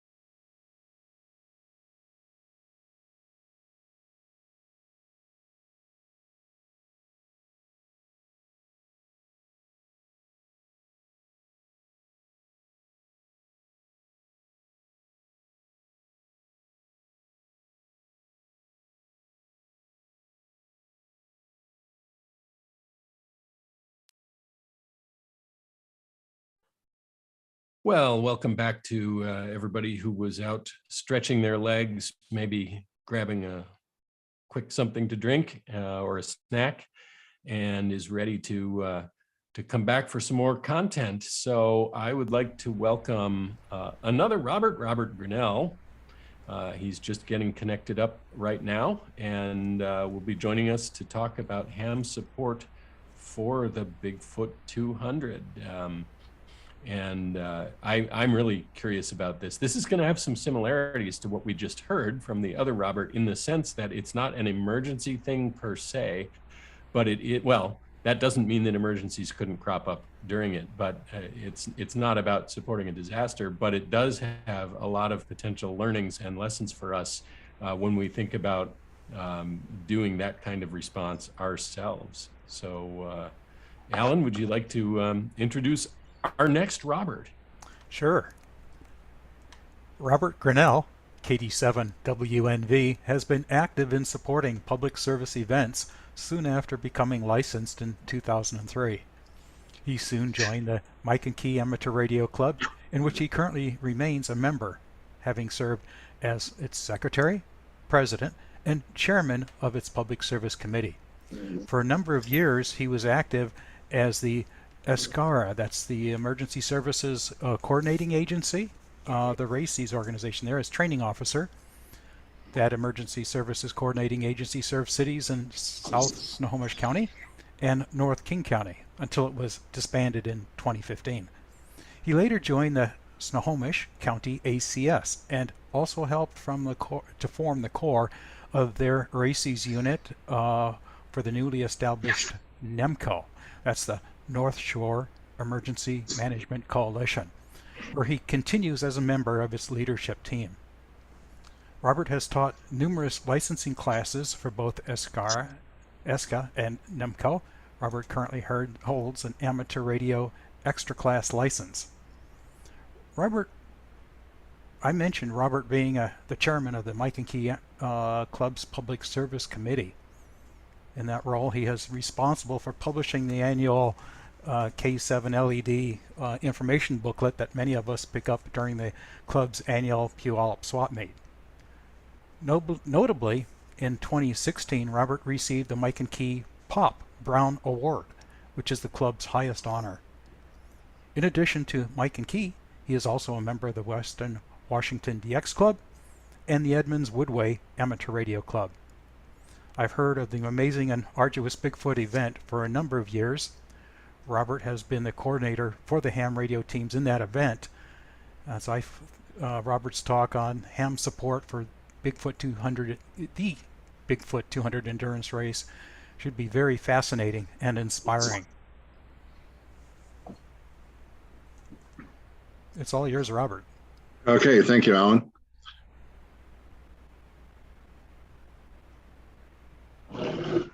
Are you seeing my title slide okay? Nicely. Looks Very great. good. Okay, well, welcome everyone, and we're going to talk about the Bigfoot, the radio support for the Bigfoot 200, and this is a public service event, and it has some relation to emergency communications, and that's practice for emergency communications, and we'll have some lessons that I think are applicable that we've drawn from this event towards the end of the presentation that are applicable to emergency communications. So we'll try to keep it relevant here. I believe that the Bigfoot 200 is the most challenging public service event in Western Washington. That's not an official title that anyone has bestowed, but nobody's challenged successfully for it yet. So, and I think it's about as close as you'll get to an emergency activation experience without the inconvenience of having an actual disaster. So it provides very good experience for preparation for emergency communications. Why do the Bigfoot? If you like field day style radio operation, if you like camping in the Cascades, if you're committed to emergency communication, certainly a lot of us are here, but your exercises don't really pose the conditions and the challenges that an actual disaster deployment would. Do you have a lot of field and emergency radio and support gear that you'd like to make more use of? And do you want to try practicing digital modes as part of your communications, or trying some different bands and methods like 6 meters or NVIS over HF that aren't typically employed for public service events? We've dabbled in all of those things, and we definitely use digital with WinLink. So here's what we're going to do today.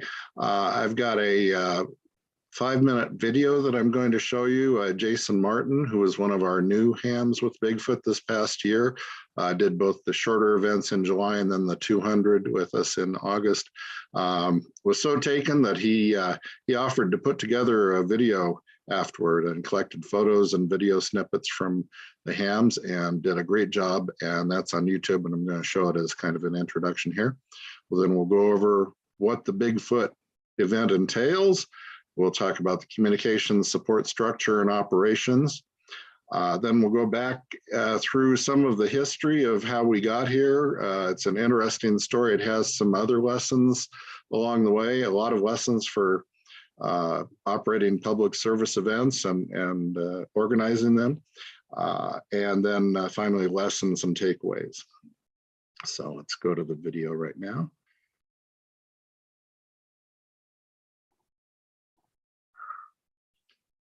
Oh, hang on. I need to make sure that. Are you hearing the sound on that? No, we are not. Okay, I'm going to stop share and reshare. I think I forgot to check the,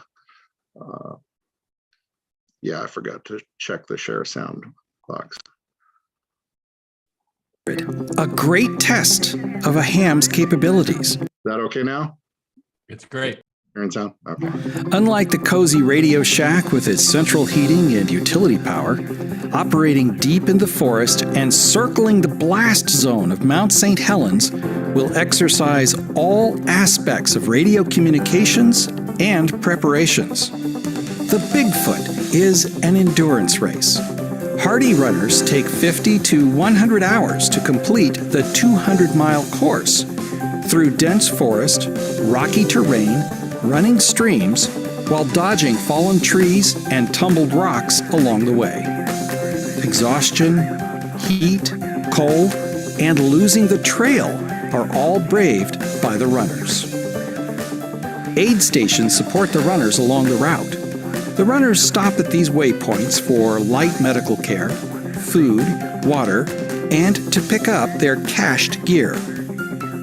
Cellular access is all but non-existent along the route. Ham radio operators set up operations alongside the aid stations to fill in the communications gap. These ham stations allow concerned family and crew to inquire about the progress of their loved one. A runner that is too exhausted or injured may rest while hams pass a message about the runner's status, and then the runner support crew is summoned to recover them. Bigfoot Base, this is Medic 3. Oh, Medic 3, go. We're about 3/4 of a mile from the aid station. He is not having a stroke. Aid station shortages of food, water, or medical supplies are reported by hams, so additional provisions can be sent. In more dramatic moments, a runner may be injured on the trail or become so exhausted that they lose their situational awareness and wander off the wilderness trail completely. In these cases, radio operators remotely guide the medic units to the runner's last known location. It's hard to tell, but I think I see footprints. Priority traffic. Go ahead, Court. I have 2 aid station workers here who hunt and know the area if you want a resource. Okay, Medic 1 copies. We're going to start heading northeast of our location. If you could blow your whistle about every 30 seconds or so, and we'll do the same. And we'll meet up. You've got a winner here. All right, we have that found him. NA7Q. That's a found runner. Roger, roger. Roger, roger. Runner has been found. In dire circumstances, operators might even coordinate a helicopter rescue.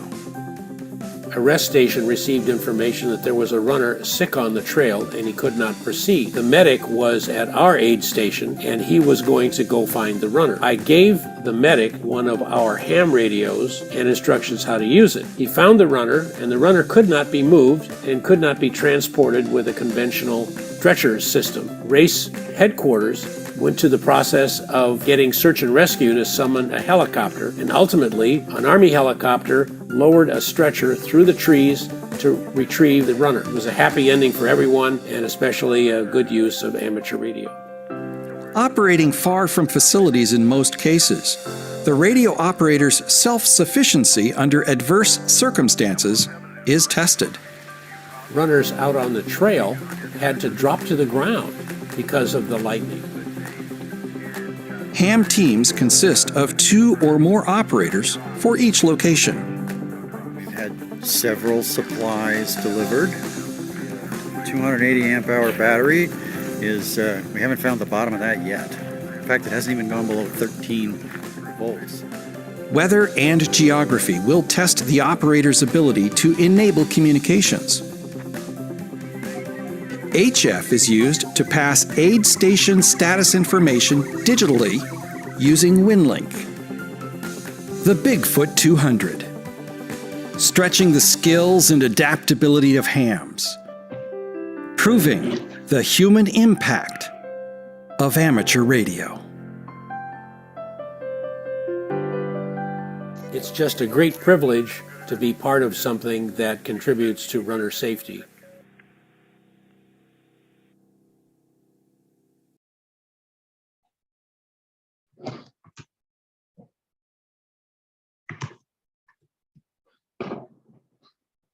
Okay. On to Bigfoot event information itself.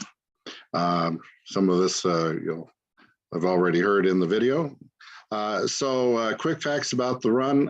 It's actually, at least this year, it's going to be 209 miles, a trail run with over 46,000 feet of ascent. It's located in Mount St. Helens National Monument and Gifford Pinchot National Forest. Starts on the south side of St. Helens and goes up to the town of Randall, doing kind of a big backwards-ass course through the forest and the monument. It is the longest point-to-point trail run in the U.S. It runs 5 days and 4 nights, Friday through Tuesday, always around or on the second weekend of August, the Friday through Tuesday surrounding that. It's operated by a small company called Destination Trail, and was first conducted in 2015. It's part of what they call the Triple Crown of 200s. They have a run down in Tahoe, which is actually the oldest of the 3, is now in mid-June. It used to be in September. And then the Moab 240, which of course is longer, but these are both loop courses. So that's why this is the longest point-to-point trail run. And that's in Moab in October. We usually have some associated shorter events. And this past year, the Hams started calling these events the Little Feet runs. Some years they're held on a separate weekend. That was the case last year. We had 3 events on a weekend in July. 73-mile loop around the mountain with some side trips, a straight loop around the mountain, and then a loop just on the south side of the mountain. This year, the shorter events are going to be concurrent with the 200, held on Friday and Saturday of that weekend in August. And we will just have the 40-mile loop around St. Helens and the 20-mile loop on the south side. We have 14 aid stations along the course. The stations open and close on a staggered schedule as the runners move through the course. Stations operate, once they're in service, they operate around the clock, and we'll see a graphic representation of their schedule in just a moment. Apart from the hams, the stations are staffed by volunteers. They provide food and beverage to the runners and first aid and other types of care, massages and so forth. each station has an enforced cutoff time. The runners have to make each station by a certain time or they are disqualified out of the run. It works out that the pace for that is about 2 miles an hour overall, which doesn't sound terribly difficult, but of course, when you're running 200 miles at 2 miles an hour, it's something else, especially when you got to fit sleep into that. Certain stations are designated as sleep stations and have facility for that. They impose a 5-hour limit unless there's no one else needing the cot, so to speak, then you can stay longer. But generally the runners, especially the faster ones, sleep considerably less than that. It is truly amazing what these athletes can endure. The runners can have drop bags waiting at most of the stations to provide them with their own gear. And sometimes those, at some of the stations, those bags will be transported forward to certain other stations. And they can also have a personal support crew meet them at most of the stations, and quite a few do. And so they have these crew, these friends or family members driving around from station to station, meeting them or waiting for them at each station to help them recuperate and get ready for the next leg of the trip. You won't be able to read this very well, but it is just a graphical representation of the aid station schedule. You can see how the early stations operate for a few hours, and then as we go forth and the runners spread out, each station operates a longer and longer period of time. One of the challenges we have is that we have about by midday Saturday, you would think it's balanced out along the 5 days, but because of the way this works, by midday Saturday, we already have had 9 or 10 aid stations activated. So we have to work out the staffing for that accordingly. And then that dark line along the bottom is the headquarters at finish, which operates around the clock day and night for 5 days and 4 nights continuously. We've got to be on the air all the time in case of something coming up. The communications support. So we have hams formed into teams. Typically, we try to get at least 3 on a team. The more hams we have, of course, the more we can have per team. The hams provide communications linking the aid stations with headquarters and with each other. You don't have to be there for the whole 5 days. You can do as little as 1 day, but it's a long drive for most of us to get down there, so you probably want to do more than that. Generally speaking, we have quite a few hams that are there for the full duration. And then we have others that are typically there maybe Friday through Sunday and generally staff the middle stations. And we'll talk a little bit about that, how that works out with the redeployments in a moment. The station locations range from parking lots with paved road access in some facilities to more primitive and wilderness sites with what we would call secondary Forest Service gravel roads. Some of the stations can accommodate RVs. Those are all pretty much in the first half of the course as it happens. We don't need 4-wheel drive for any of the sites, but high clearance is recommended for a couple of them. And the way we work the staffing is that teams from the first 4 or 5 stations, which you saw a moment ago, just operate for a few hours Friday and Saturday, then redeploy to the last 4 or 5 stations to staff them for the remainder of the event. And that's how we managed to cover all the stations with the more limited number of hams that we have. Radio operations are, we have a VHF, UHF, FM phone net that operates on 2 linked repeaters in the area. Of course, that handles all of our emergency, ad hoc, traffic, runner welfare, inquiries, logistics, supplies, requests, and so forth. All of the aid stations are able to reach at least one of the repeaters. Some are able to reach both. And we do some FM simplex with stations that have a direct path with headquarters at the finish. Then one of the things that makes this event unique is that runner in and out times are recorded at each station, and those are transmitted to headquarters in batches via WinLink. Most of the time that's done via external gateways on HF, which means, as you may have seen in the video, a lot of the stations had HF radios in them.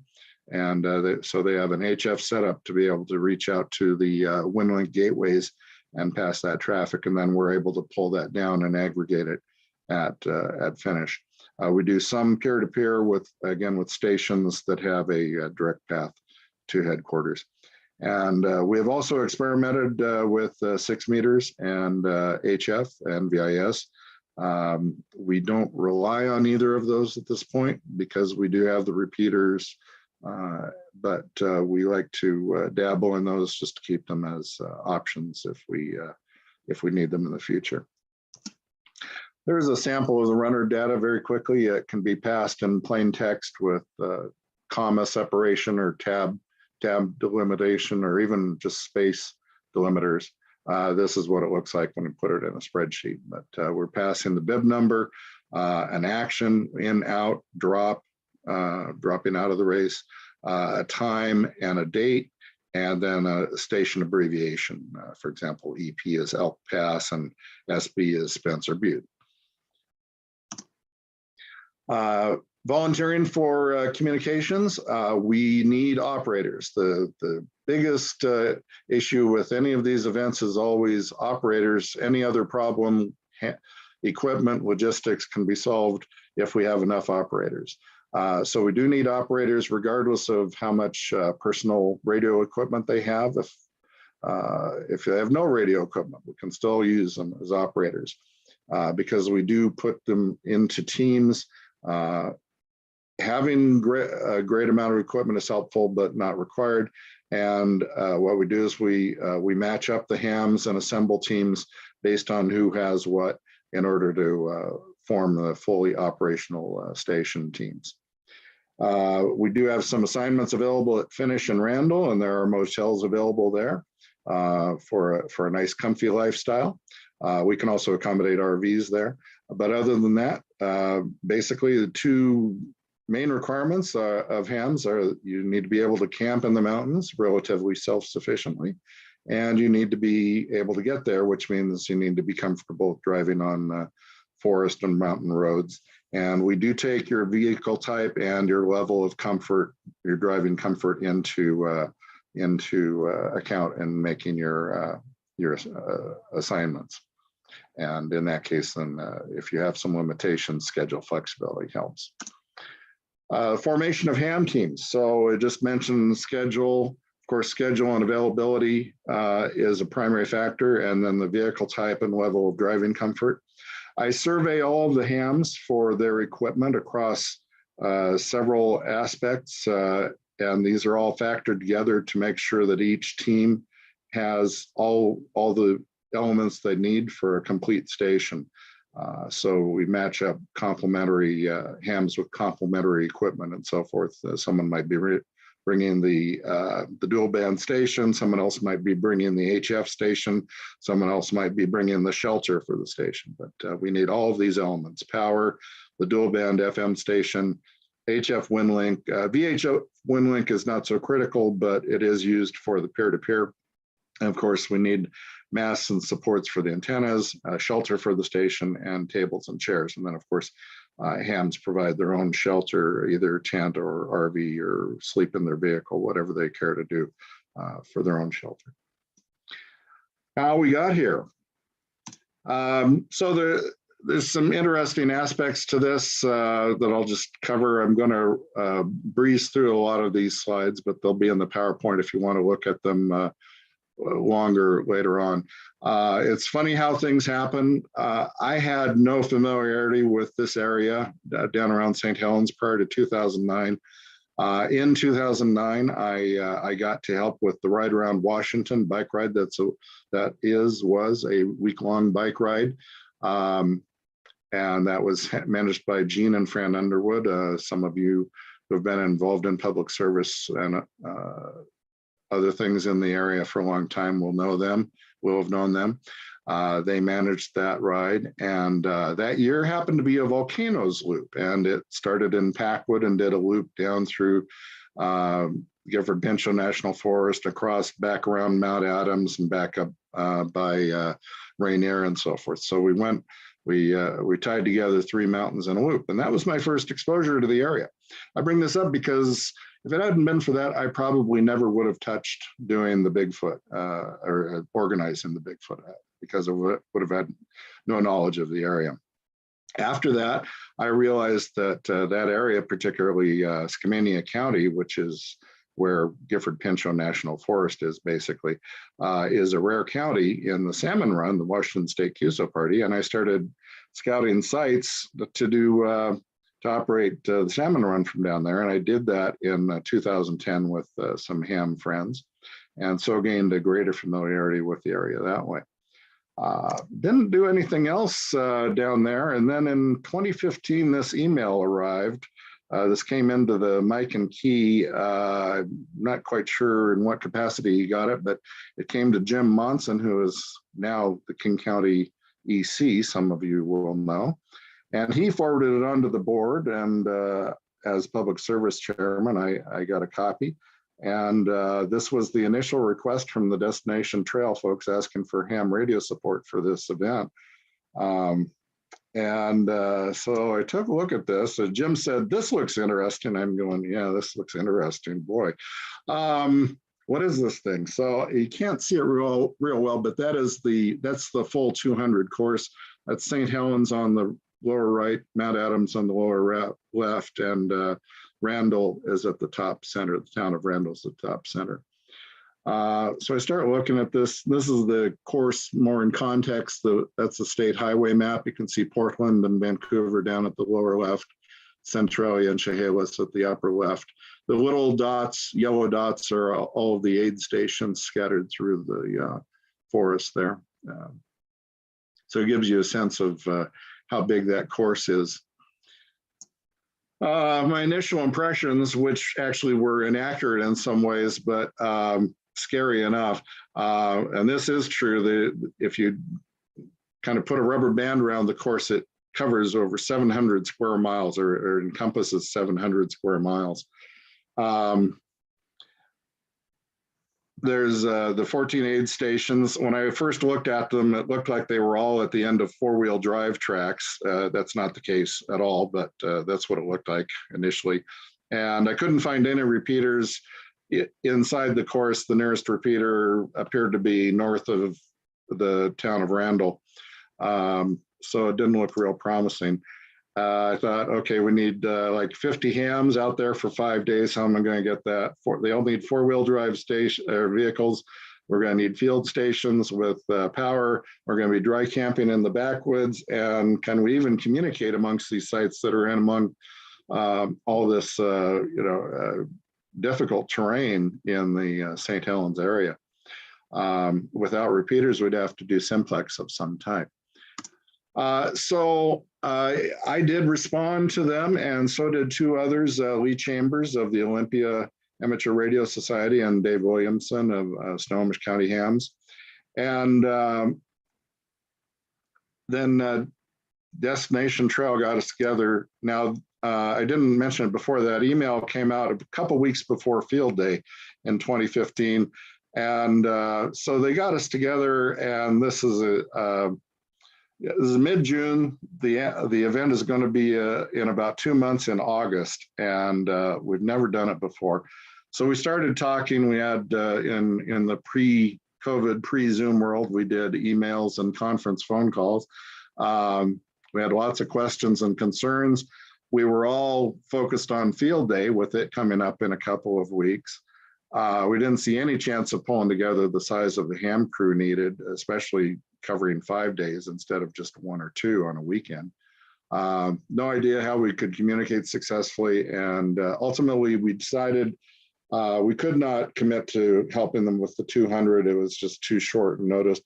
But they were going to have another event later that year in October called the Bigfoot 120, 120-mile run. And we said we would come back after Field Day and examine that. They went ahead and did the 200. They did not have any ham communications. They used satellite phones. They reported having numerous difficulties with that. And of course, satellite phones are expensive too.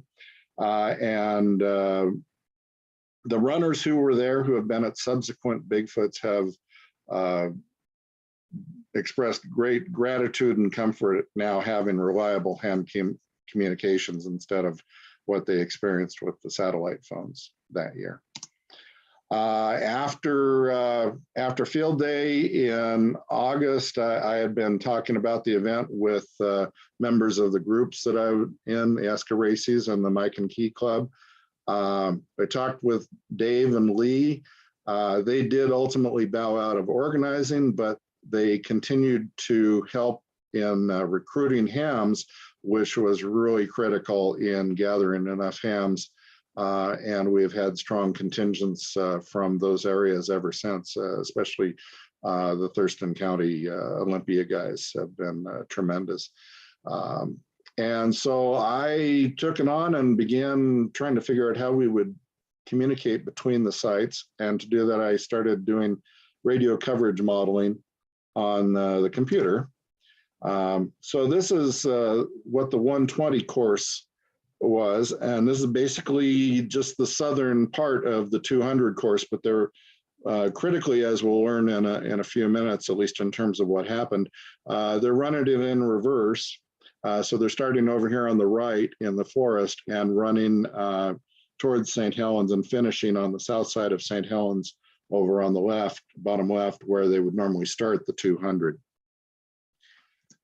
And that's that is the course in context again on the state highway map, with the start over at the right and the finish is one of those purple dots in the lower left.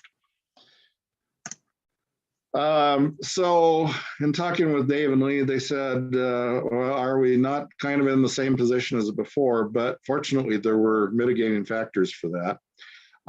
There were fewer aid stations, just 8 instead of 14, so we didn't need as many hams. Shorter duration, Friday night through Sunday, so basically a 3-day weekend instead of 5 days. So that critically reduced the number of hams that we needed the first time out. By then I had a list of 16 other interested hams, and the radio coverage computer modeling did show that simplex communications should be possible, though we would need some relays. That modeling was a very interesting experience. It's the first time I had done anything like it. I found this website. Unfortunately, it's no longer there, but it was very useful. I modeled out simplex paths using 2 meters and 6 meters among the various aid station sites for the 120. Had to do a bit of research to figure out how to use the computer modeling properly. It's you use something called the Longley-Rice model. And the results showed that one of the locations would serve pretty well as a likely relay site. That location is what we call Wright Meadow. Here is a grid of what I concluded with the modeling. These are predicted S unit signal strength paths between the various stations. And this is this shows that mapped out with the Wright Meadow is in the center there. It's actually labeled as Road 9327, which is its alter ego name, but we call it Wright Meadow. And you can see the heavy red lines that go to it. Actually, there's a site more centrally located over to the left, Windy Pass Aid, if you can read it. However, that was a hike-in site that's no longer used. We don't have hike-in sites anymore. We use the Windy Ridge viewpoint, which is road accessible, of course. But that would, being a hike-in site, that would not serve as a relay point. And more critically, also, the relay had to be able to talk to finish, which is at the lower left. And so Wright Meadow was the logical relay point. But the computer modeling was not enough to be sure of this, so we needed to go down and see if we could actually do it. And I put together a field test with group of hams. We went down and went to the different sites and talked to each other. And basically, it confirmed that we could talk in pretty much the way the modeling suggested. There were some challenges, but there were going to be some challenges, but it was manageable with just simplex and relays. Here are some pictures from that field test. This is Bill at the Coldwater Lake site, Adam at Johnston Ridge. You can see it is sort of fog bound there.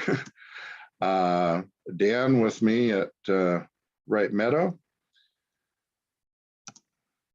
And then we have the field test results that we put together, and that's the grid. And here's what they look like on the map, and basically confirmed the computer modeling in terms of fundamental ability to talk among the sites that we expected to be able to. So then we went and did the 120 that October. We had 18 hams plus 1 non-ham. And we staffed 7 aid stations plus finish. I put myself at the relay point rather than finish. That's the only time I've ever done that since then. Decided that I need to be at finish at HQ. But it did work out okay.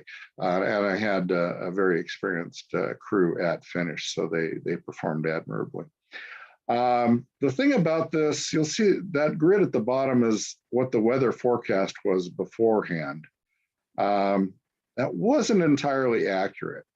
So what happened, bearing in mind that this is, well, it's October, what happened is this, something called Hurricane Oho came by. That's a picture of it on the left and its track on the right. Now it looks like it's well offshore there, but it was big enough that it made its presence felt. In fact, what happened was that came by and it hit Saturday morning. And remember I mentioned earlier, the runners were going reverse course. So they were starting in the forest and then they were coming out into the barren blast zone of St. Helens Saturday morning. They had started Friday night. And the storm hit them at the same time. It was very cold, very windy, very rainy. The did not finish rate climbed to 70%. It's the highest did not finish rate I've ever seen in a public service event. Saturday afternoon, we had a group turn back to the Norway Pass aid station location after it had closed and been cleared. And we had to deal with that as an emergency situation. We found out about it from other runners and sent vehicles up there to get them. I had visions of them huddled in the rain and the wind. Fortunately, Norway Pass is a significant trailhead location, and it had an outbuilding that they were able to take shelter in, so they did okay. And but that was our first emergency response connected with Bigfoot, and there have been a number. The wind was so severe that we had several tents and canopies at various sites destroyed. And we had a significant need for transportation of all of the runners that were dropping out. One of the curious lessons we took from that was we had a change in the signal quality as time went on, particularly Saturday as we moved from day into the evening. It seemed to be affected by the weather, and that was a new one to me, that FM, VHF transmissions could be affected by the weather, but they definitely can. That's a picture of the finish at the Barnwell Mountain Snow Park. It's a little bit wet, but a very good team there, carried on admirably. There's the station setup. This is before we were doing WinLink, so this was only VHF 2-meter FM communications. There's the Norway Pass location when it was staffed. there's the Windy Pass hike-in, and that's what you have is a tent. And they were huddled in that tent. The tent did survive, and that was very fortunate for them. That's out in the barren blast zone, so they had no other cover. So having done the 120, we came back in 2016, and as a result of some of my recruiting efforts down in that area, I was notified by someone of a repeater, and actually a pair of repeaters that are linked. One of them being one of the AB7F repeaters, which is the repeater listed as being in Randall. It turns out it's actually better located for us than I thought it was. It's actually fairly centrally located in the northern curve of the 200 course. And then it's linked with a repeater farther south, which forms a nice axis right through the course, sort of like the vertical bar of a $sign running through the S of the $sign. But we did need to find out how well we could now communicate with those repeaters. So we did another field test, got more hams to go down, and did a similar test, but now with the repeaters in addition to some simplex pads, and confirmed that we would be able to communicate with them. We did identify a couple of challenges. Coldwater Lake, which is down in a lake valley, has a difficulty reaching the repeaters. And also there was kind of a local geography problem at the Klickitat aid station. And we've addressed those most of the time with crossband repeaters. Coldwater, we operate a crossband repeater at the nearby Johnston Ridge site, and Klickitat, then actually the same people end up usually doing this, then they're over at Klickitat and they set up the crossband repeater about a half mile away from the actual aid station and operate through that with handhelds from the actual aid station site. There's the Lewis River site and a view from the road near Klickitat and Coldwater Lake. So then we actually came up to the 200. So this was our first time doing the full 200 in August of 2016. We had 25 hams. We managed to cover all the stations by doing mid-event redeployments from the early stations to the later ones, and that continues to be a standard aspect of how we are able to cover all of the stations. At that point, we were passing all of the traffic by voice over the repeaters primarily. And as I talked about, Johnston Ridge did a crossband repeater for Coldwater, and then Klickitat also set up crossband. There's the Chain of Lakes aid station.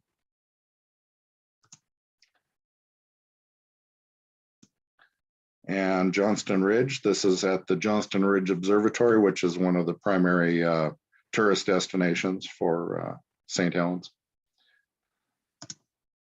There's your view of St. Helens from that observatory, that parking lot.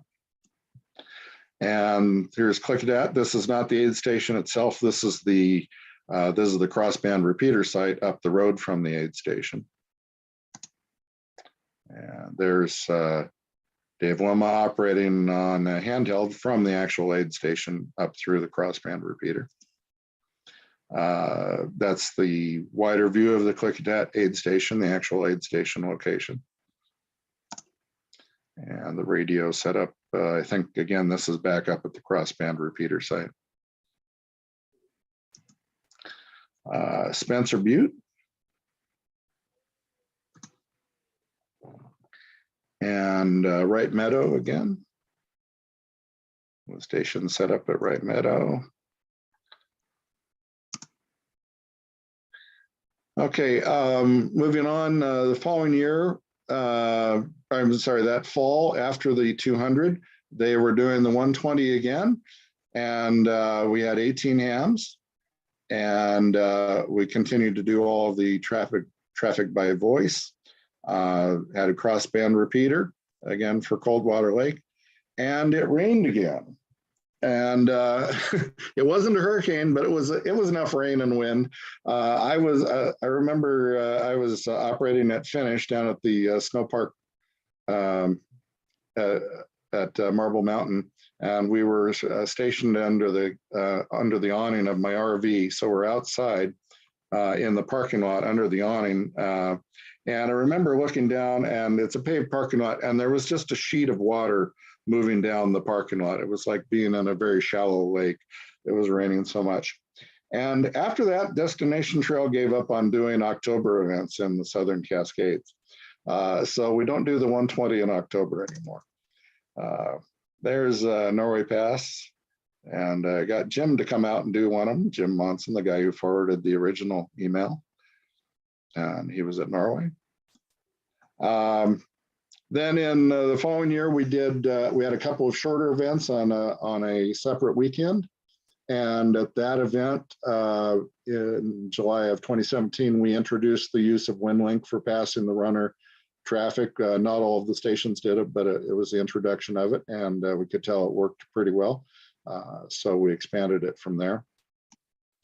Then we came to the 200 that year. We expanded the use of WindLink for passing the runner data. Managed to do that by several stations. I think that was the year I was aware of there being 3 Pactor modems in the hands of hams in Western Washington, and we had all 3 of them at Bigfoot. So, and the Pactor modem helped a great deal back then compared with Winmore. In 2018, we had the three shorter events combined or concurrent with the 200. Having those puts an extra burden on the early aid stations. We need more hams. There's a heavier runner load. Fortunately, we had 39 hams come out. We still did redeployments. That was the first time we had complete adoption of WindLink for passing all of the runner traffic. And that year we had 6 Pactor modems, which is almost enough with redeployments to cover all of the aid stations, to have a Pactor modem at most of the aid stations. Most of the traffic, as is still the case, was passed through external gateways. We had a little bit of peer-to-peer with headquarters. And we found out that Coldwater Lake could get into the Randall repeater directly on its own if it had a Yagi. So you go on and learn. In recent years, we've had, in 2019, the 3 shorter events were again concurrent with the 200. And that year we had a huge, actually 2018 and 2019, we'll talk about this more in a moment. We had a huge thunderstorm come through. I think 2018 was Saturday night, 2019 was Friday night. The first one, 2018, I had internet at Randall at Finish, and I was watching this storm on the Doppler radar. And at one point, this thing had an arm touching Mount Hood. It had kind of a 3-spoke arm. It had one arm touching Mount Hood, one arm touching Ephrata, and one arm touching Shelton. It was so big. And it just rained lightning down on us. Same thing in 2019, and a big thunderstorm came through, and we had to react to that and deal with it. 2020 was canceled due to COVID. 2021, again, we did the Little Feet events in July. That worked out very well, went very smoothly. Had a great team there, and a lot of experienced hams in the team. Then come the 200, we had that heat wave, if you remember, in mid-August. Part of this is that that area gets its weather more from Portland than from Seattle. And we had 3 days over 100 degrees in Randall, and it didn't really start to cool down until the event was almost over, Monday night or Tuesday morning. And we also had, I think the first year we did the 200, we had a heat wave, and that Saturday, 2016, was over 100 degrees.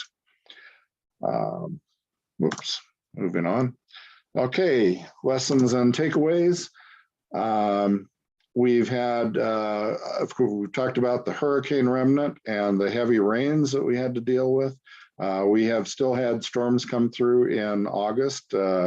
Lightning has been the primary issue with them, but also rain.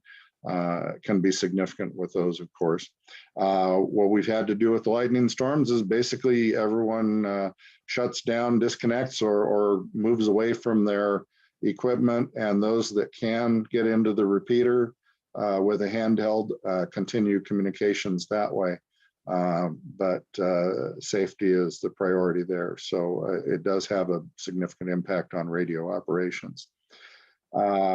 As I mentioned, 2 years we've had temperatures over 100 degrees, at least down in Randall. One of the things that we've become pretty adept at doing, as we've found the utility for it, is we are prepared with handy talkies. We don't use them a lot in our own communications, but fairly regularly now we can expect that a search party will need to be dispatched to find a lost runner at least once during the 200. And we've been able to, as I think the video talked about a little bit, we've been able to equip those people with a handy talkie, given that it is an emergency, even though the person carrying it is not licensed. It is an emergency situation, and they've been able to communicate through the repeater. And this was critical, particularly in 2019, when we had a runner who was in distress up on an isolated ridge where there was no chance of getting a vehicle in, and that ultimately led to a helicopter airlift by a helicopter from the Army base in Yakima, near Yakima. And I'm happy to report the runner was fine. In fact, he got him to a hospital and he recuperated fast enough that he was able to join us at the finish line for the final ceremony at the end of the event. Key takeaways. Lesson I learned in that very first 120, setting up gear and antennas in the wind, the rain, and the darkness, was that each of those factors can double the time and amount of trouble to do the setup. So it compounds. So it took me about 8 times as long to do what I could have done in nice conditions of daylight. So that's Robert's rule of doubling factors. Radio lessons. We found the use of directional antennas to be useful in some cases, either for, of course, increase in signal strength, or more to the point, with some of the stations, minimizing multipath problems. Directing the signal in one direction avoids having signal bounce off the mountains so much. We have had multipath problems caused by the terrain. I talked earlier also about, we've noticed the effect of weather on the signal quality, even on VHF, UHF, FM, which you don't find talked about that much, but we've definitely noticed the impact there from weather. I think the previous presenter mentioned this in connection with POTA. Signal quality can be very sensitive to a small relocation of your antenna. So that's something to keep in mind. If you're able to set up your antenna to where it can be moved a few feet, that can be very helpful. I just talked about having handy talkies ready to hand off to search and rescue units. Now, these are not organized, these are not official search and rescue units. They, of course, have their own communications. We're talking about typically destination trail staff who happen to be trail runners themselves, of course, typically are the ones that are going out on these early searches for lost runners.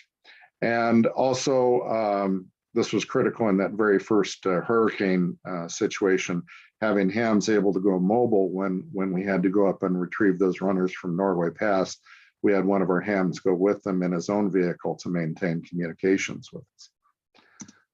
Logistical lessons. Bigfoot is MCOM practice at its highest level. We do public service to be ready for emergencies. We practice and prepare at home to be ready for public service. And if you don't have it working before you leave, if you're thinking, I'll get it fixed up in the field or whatever, the odds are against you. Get it figured out at home and have it all settled before you go out in the field. That's one of the key lessons taken away from this.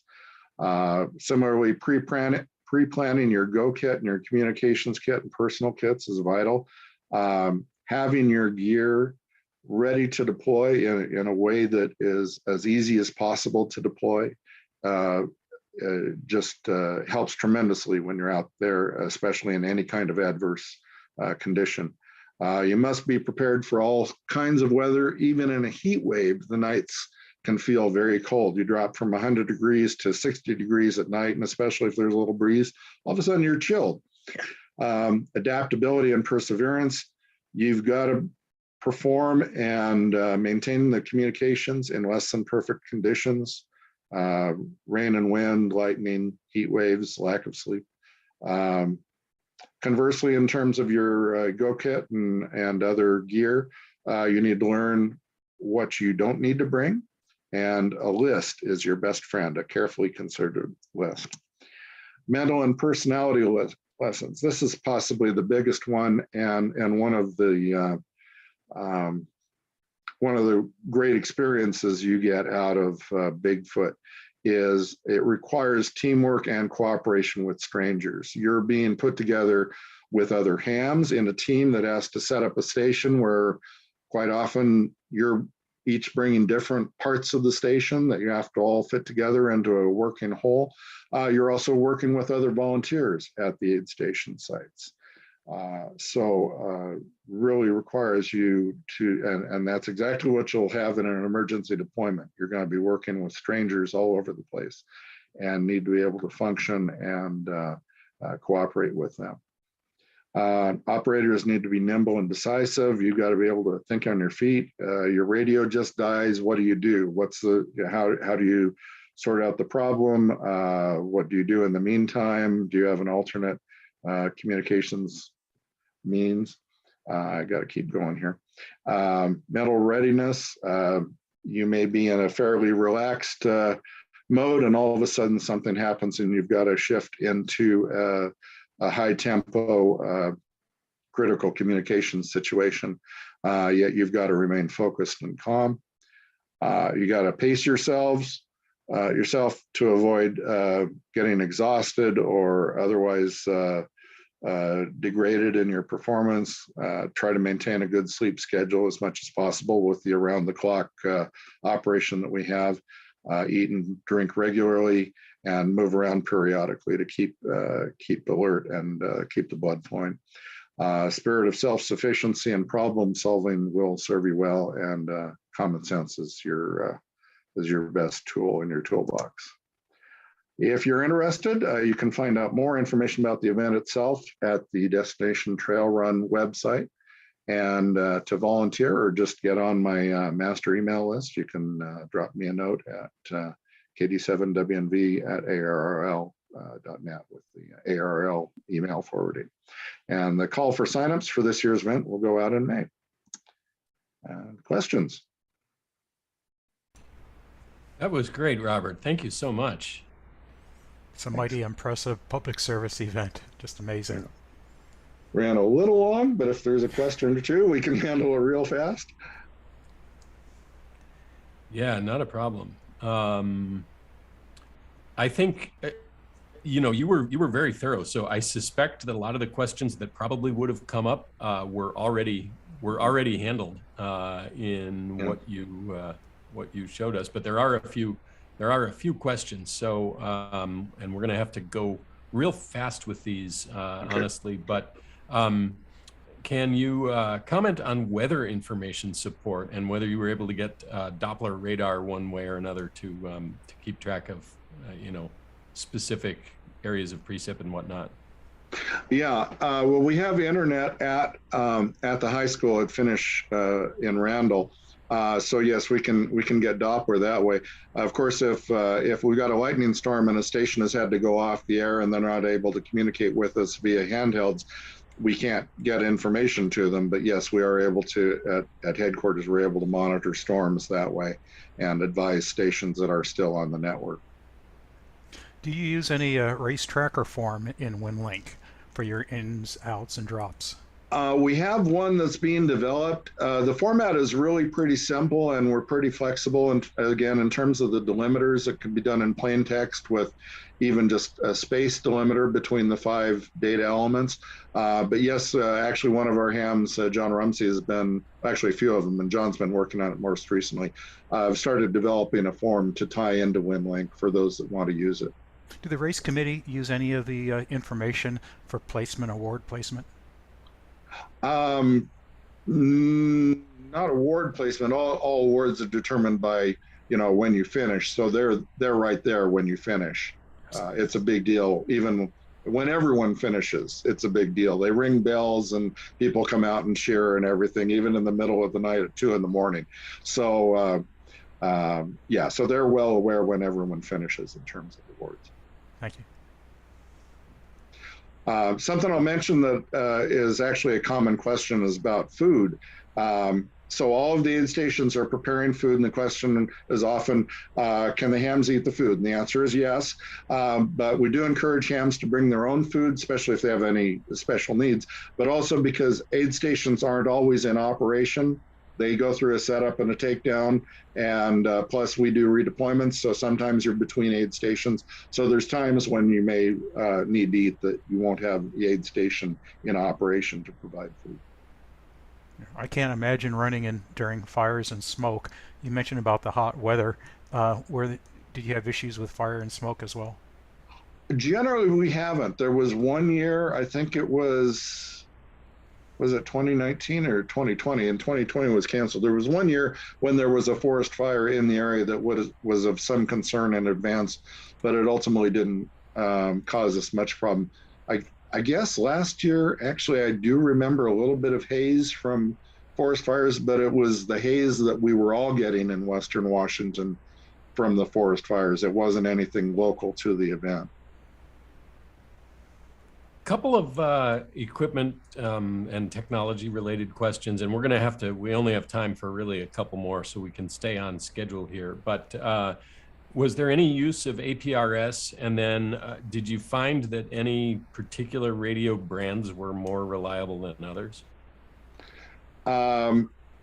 We don't really use APRS because we don't have units in motion that we need to worry about tracking the location. I will mention the runners actually, for the 200, they actually do carry a spot tracker, which can be monitored on the internet. Originally they didn't, and that's why we've always been passing the runner data.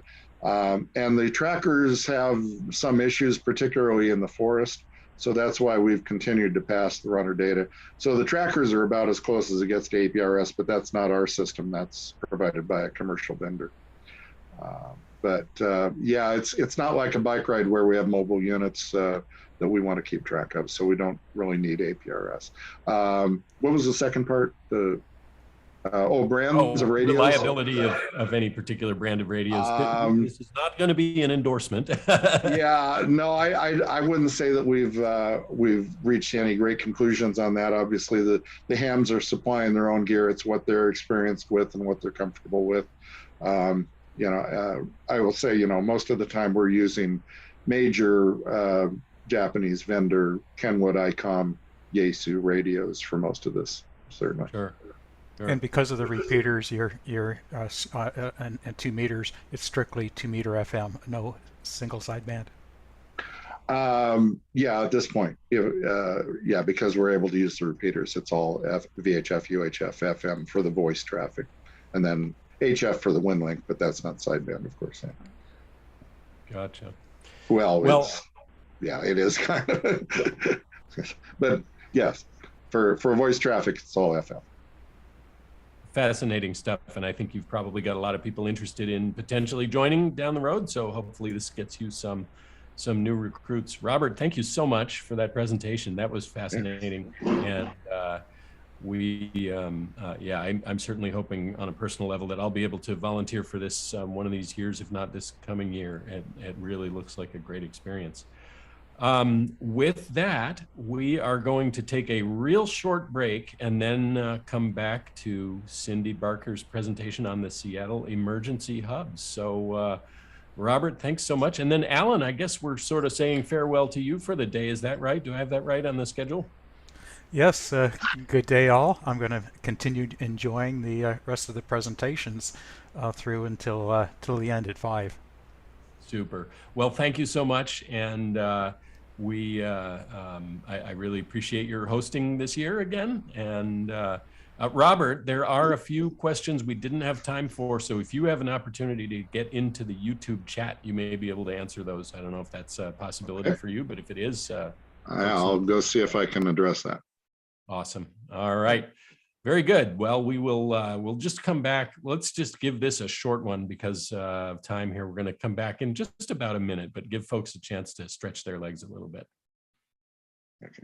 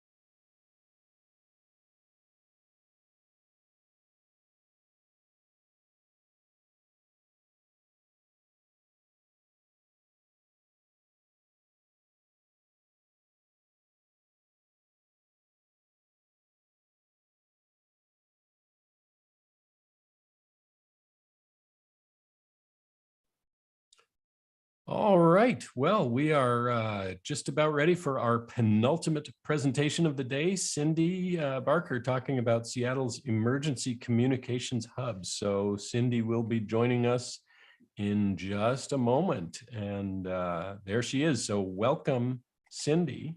And Catherine, would you like to introduce Cindy to the folks? Yes, absolutely. So welcome, Cindy. Cindy Barker is a community activist and organizer. She first became interested in emergency response as a member of King County Search and Rescue in the mid-90s. In West Seattle, she has worked on community preparedness after the Nisqually earthquake in 2001 and was a founding member of West Seattle Be Prepared, which established 7 emergency communication hubs locations in West Seattle. In 2008, she banded with other like-minded community organizers to support each other in preparedness efforts across Seattle. And there are now over 140 hubs in multiple neighborhoods. She is retired from the Boeing company after 34 years and now gets to volunteer full-time instead. Congratulations. And sometimes travel. So welcome, Cindy. We're very excited to hear your presentation today. Great, thank you. I will go ahead and share my screen. Oops. Get the stuff out of the way.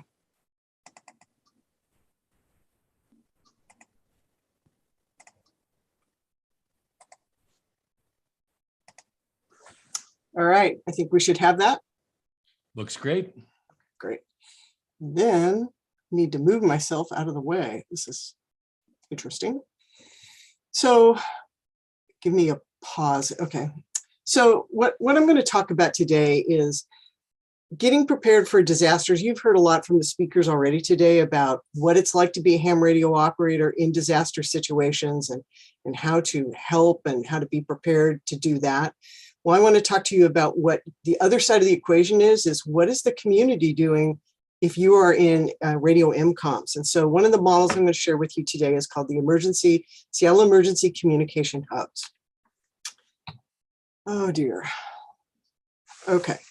What I'm going to cover today is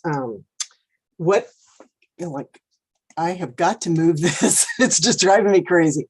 What we're going to cover today is the what and the why, the little bit of the background about the how the hubs came to be, how the hubs work, what the network and activities of the hubs are, and how we do outreach and engagement with the rest of the community as part of a preparedness group. And so just for simple definitions, what a hub is it is just a gathering place that would stand up in the event of a major disaster. And when we talk major disaster here in Seattle, we really envision all normal communications are out. You cannot share information over the radio, over the TV, with internet, because there's no power. It's all those things that really create, extremely stressful conditions in a disaster, regardless of what the physical damage is. And a hub is a place to meet and gather and exchange your information, who has something, who needs something, who can help someone, with each other, and then also to get that situational awareness up to the city as fast as possible, and to have a methodology for the city to transfer out its important public safety messaging to as far out into the neighborhoods as they can get. What we are not is, we are not a government agency. We are all volunteers. We work in partnership with the Seattle Office of Emergency Management. We follow what they do. We read their planning. We participate in as many events and discussions as we can get. But we are 100% just citizens and volunteers within the community. A hub is also not a shelter site. We set up our hubs in open fields, in parks, in parking lots, by the sides of buildings, because if we have the expected Cascadia subduction zone or Seattle fault earthquake, you will not be able to get into buildings. You're just going to want to have a safe place to be able to start your response.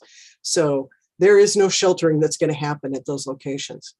We're also not a station where you can come and get a firefighter to come help, or a medic necessarily to help you. We are not triage hospitals. And we are also not going to be food depots. We do not cache food and water. And I'll show you what we do have at our hub sites. But we are places where people can connect to find how to go to get that stuff, or where to get it. And to illustrate a little bit of the history of preparedness in Seattle, we had a Nisqually earthquake, as has been mentioned before, in 2001.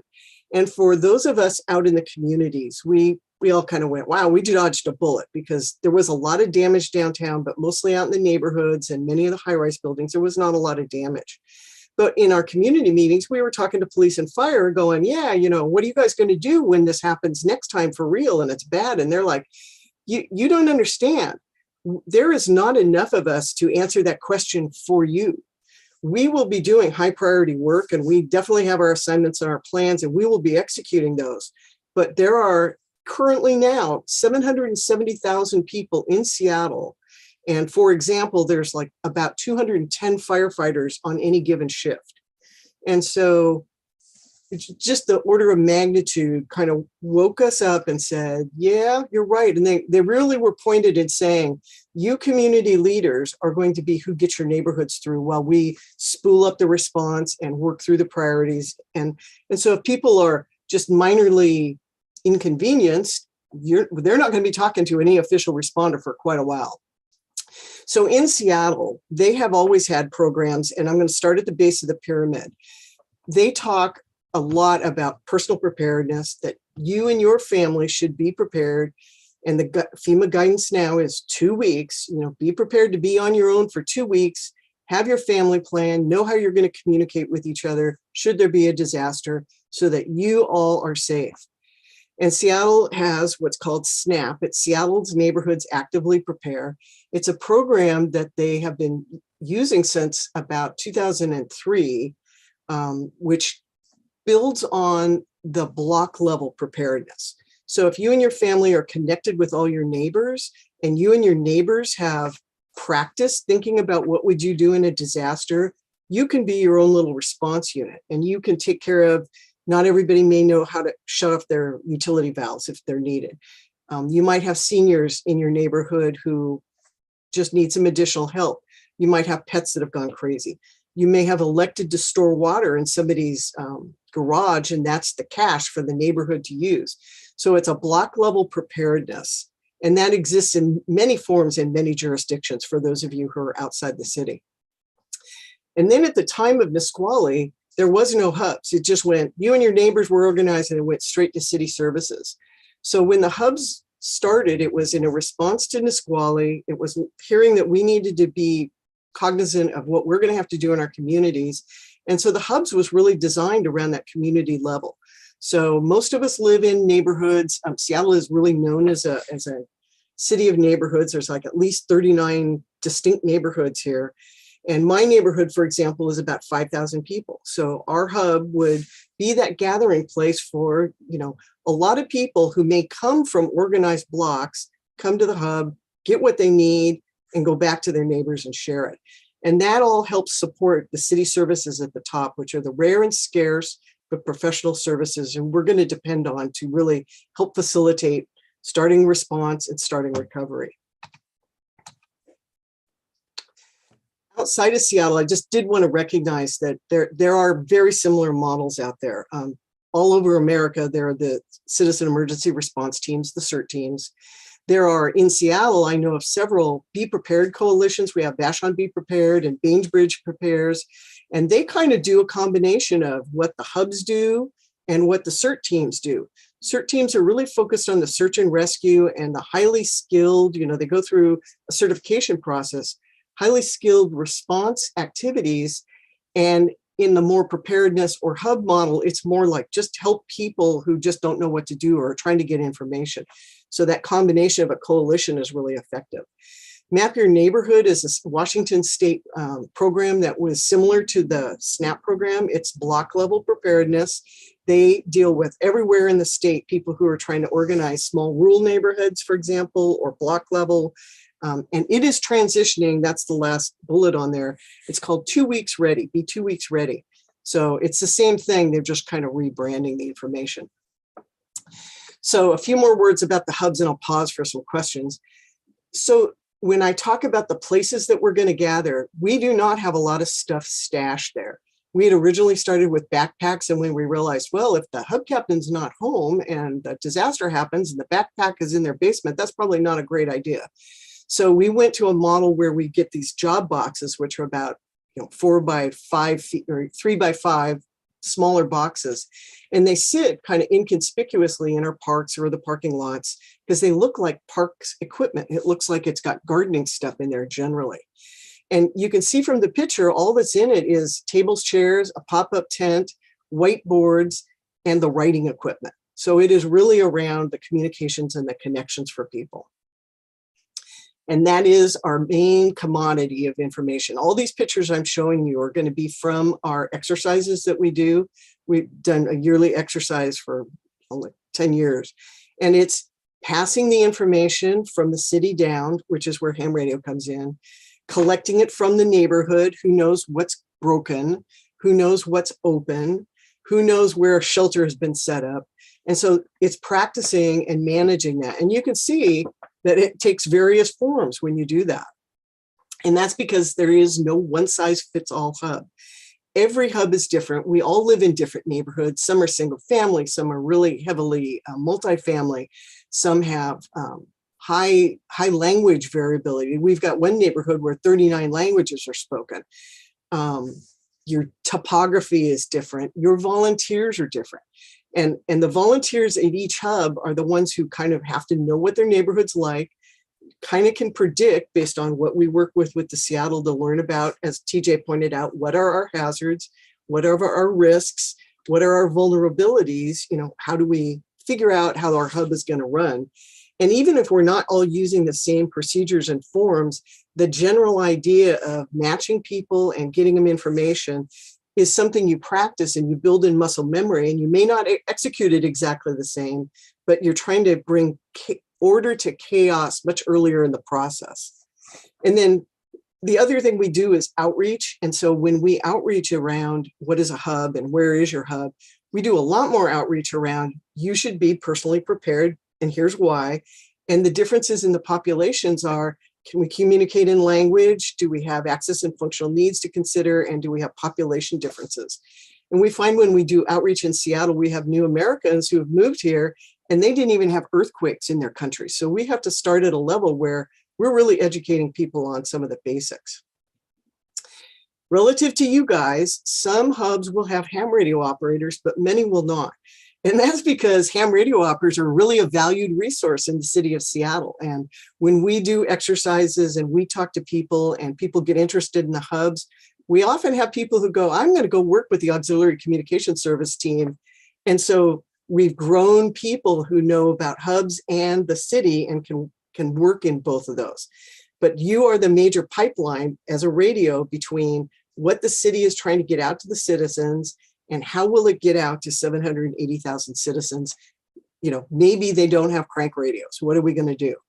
And so it's really critical to get the information about safety issues, damage extent, where shelters are opening up, and you know, the survival things that people need to know after a disaster. Sometimes we'll have volunteers who say, they don't need me down at the auxiliary communication, you know, at the EOC, you know, I've got about 4 hours. What can I do for you? So they may be at a hub and they may not. Mostly we think that that's when ham radio operators are going to come out of the woodwork who said, I wasn't interested in MCOM. I like Parks on the Air. I liked, you know, doing contesting, but I have these skills. What can you use me for? And so we have to figure out how to integrate those people. And Scott made some points about that earlier. You know, it's better if you have one model on what you're doing, but you have to be prepared to integrate anybody who comes in. And then if we don't have a radio operator, and I will say we do use GRMS, but I am not going to go that bunny trail. You can take me down that in your questions. We talk hub to hub with Simplex or GRMS, but if we don't have anybody there, we're going to use SneakerNet to get to the local field station and bring back information. We have practiced just turning a ham radio on and putting it to the frequency so people can listen, but we won't be able to provide situation awareness back up to the city if we don't have ham radio operators. And so before I pause to do, you know, more specifics about the hubs, I want to put in my PSA here. So you are a most valuable resource for us, for all citizens. And so if you are personally prepared, it's going to make a big difference. So I really encourage everybody to come out of this thinking about your MCOM potential role. Make sure you're ready to be self-reliant for 2 weeks. And FEMA has always talked about have a go kit, have a bag. A lot of you do your own gear bags because of MCOM, but we really emphasize the water, the food, the life essential medications. Everything else is bonus. You know, if you have to wear the same shirt for a week, you had to wear a shirt for the same week. For those of us who are responders, it's more important for flashlights and some other, you know, lots of batteries, a generator, but just make sure you can do the minimum and you and your family are going to be okay so that you can communicate, you know how to get back together. So if you're going to be a volunteer, you don't have to worry about them. And then the last bullet is, you know, there isn't a session here in Comm Academy this year about, you know, the greatest go kits in the world, but make sure that's up and ready to go. It's really critical that it's on standby at any given time. So I'm going to pause there. Is there any questions, Tim? Yeah, this is Catherine. There was a question that you sort of touched on a little bit about CERT. How do the hubs integrate with or not with CERT teams? Yeah, Seattle has never had CERT teams.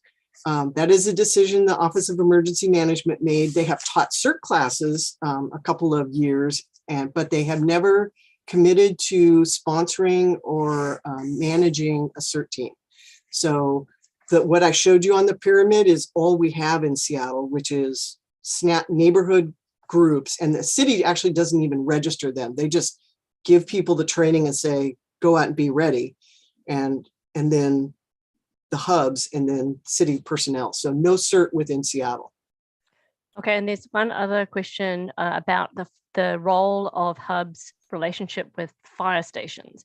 How do the fire stations factor into community response?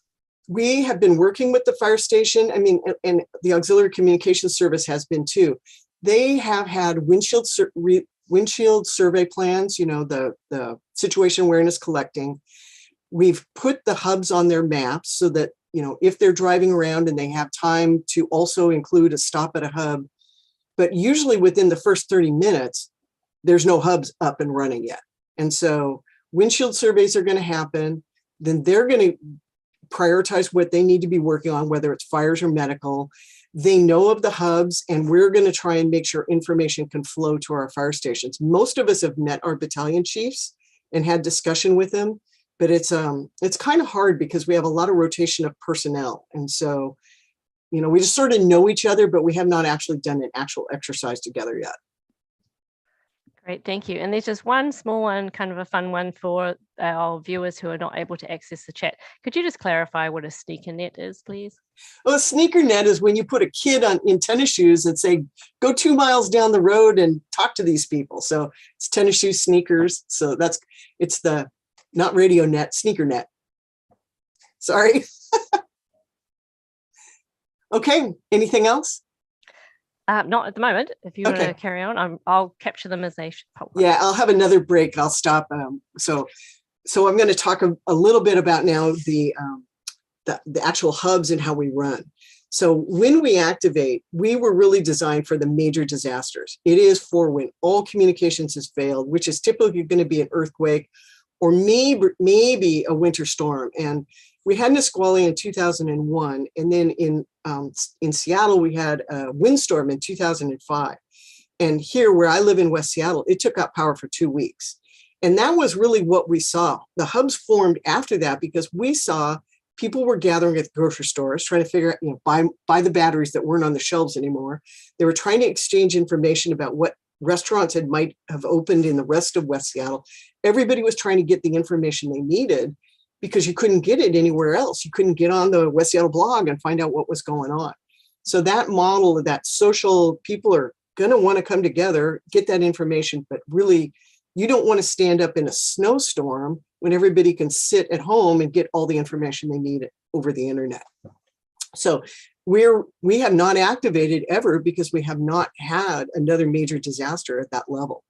We also have to make sure it's going to be safe for volunteers to head out. So if there is a windstorm that takes out power, we're going to wait for the windstorm to go on, and that we're not going to be at risk of falling power lines or trees if we're out in our parks.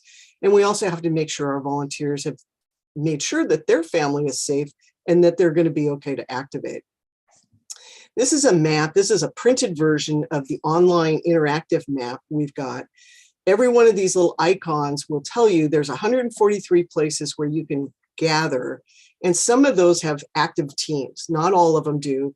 Many of our P-patch locations do not have active teams, but you can go to the interactive map and click on the icon, and you can find out who your hub captain is and how to contact them, and the exact location, like if it's in a large park, southeast corner of Lincoln Park or whatever.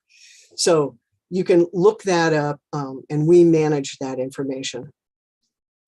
And so now I'm going to take through some of the pictures of what it really looks like. So when we do our exercises, we typically do we pick one day, and across the city, 12 to 15 of the hubs will say, I'm ready. We haven't exercised in a year or two. We're going to activate our hub. So you'll see all sorts of different pictures, and that's because many of the hubs take practice in different roles. A hub has kind of got two branches to it. One is a little more passive. It is an information branch. And that I mean passive in that you don't have to talk to every single person. They can come up and get what information they need and leave. But there's 3 chunks to that, and we'll go through these in detail. An education area where people can just learn some information they might need. The active information area, which is what is going on within the disaster, what is open and closed, what bridges are up and down, where are the community points of distribution being set up. And then we also put up an area where people can just post information to themselves. My collie has run away. I'm looking for the lost dog. There's no reason to involve volunteers in, kind of recording that stuff. Let people talk to themselves and help each other too. The hubs do spend more time over on the action side of it, which is where we're also doing who needs, who has, who can supply, who can volunteer, and the skills are just as important as, any resource. And then we'll talk a little bit about how does medical response look in this. So we're going to walk through each of these areas. And here I've put the people, I moved the cursor away. There's the people that are within the hub and the roles that relate to them. And over on the side is a picture of kind of the book set that we have in each hub box, which is, it's not very deep. It's one page of, these are the 5 important things you do at this job. Here are the aids we've got for you, whether it's another tip book or a set of forms or questions to help people think about. And the other part that is part of that is just hub worker safety. And we have like always in a radio activation, you have safety officer, we have a safety officer role, but you also have mental safety. You know, we are in the middle of a disaster. We have stressed people, we're stressed. You just have to make sure everybody has got psychological first aid in mind as you work through this. So those books help people remember why you're here, what you need to do, and what are the important things. So we'll start going through some of these roles. So the greeter and messenger role, the greeter is kind of like our triage person. So if you've got 50 people lined up because you're trying to control the entry in so that they can efficiently go to where they want to go, you're just trying to shoot them off to the right place. You're here for information, go that direction. You need something, go that direction. And then along the way, we have message takers who can, if a form is needed, for example, somebody needs a chainsaw, that's my favorite example. Somebody needs a chainsaw. They would go over to the board for resources of things and see if anybody's offered a chainsaw. If there is, they would work out where am I supposed to go to access the chainsaw? And if not, they're going to have to fill out a form that says, I need a chainsaw. Here's how to get a hold of me when we find a chainsaw. So those forms are kind of important. And as you guys as radio operators know, if you can't read your handwriting, you can't do anything. So make sure if people are writing stuff down, you do a quality check before they leave. So I just always have to put that out because I can never read my partner's writing after we do radio exercises. The other area we have, so these are the now active areas. We had the greeter, we have an educator, and they manage a tent that looks like this. And it really is just information. And I'm going to go ahead and go on to, we created 5 different posters because we realized that, you know, maybe people are going to be drinking out of their hot water tank. You know, the water's gone and they didn't store any water. And we can at least say, do you know you have 40 gallons in your hot water tank? And they may not know how to get it out. So they can come take a picture of how you can typically get water out of your tank. Or if the city has sent out a boil water notice or purify water notice, and you go, I have no power to boil my water, you can at least tell them what's the proportion of bleach to water. So it's that at the moment, helpful hints that maybe people are not thinking of properly when it's critical.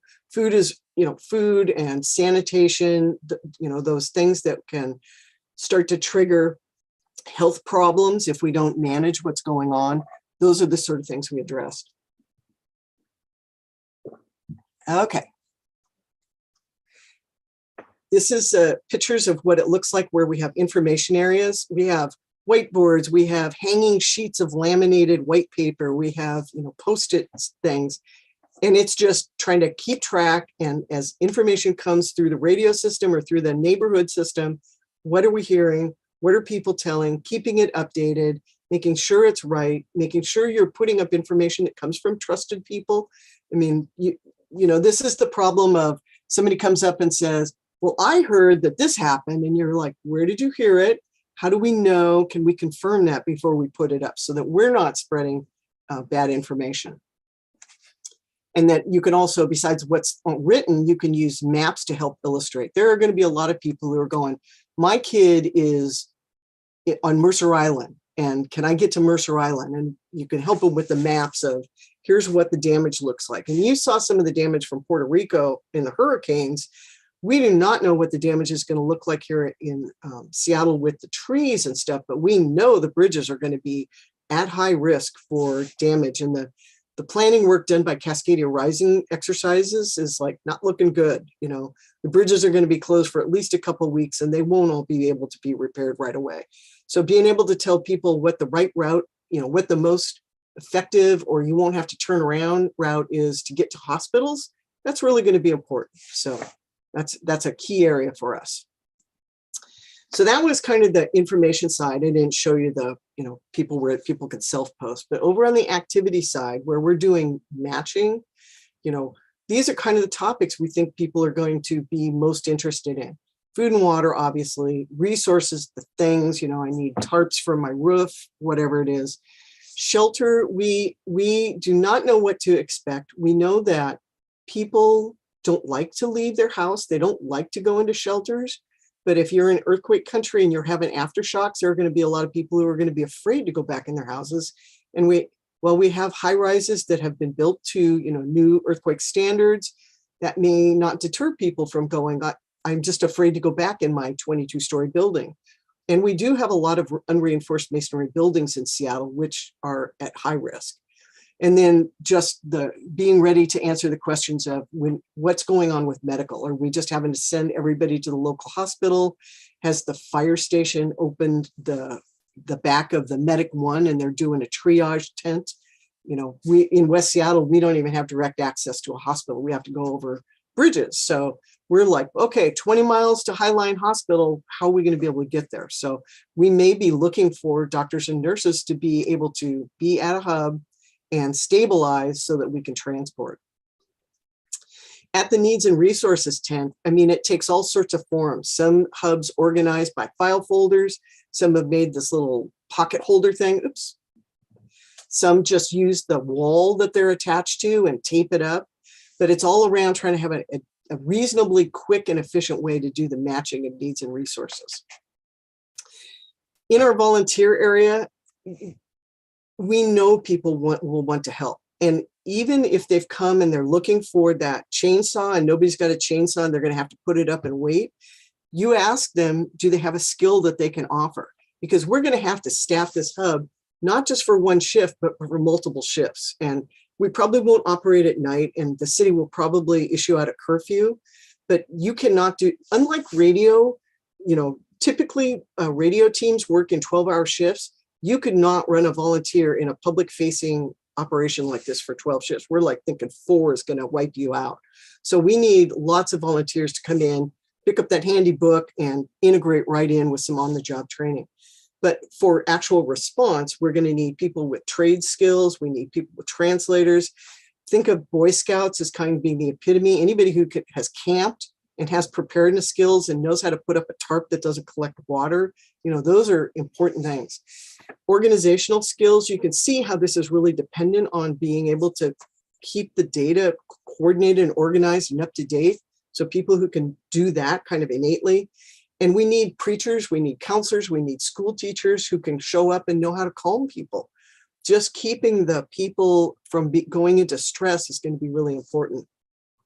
And using the scouts to, for example, go out and gather information. Get this. We do think the city will ask hubs for situation awareness. You know, whether it's what are conditions in your area in general terms, or are they getting worse, or can you go check? We do not have eyes on this major Seattle Housing Authority building. Can you go look at that and tell us if that survived? So gathering information and providing that up. So volunteers is going to be huge. And it's better to have roles ready for volunteers than to have people come up and go, what can I do? And you don't have any way to help put them to effective use. And I talked a little bit already about the medical volunteers. We do not keep lists of medical people in our neighborhoods. And we get asked that a lot. And it's because as soon as you make a list, the next day it's out of date because somebody just moved, somebody new came in that you don't know about, somebody was on vacation the day of the disaster, somebody has been told that their response station is at a hospital. And so it's hugely variable. So we really work to get the word out to the medical community. If you are not busy, come to a hub. And you know, we may have gotten a call from the Medical Reserve Corps saying, we need all hands on deck, you know, collect all your people who have any kind of a medical license and hold on to them while we get instructions to them. So we also may just have to use someone who says, I'm a retired nurse, but I can stabilize your legs so it won't hurt you as your family drives you to the hospital. So, but we just have to be ready to stand by and use whatever tools we have in whatever way we are needed. The radio role within all of the hub, you know, I've talked about the messaging coming from the city and going up to the city.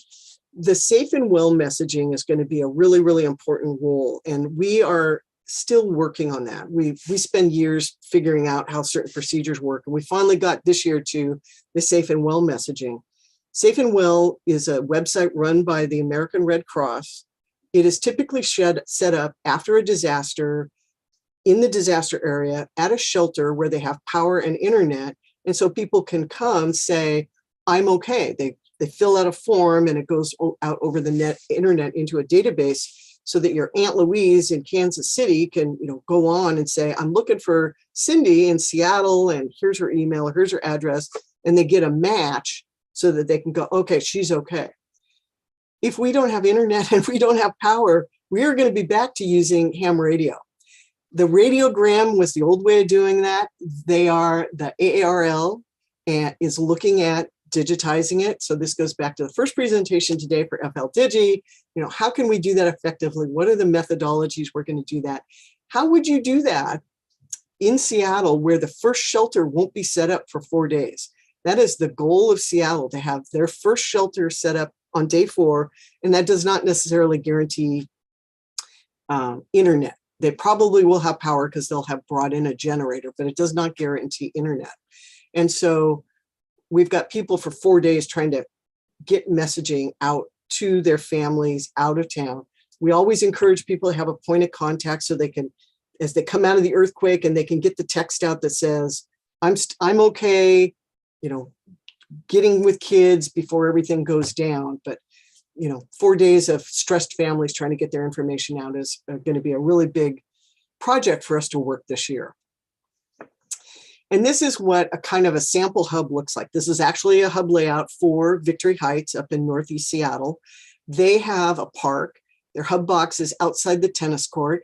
And in an activation, they're going to take over the tennis court, which is a very smart idea because you have pavement instead of grass to stand on. But you can see how they've sort of set it up. The gate is where people will funnel through.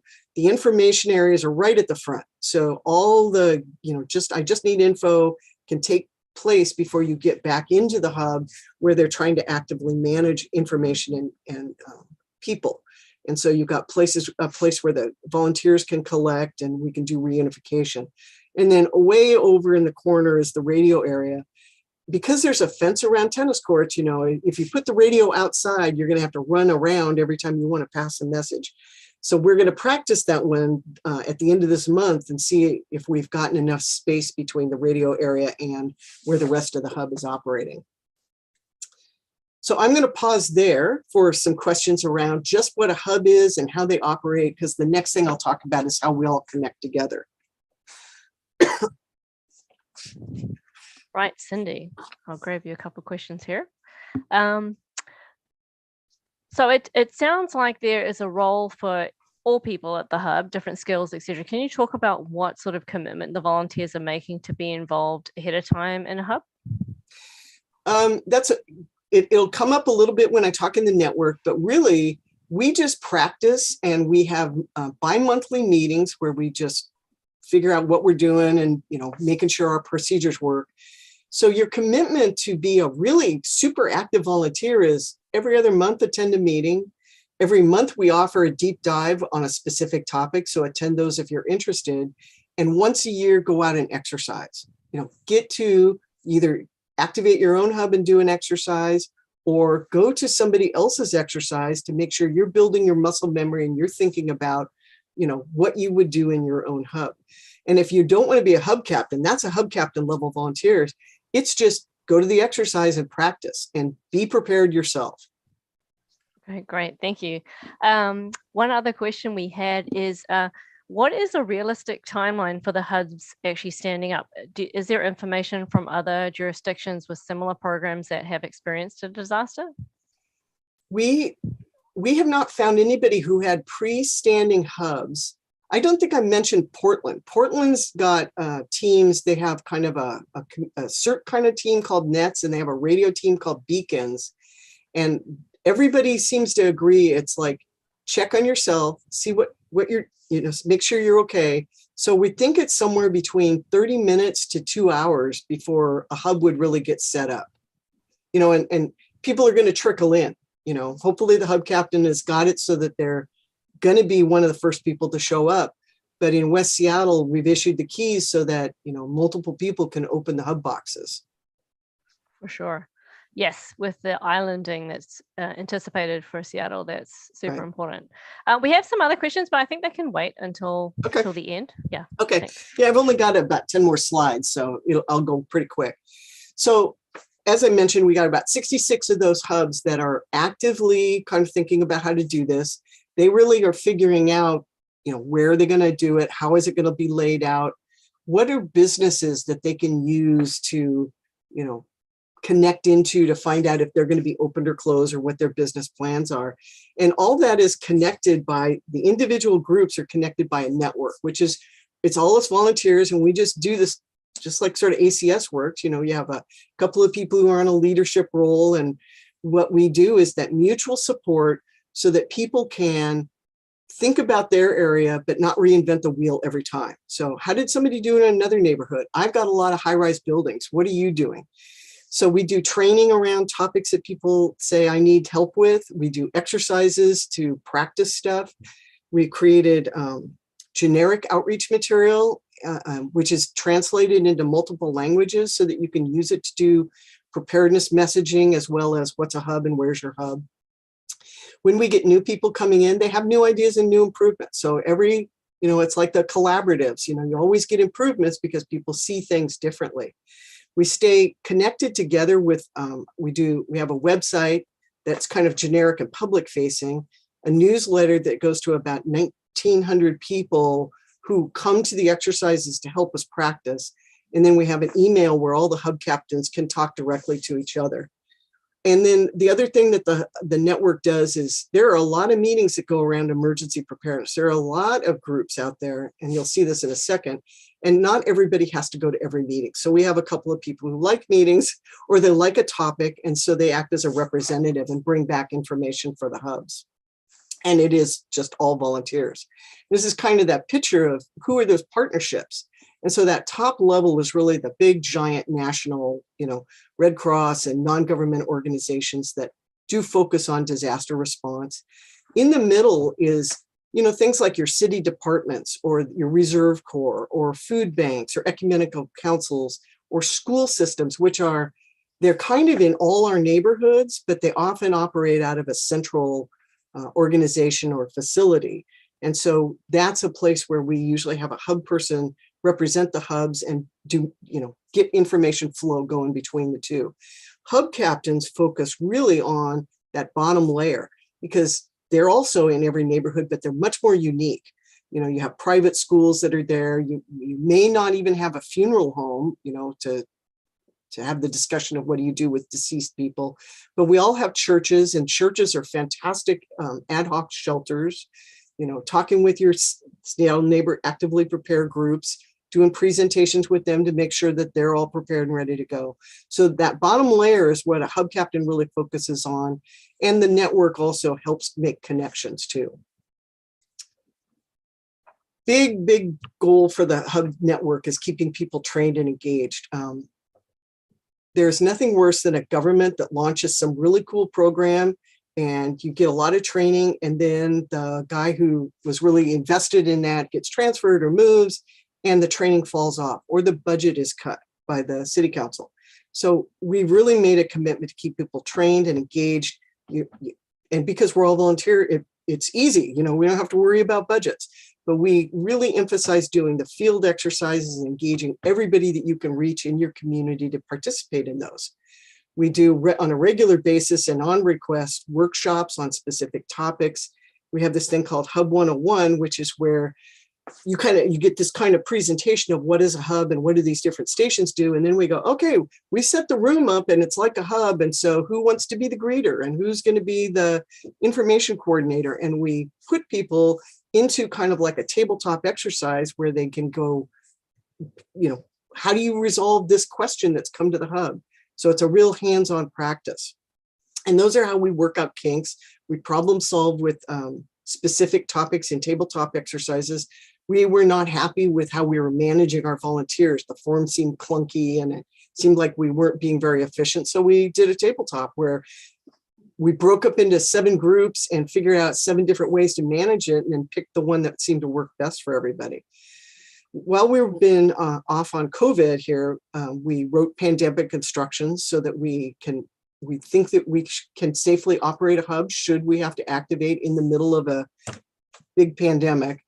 We also do deep dive topics where we talk about sanitation. We're going to have an electrical grid next month.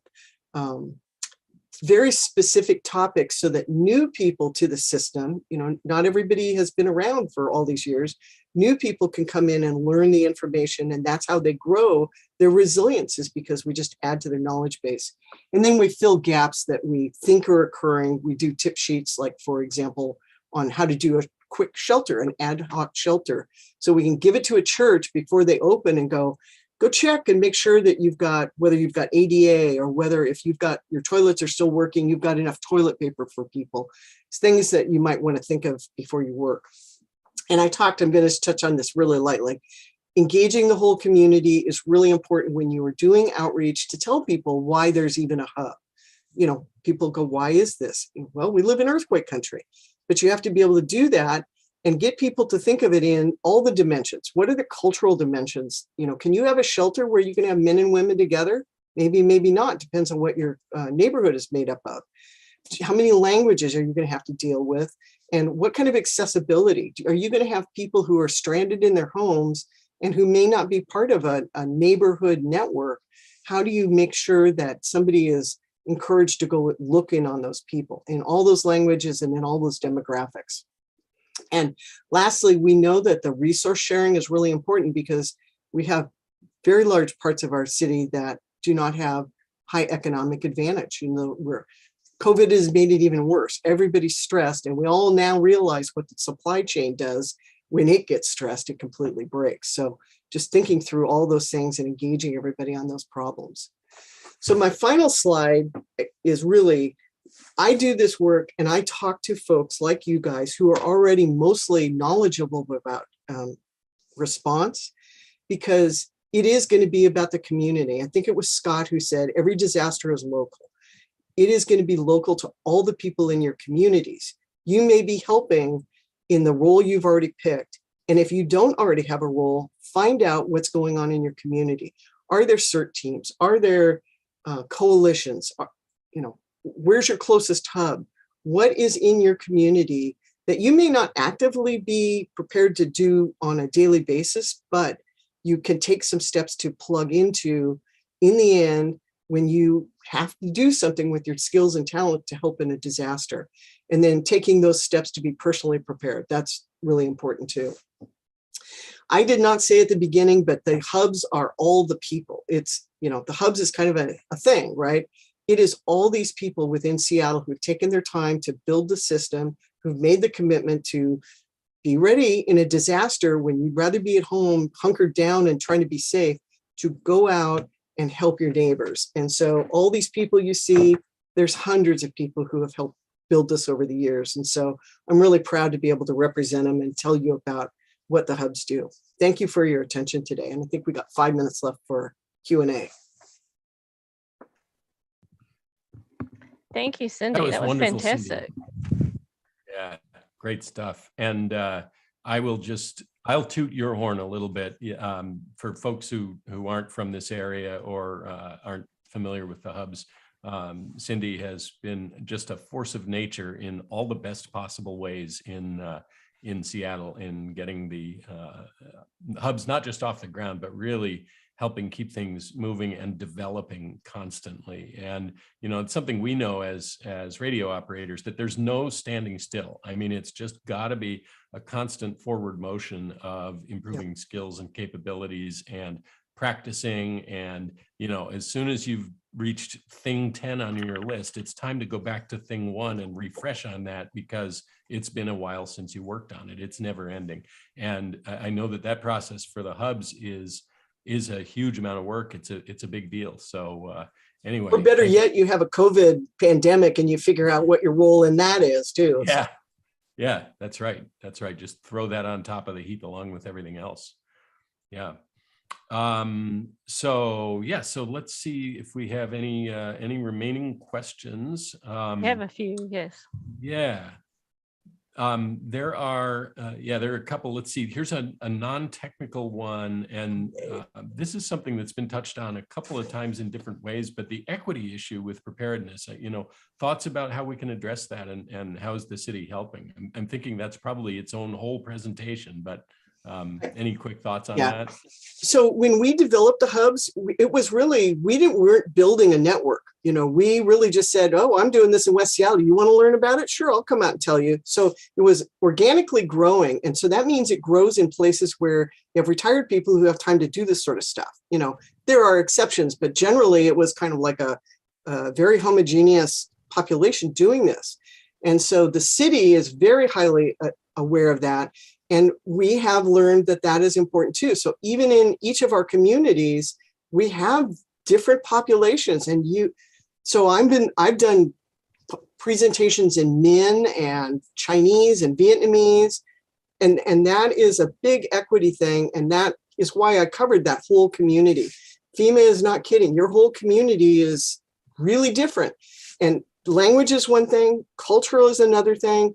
And access and functional needs is a whole nother dimension. Thank you. We had a question about what is the best hook to engage the community in emergency preparedness and working with hubs? Like what is, some people say data, some people may think it was more of an emotional thing, but what is really effective in getting people to really wake up and get involved? I'm sorry to say, but it's really tailored to who you're talking to. We will, so if you go to a community meeting, like, for example, I'm doing a community meeting and I'm talking about the earthquake damage that's come out on some maps that we can see is going to really damage some senior buildings. And so you talk to people about what's our community response? Let's think about those vulnerable people.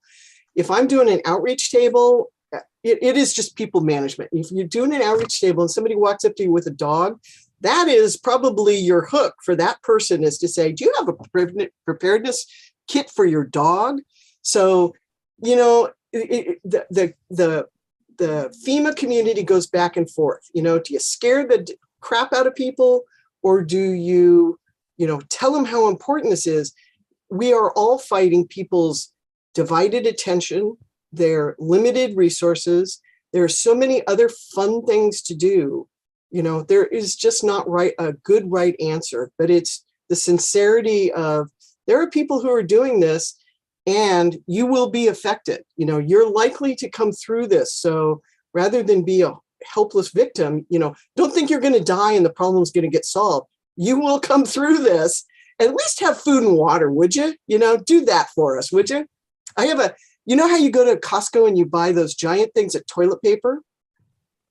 I put that on the floor and I put 19 gallons of water, and it's the same size as those toilet paper rolls. So my point is to people, if you can store toilet paper, you can store enough water, So it's making it reasonable for people to do is really important. Great, thank you. Great points.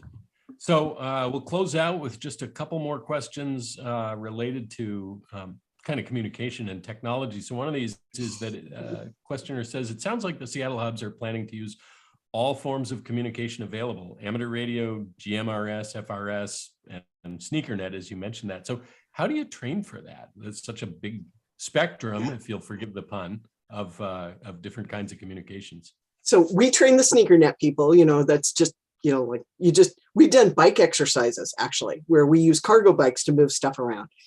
For GRMS, we have Monday night nets, and we do, just like little workshops. We have little clinics where we get enough new people and it's time to, teach them how to, we pre-program the radio so that it's like really just turned between one of these 4 stations.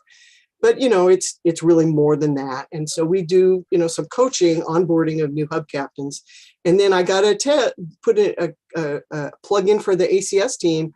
You guys help us with common training, the messaging, the radio messaging of protocols. We've done joint workshops on that, but you have to do it because you always have new people coming in. And in the 2 years between somebody plugged in and plugged out, they've forgotten it all. So you always have to do it. That's right. Thank you. All right. Go ahead, Catherine. Oh, no, I thought that was the end. Great. Well, there was one other question also related to communications modes there, because there was some discussion in the chat about the welfare forms that are present in WinLink among the many forms that are available there. So the person wanted, could you just mention again the issue with the Safe and Well program or the lack thereof? The Safe and Well program, actually, the Red Cross does not have a website anymore. I don't know if it was accidentally or whatever, but it lapsed. So they could not stand up a Safe and Well website today unless they got a special deal with Australia, who does still have one. So that's the first aha moment we had. And it really is the power. Their form has an intake, and think of it this way. Somebody else has already talked about HIPAA. If you put public information out, you have to be aware you're putting public information out, and that person has to give that information. So digital is much better, but you still have to collect enough information so that the Louise Barker in Kansas City knows Cindy Barker is the right Cindy Barker. You know, you have to have some way to connect the dots there. So it's thinking through that and making sure we don't have to collect a ton of information, which was what the Safe and Well website does. It would, when it's active, it makes you fill out a bunch of stuff. And we're like, we're not going to have time to collect a bunch of stuff, and we're not going to be able to transmit a lot of stuff if we're having to do voice at all. So we are working with ARL on how to do that with the existing or modified forms. Great. Well, that's going to close it out for this segment. Cindy, thank you so much. You're welcome. Thank you for having me. And for being part of Comm Academy 22. Excellent. So our last speaker, Tom Cox, will be with us in just a moment. Let's take one more quick leg stretch, and then we'll be on to our final presentation of the day. We'll just take about 2 minutes here and continue with Tom Cox.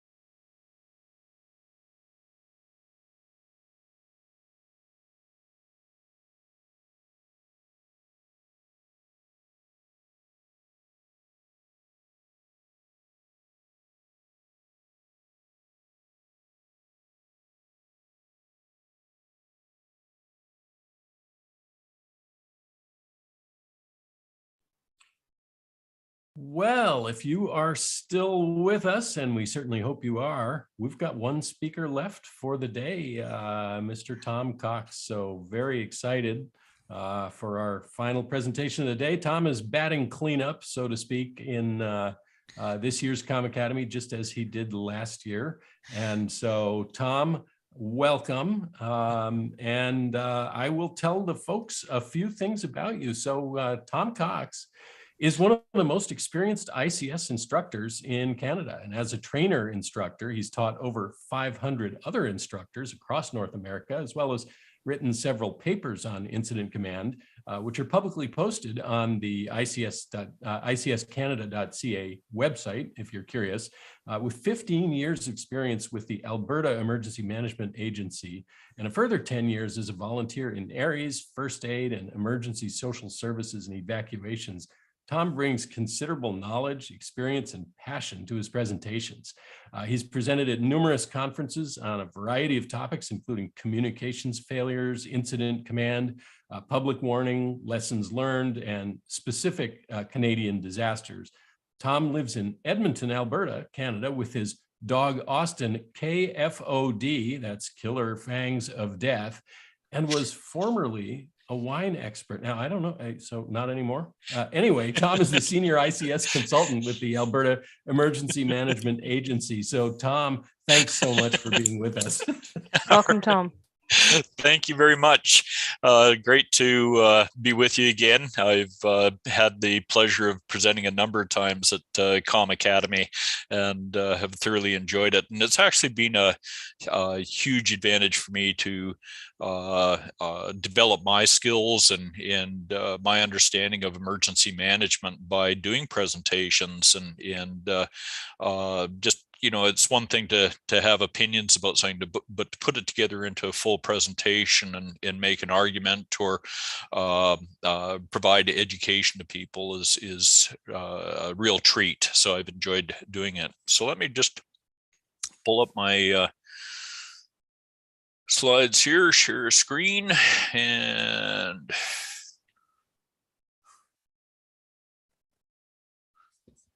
looks good. All right, and I understand that my picture should be in the upper right corner. If it's blocking the presentation, just let me know and I'll turn my camera off, but we'll leave it on for now because it's hard to look at a whole bunch of PowerPoints at the end of the day and not have some animation in there to keep it exciting. Sounds good. All right. Let's get to her, and you'll note that I've got speaker notes included with the presentation, so when it gets posted after the conference here, you can see what I'm referring to a little more in depth there. So what we're going to take a look at is current explanations of priorities in ICS. We'll take a look at the definitions of priorities and some of the issues with those definitions. Canada uses P-Post. I talked about that last year at the conference. Well, we'll take a little more in-depth look at the priorities, the first P of P-Post. We'll look at other priorities and know that is not a typo where I've got priorities capitalized above and then other priorities not capitalized. That is intentional, and we'll make it clear once we go through the presentation. And then at the end, we'll take a look at using priorities in your exercises, emergencies, and within your organization, within your ARES group or MCOM group, just to make a point in terms of what role the priorities will play. So we've got a lot to cover, so let's get to it. Just a bit of background on this presentation. It started in 2017 when I got a call from one of the most senior instructors in North America saying, how do you get an incident commander to set good objectives?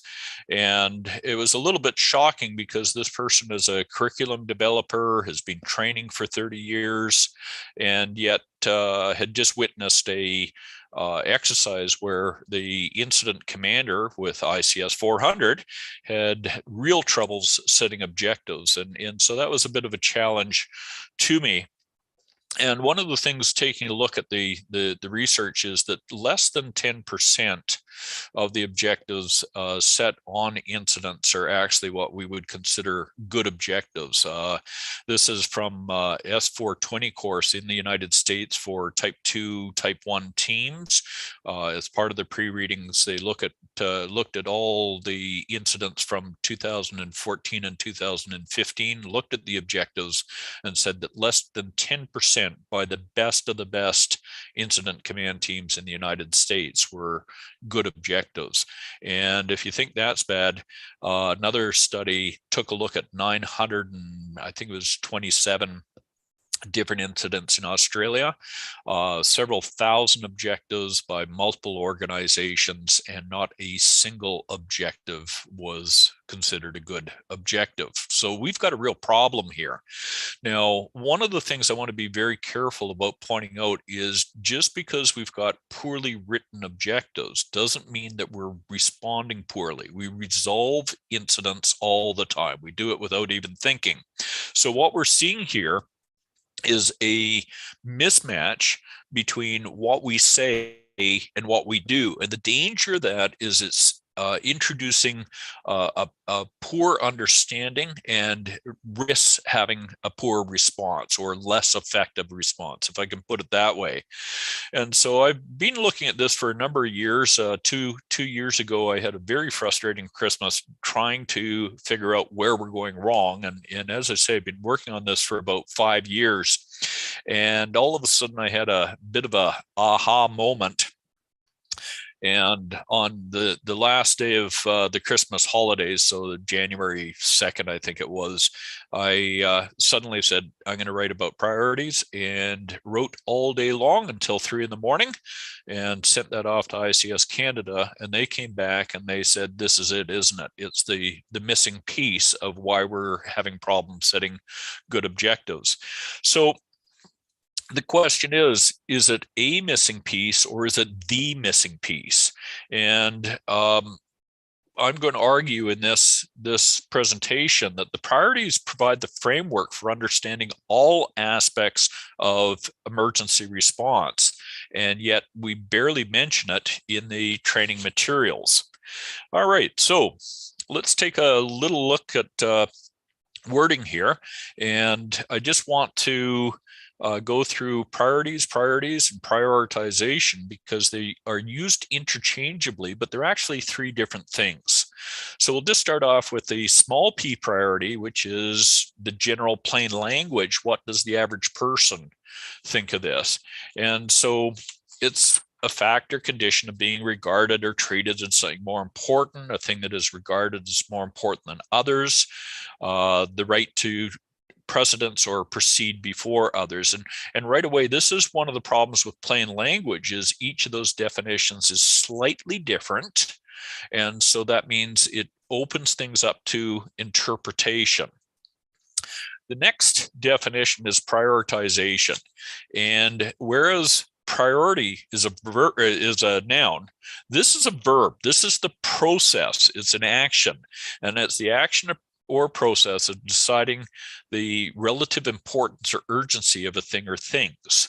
Now, prioritization, when you are prioritizing things, everyone will say, oh yeah, they're based on the priorities. Yes, but there's another aspect, and that is importance. And it says here the relative importance or urgency of a thing or things. And so in order to achieve the priority, something that may seem innocuous or minor suddenly becomes a huge priority because, and small p priority, because it is important. And so I use the example of, is a key important? Yes, a key can be important if you need something out of the cupboard.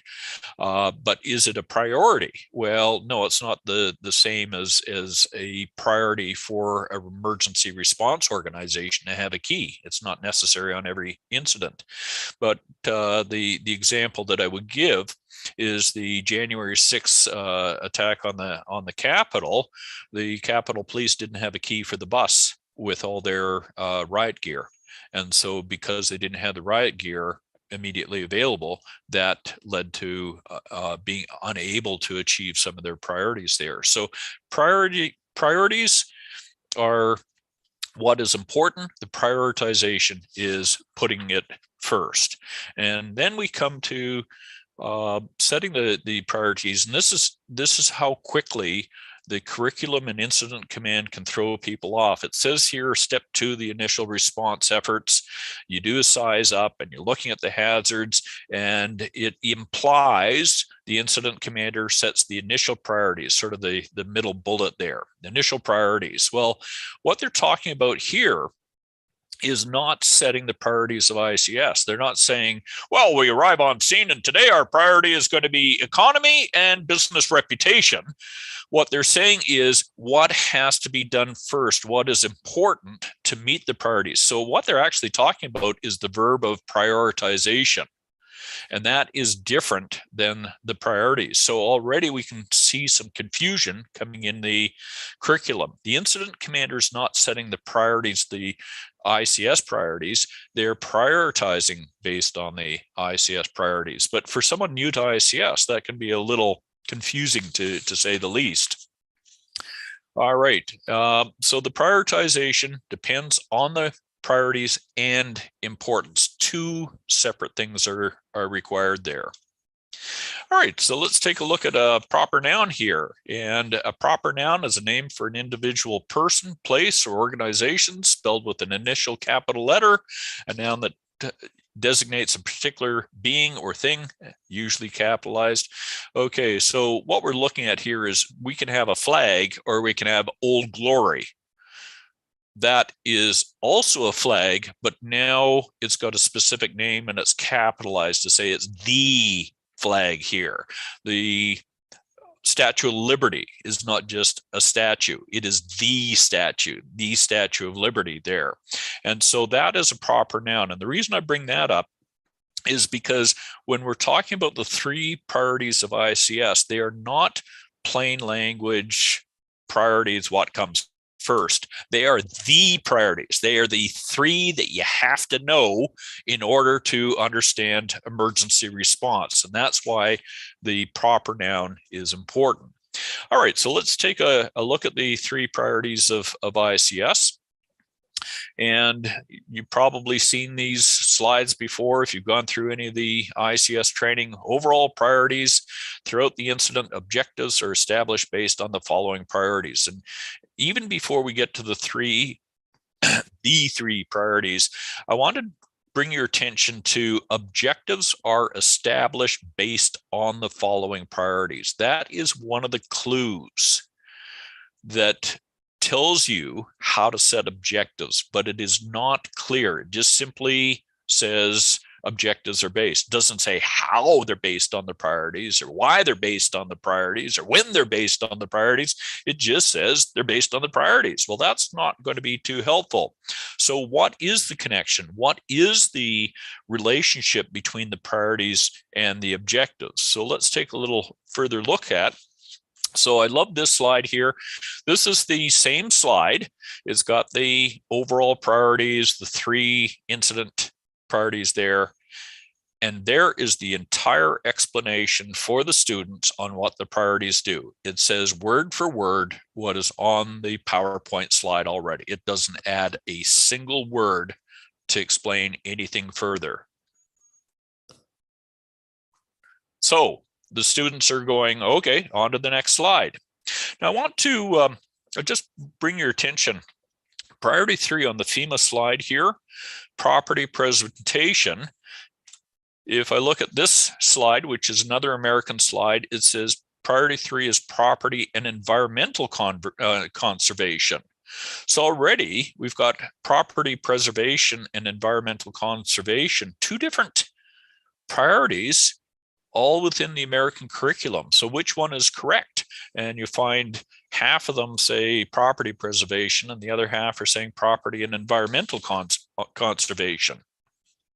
All right, so let's take a look at the nature of priorities.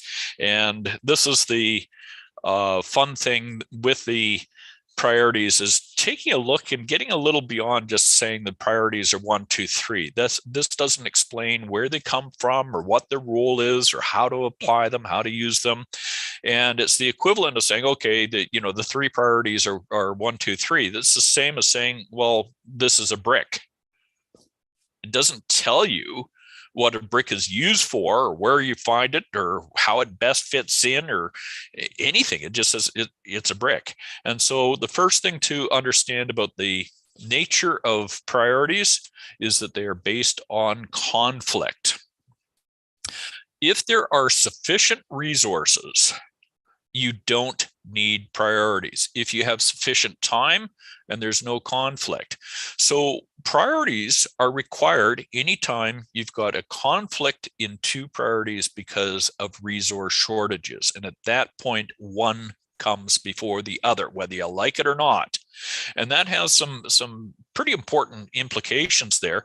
First of all, that it's a conflict between alternatives. Something must give. One will be achieved, the other will be unachieved.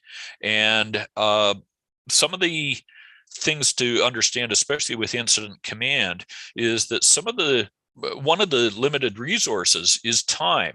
And unfortunately, you can add more fire trucks, you can add more resources, but you can't add more time. So time is one of the real set absolutes on what you can do during an incident, whether you've got the resources or not. If you don't have time, you need to prioritize.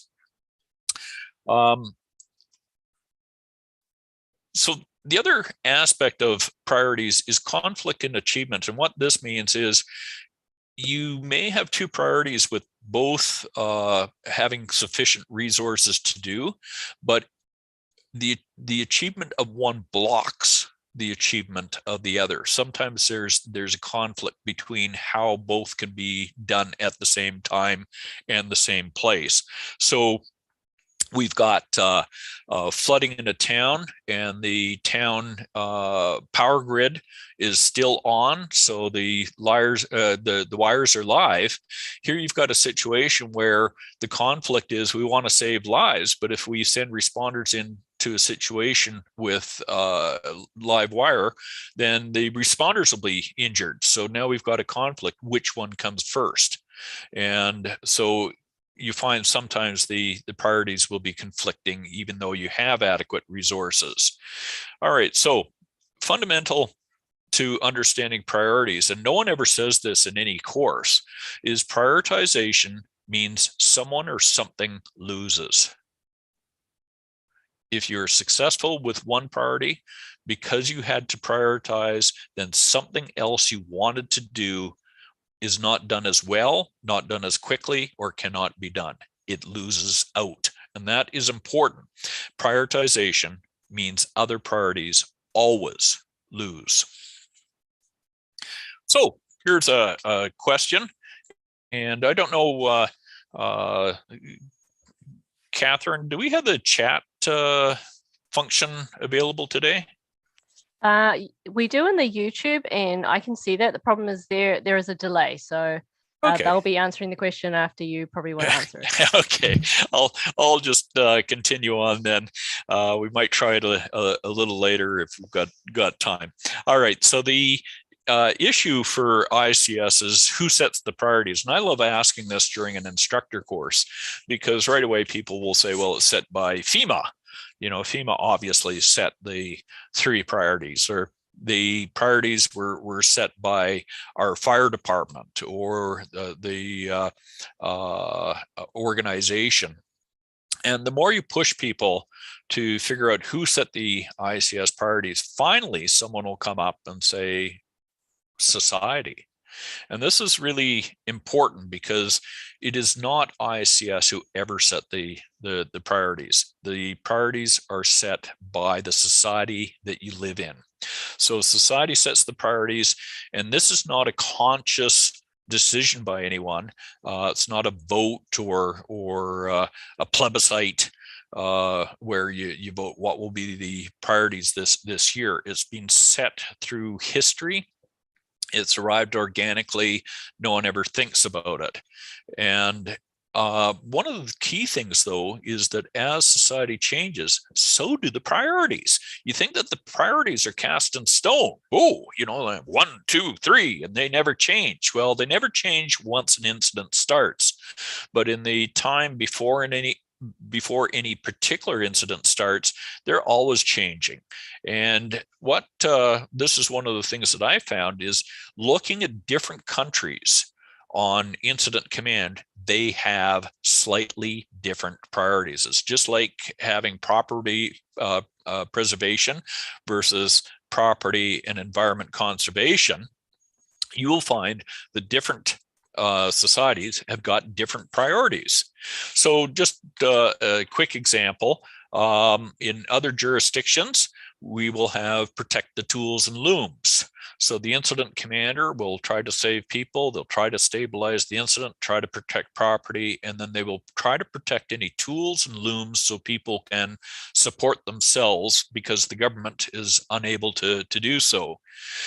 Preserve government.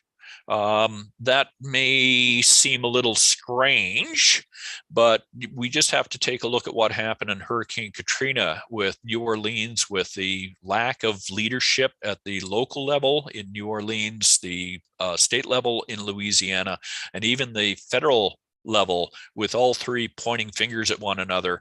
And finally, the president had to appoint a national incident commander because the government was perceived to have failed. It wasn't there for the people anymore. So one of the things that may occur is propping up the government to make it just look like it is able to handle the disaster. Public health, obviously with COVID, that is a major concern, and in some countries it's a continual concern, and it's part of the incident command priorities. And the one I like is save the sheep. Now that's out of New Zealand. It's actually not written as save the sheep. It is written as provide for the welfare of livestock. Now, I want to make this absolutely clear. This is set by society. When a fire burns through the paddocks, like the picture, you will have, in New Zealand, they've got about 70 million sheep and about 4.7 million people. If a fire burns through the paddock, you might have 20,000 horribly burned sheep. No farmer has ever got the ability to put down all those sheep. They don't have the place to bury them. They don't have the medication to save sheep that can be saved. They've lost all the fencing to keep them in. And it is, after spending all your life trying to raise happy, healthy sheep, to be faced with that is beyond any farmer's capacity. So in New Zealand, the government has directed, and it's because society has demanded it, the incident commander will provide for the welfare of the livestock. So we do see these different priorities coming up. Now, the other one, when I say that priorities change, there's absolutely no question that Hurricane Katrina was the defining event when it came to pets and their role. Normally, pets are considered property. And when Hurricane Katrina occurred and there were tens of thousands of people trapped and on the roofs, at that point, they were simply considered to be livestock. Well, people on the roofs of Hurricane Katrina were offered assistance by the U.S. Coast Guard, and the U.S. Coast Guard policy is we save people, we do not save pets. We only save humans. Well, society told them they're wrong, that the families on top of the roofs said, you will rescue the pets. And they got into such large fights with people that we will not take the cat and the dog, that it slowed the rescues down. So the U.S. Coast Guard policy changed within a couple of days, and it was not a conscious, immediate change. It was already being done by some of the rescue technicians, but it was very clear within a couple of days, U.S. Coast Guard does rescue pets because pets are now part of the family. And you see it with single child families or no child families. The pets have moved up in terms of these are family members now. So after Hurricane Katrina, the 2006 Pets Act in the United States said during evacuations, you will plan for the evacuation of pets. And so I would argue that it recognizes the changes in society, the importance of animals in families now, and it is now considered a life safety issue is to rescue the pets. Now, it's still save the children, save the parents, save the pets, but that is now all part of life safety. So that's an example of how things change. The other one that I want to bring up is the environment. And we are seeing a huge change to the environmental protection these days. This is a grove of trees. There are approximately 200 to 300 million years old. There's only one grove of these pines left in the world. They're not true pines, but they're called Wollemi pines in Australia. And what was really cool was they actually had a secret operation because the gully that they're in is classified as a secret. You can't reveal where the gully is to prevent people bringing in invasive species and stuff. So we saw the change with the environment, really the Exxon Valdez with the oil spills. Now we're starting to see endangered species habitat like the Wollemi pines that will take priority over property. Drought is starting to have a major impact in especially in California, Arizona, the water issues there. So people are getting concerned. In Australia, it's the coral bleaching and the loss of the Great Barrier Reef and microplastics everywhere. And so what's happening is you're starting to see more and more environmental issues coming up and people saying we can't keep on polluting everything that we've got. We need to start protecting it.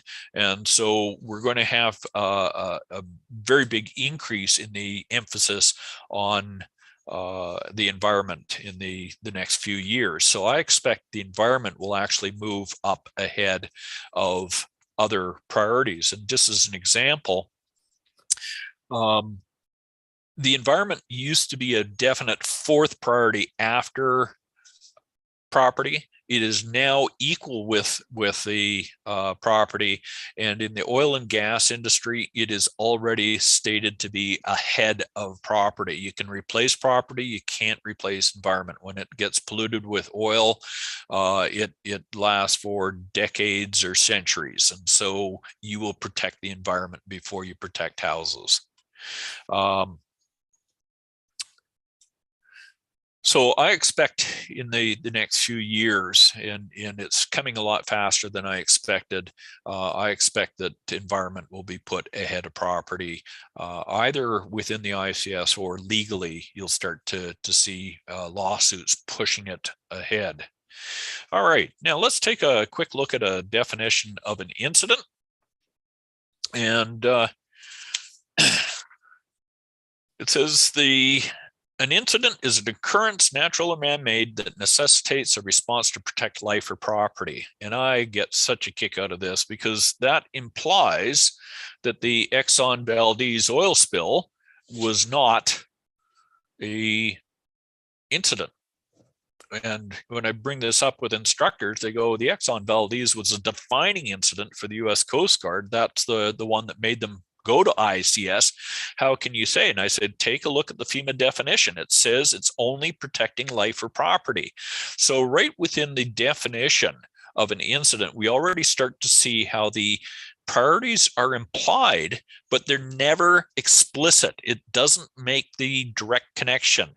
The three priorities are what defines what an incident is. So we need to improve on that.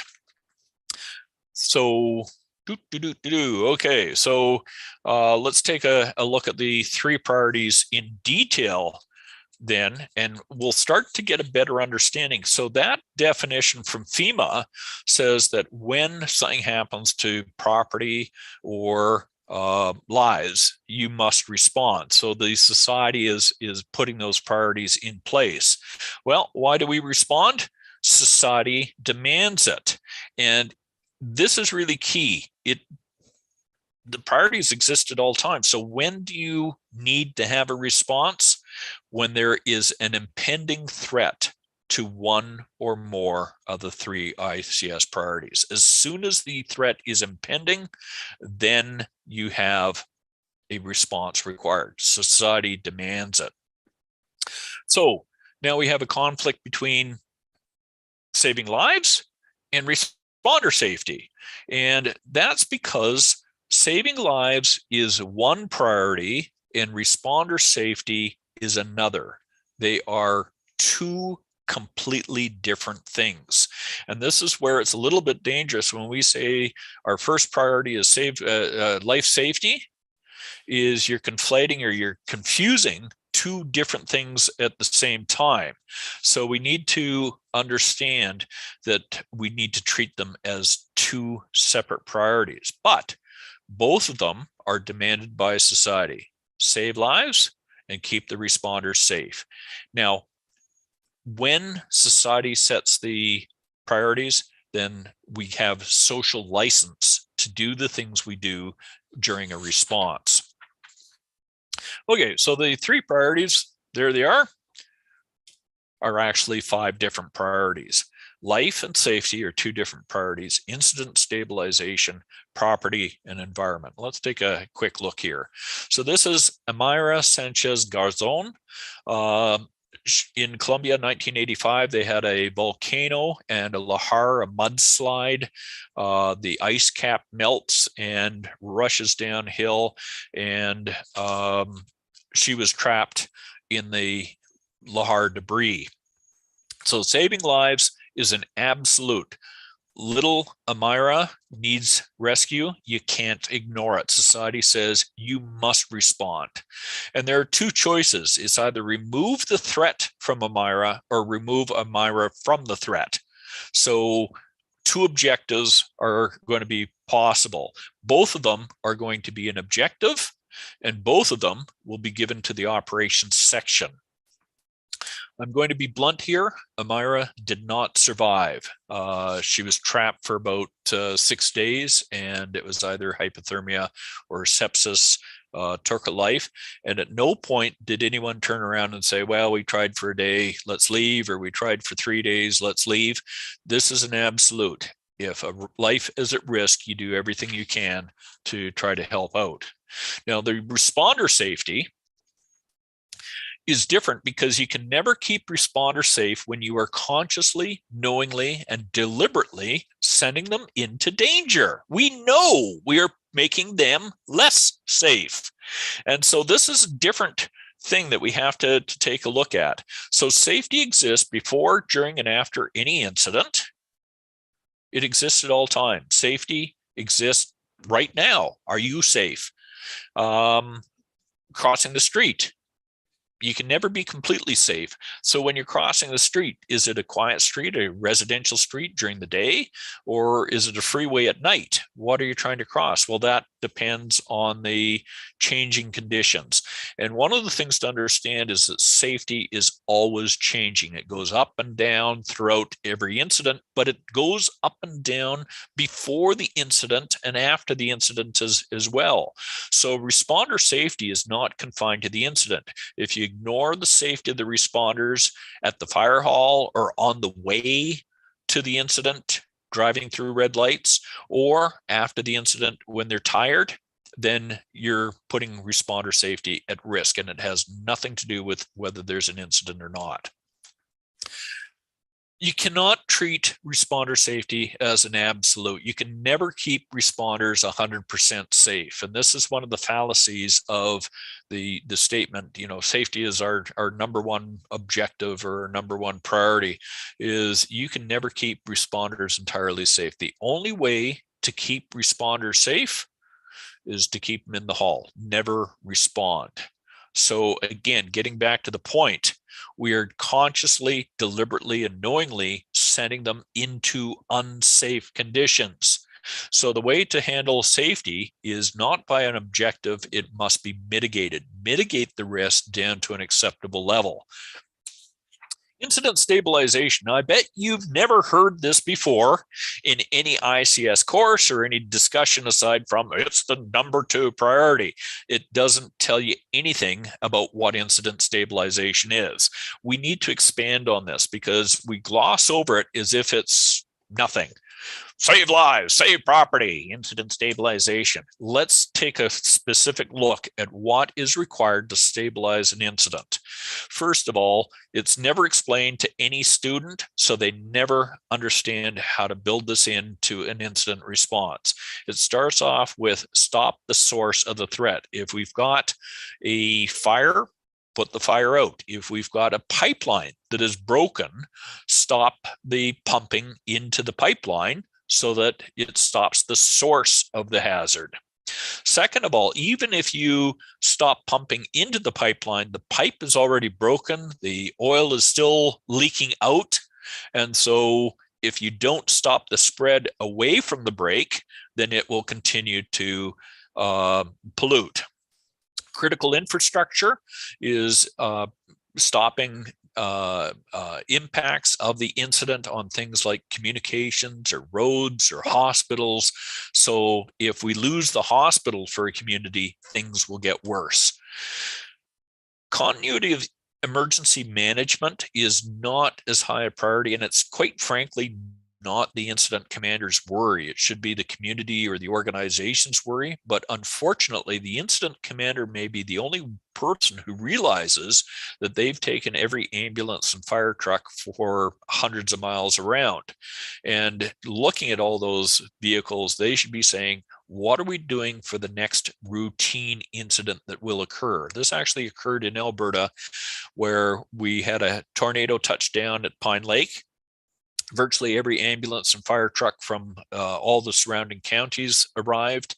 And when a traffic accident or a medical emergency occurred in a neighboring county, there was nothing to send to it.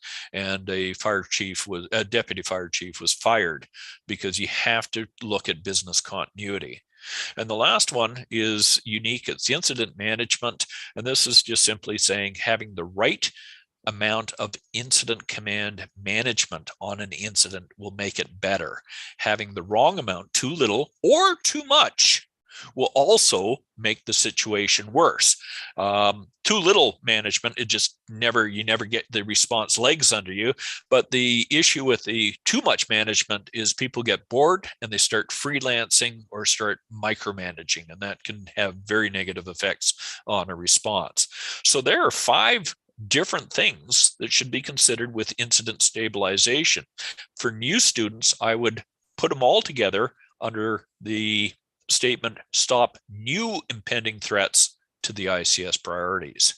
You've got the current threats, but if it spreads into unaffected areas, then it will create new threats to the 3 priorities.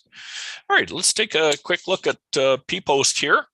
And we'll start off with common terminology in plain language. Common terminology says one meaning within a single context, an incident, common only to the responders and within the coherent incident management system. Now, this is key because there's only one meaning for each word. An incident command post only means one thing. A staging area in incident command is not referring to actors and props and scenes. It's talking about equipment staging for an emergency response. Plain language, multiple meanings determined by the context of the situation and the comprehension of the receiving party. Now, what I'm talking about there, the word run has got 647 different meanings. So if I say, Catherine, I want you to run to the command post to run the response so we don't run out of resources and don't run on at the mouth when you're doing it, I'm sure Catherine has got a pretty good understanding of what I'm talking about, because humans are really good at figuring out the meaning of the same word, different uses, just from the context alone. But the issue is in incident command, plain language leads to interpretation or misunderstanding. That's why we want to have common terminology. There's only one meaning and one meaning only.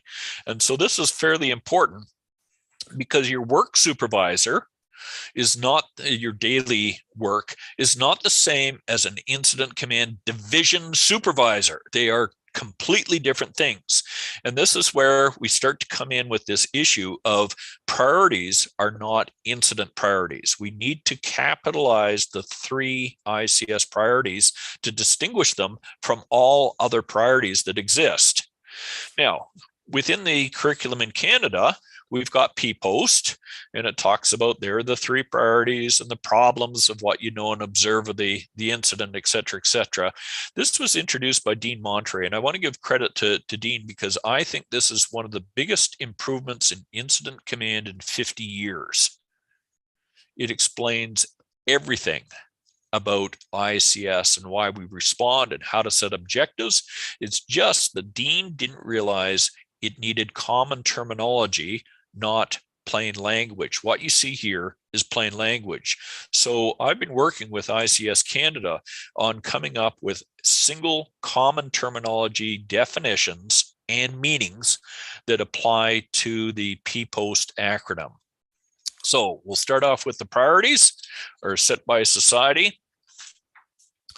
They exist at all times and are constant during the incident. And there are only 3 proper noun ICS priorities. We've talked about that. An incident, we're going to improve on the FEMA definition. An incident occurs when there is an impending threat to one or more of the 3 ICS priorities. And this is absolutely key. It must be an impending threat.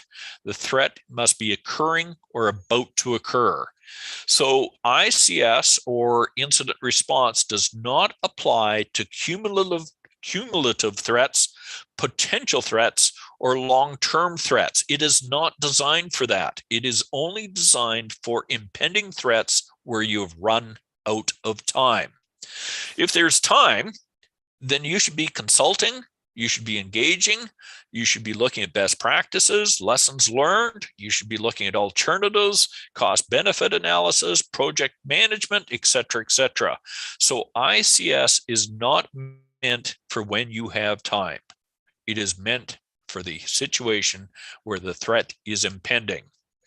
Now, there is no definition right now of what an incident problem is. And let me tell you, I've got problems. My dog doesn't like the food I give him, and I don't get paid enough at work. I've got problems, but those are not incident problems. So we need to come up with a definition there. So an incident problem is a threat to one of the priorities. And one hazard can create multiple problems. So the wildfire can threaten people in a community. It can threaten the spread into other areas. It can threaten critical infrastructure like telecommunication facilities. It can threaten buildings and protected endangered species habitat. So one hazard can create multiple problems. Every problem requires a separate solution. So we need to stop the fire. We need to stop the spread. We need to rescue the people or stop the fire from getting to people. We need to have an objective to protect the infrastructure and the buildings. And if we've got a critical habitat, that needs a separate objective as well. So one hazard creates multiple ICS problems. Now, please be aware that one solution to one of the problems may solve all problems, and that is put the fire out. But sometimes that's not so easy on a rank 6 firestorm. So an objective then is the simple solution to an incident problem. And I really emphasize it is simple. There's a fire, put the fire out. Can't put the fire out, then move the people. It's as simple as that. And one of the things that people always jump on me for and say, well, you're missing something. What am I missing? You're missing SMART. Let me tell you right now, the objectives are never SMART. An ICS instructor saying objectives are never SMART? Yes, that's because SMART is unnecessary and impossible during the initial response. You do not have enough information to make any objective SMART. So you just have to stick with the objective. Second of all, the objective exists before you make it SMART. You must have a good objective, then apply the SMART criteria to it. So if you don't know what the objective is, it doesn't matter what you're making SMART. So the objectives are not smart. They're actually incredibly simple. And this is where we have a lot of confusion within ICS, is that it is the strategy, tactics, and smart that are actually making things complex. Okay, strategy and tactics. Strategy is the way to accomplish an objective, and it's usually put as plan A and plan B. Most people are familiar with that. And the tactics are the people and major pieces of equipment, the resources, but not consumables and supplies. It's just the resources that you're going to track. Now, we talked about Austin Killer Fangs of Death, and I just want to give a quick example here. This is Austin doing ICS. I had an instructor one time say he was trying to figure out P-post, and all of a sudden he jumped out of the chair. There was a group of people. He jumped out and he said, "Oh my God, even a dog could do this." And so just as an example, I bring up this picture. This is Austin doing ICS. So we'll start with reversing P-post, and we'll start with the tactics. And what we've got here is Austin is doing tactics. So he's got one dish and one resource, him. He is not looking to me as a assignable resource. He's hoping he's going to convince me to help him out, but he's using Austin as the resource. So Austin and the dog dish. His strategy is to put the dish in front of my face, and because he's such a great ICS instructor, he's using big puppy dog eyes. So he's using plan A and plan B at the same time. His objective is to get more food, but we'll make it smart. For those who do like smart, we'll make it a little more complicated. So Austin wants to get the equivalent of another cup or two of dog food in his bowl within the next 10 minutes. His problem, he's still hungry. He was fed that morning. And his priority, and don't tell me a dog's priorities are save lives and protecting property. A dog's priority is to be fed, to go for a walk, to play games, to see other dogs, and don't go there, he's fixed. All right, there are other priorities out there, and I want to acknowledge that because the other priorities exist and they creep into incidents, and we need to stop them from creeping in, because what happens is they will confuse people as to what is the purpose of the response. So you find economy, business reputation, political priorities, religious priorities, cultural priorities, organizational priorities, we don't do it that way, personal priorities, investigation, autopsies, financial priorities, food and water priorities, sleep, and a lot of others. So you will find during incidents, people will try to force these other priorities onto the incident commander when the incident commander only can deal with the top three. So incident command was never designed for more priorities. Adding more priorities risk confusion and conflict, and non-ICS priorities should be just simply handed outside of the tape or to other entities like the Emergency Coordination Center, a business group in the community, an NGO council. The issue is that you'll have a debate over whether this priority is ahead of that priority. When you're dealing with saving lives and stabilizing the incident, protecting property and environment, you can't be confused by where the other priorities come in. So using the other priorities, okay, coming to the end of the presentation here, let's just take a quick look up using the priorities within amateur radio. So the first one was the Top Hat amateur radio exercise, testing our procedures, hams, and training. This is in Vancouver. We had an hour and a half for setup. We told people to go to their normal organizational facility to set up for emergency traffic. We gave them an hour and a half so they weren't racing anywhere. And then we had an hour of messaging. And with that, we had 4 envelopes. Labeled A, B, C, D, and we played a trick on them by saying open envelope C, and there's a bunch of messages, do formal messaging, and away they go. And I just love this because they're sending these messages, doing a good job, formal messages, doing great, and all of a sudden over the radio you hear, oh my God, we just failed. I have a message marked priority. And that was our clue. Everything else was routine. They should have checked the messages for emergency and priority messages. They didn't. And so they just got into the flow of sending messages. So we used the priorities of formal messaging to make sure that they were looking at what the messages were going out. The other envelopes, we'd say open envelope A. And at this point, they're checking for which is the message that had either priority or emergency on it. And in that case, we actually had one that was clearly not a priority, but it was labeled priority, plus another one that clearly was a priority, labeled priority.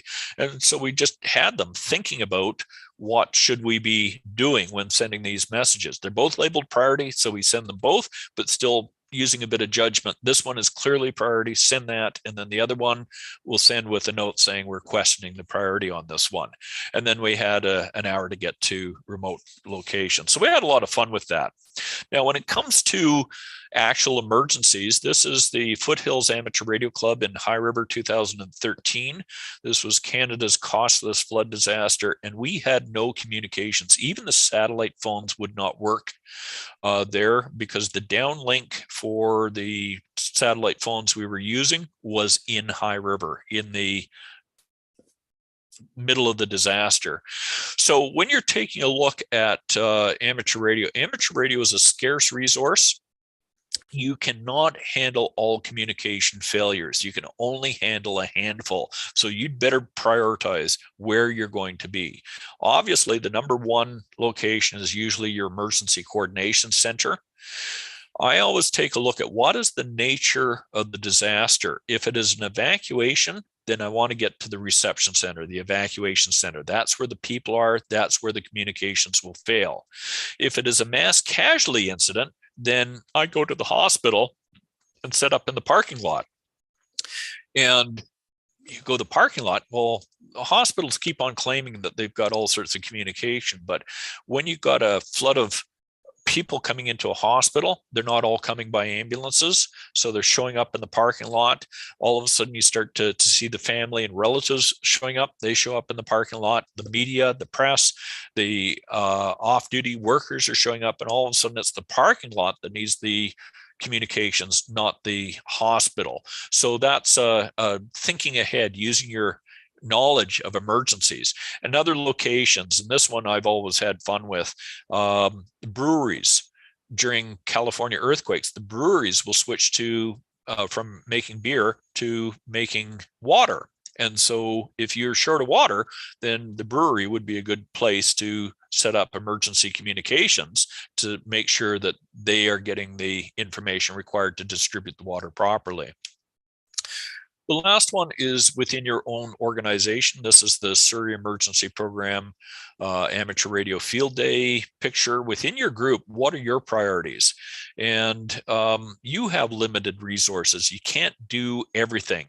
So you've only got so many members, so much time, so much money, and so much energy. So what are your group's priorities? And this is where I was hoping to ask people to make a contribution, but we'll just give you some examples here. I would say a lot of the groups is just for company and coffee to socialize. Some groups like to experiment, emergency communications during actual incidents. Contesting is a big one. Special events, doing marathons and fun runs, training to get your amateur radio license, training for emergency management activities such as ICS training, fundraising, casinos and stuff like that, recruiting and others. And the problem is with all of those, I'm sure that you've got other ones as well. Now, the reason I talk about this within your group is volunteer groups have ups and downs. Sometimes you have a lot of new members and sometimes people just disappear and you start to struggle. And this is where your priorities become critical. What are your critical missions? What are your priorities as a group? And one of the ones that quite often does not get mentioned is providing amateur radio license training to get new amateur radios operators in. If you're not providing the training to the community, you're not going to have members to handle anything else aside from the company and coffee. So, summary of what we've done here. An incident occurs when there's an impending threat to one of the three priorities. An objective removes the threat from the priority. That's why you're there. Society demands it. ICS works when there's a threat and you have little time. ICS doesn't work when you have time. Other priorities are not working with other organizations, the interoperable aspect of it.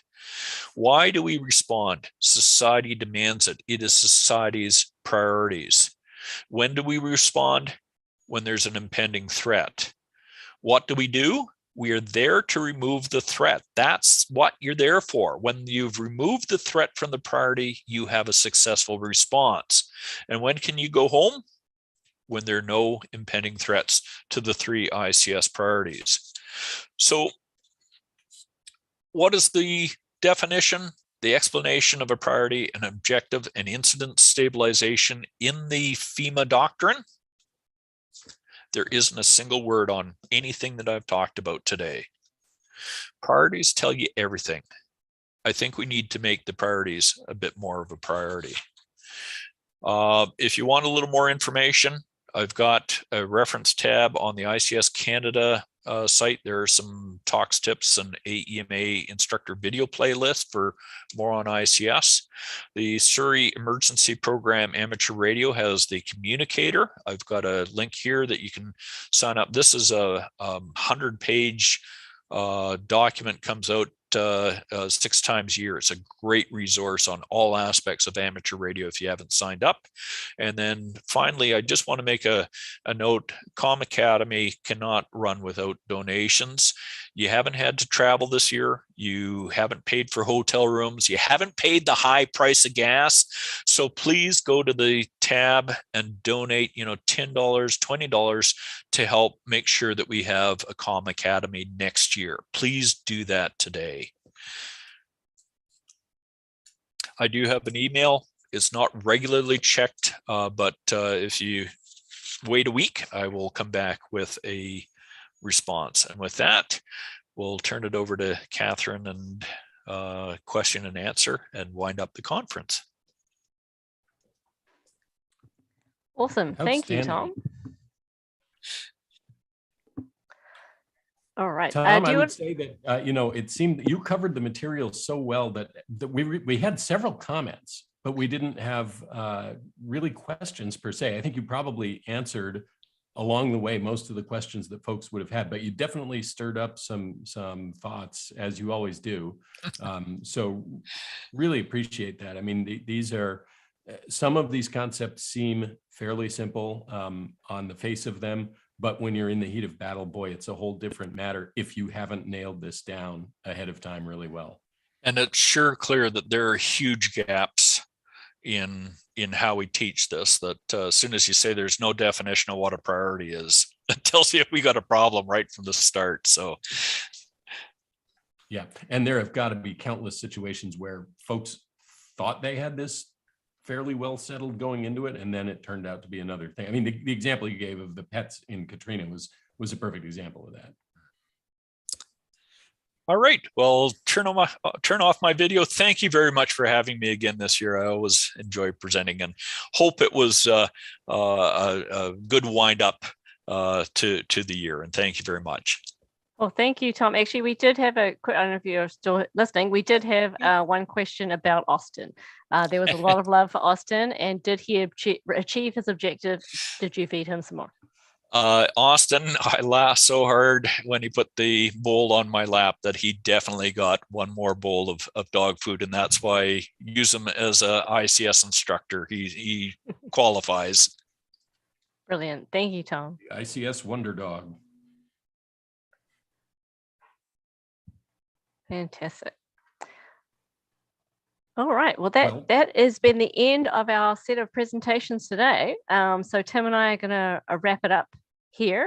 I'm going to start with some thank yous, and especially a massive thank you to our speakers today. Thank you for sharing your time, your knowledge and experience with us. There have been so many fascinating topics and such a great discussion with the audience questions. I also want to extend a thank you to our fellow MCs. We have Alan, AC7MX, and Tim, WT1AM here. And something you should know is that Tim almost single-handedly organized this whole thing. So a special thank you to Tim. And we have a support crew behind us this weekend who don't get to appear on stage, but are so important for this event to run smoothly. We have Carl, Mike, Bruce, and Robin behind the scenes, making sure that everybody's in the right place. The chat is a safe place to be, to share your opinions. So thank you so much to them for their efforts today as well. We also want to extend thank you to the major sponsors of Comm Academy, which is Seattle Auxiliary Communication Service and the Western Washington Medical Services team, long-standing organizers and sponsors for this event, and also to Cascadia Radio Slack, who provide another chat channel for us to coordinate this conference as well as continue the discussion. And lastly, but most importantly, thank you for all the attendees today. Your participation through the comments and questions has made the conference most interesting and worthwhile. Thank you to you.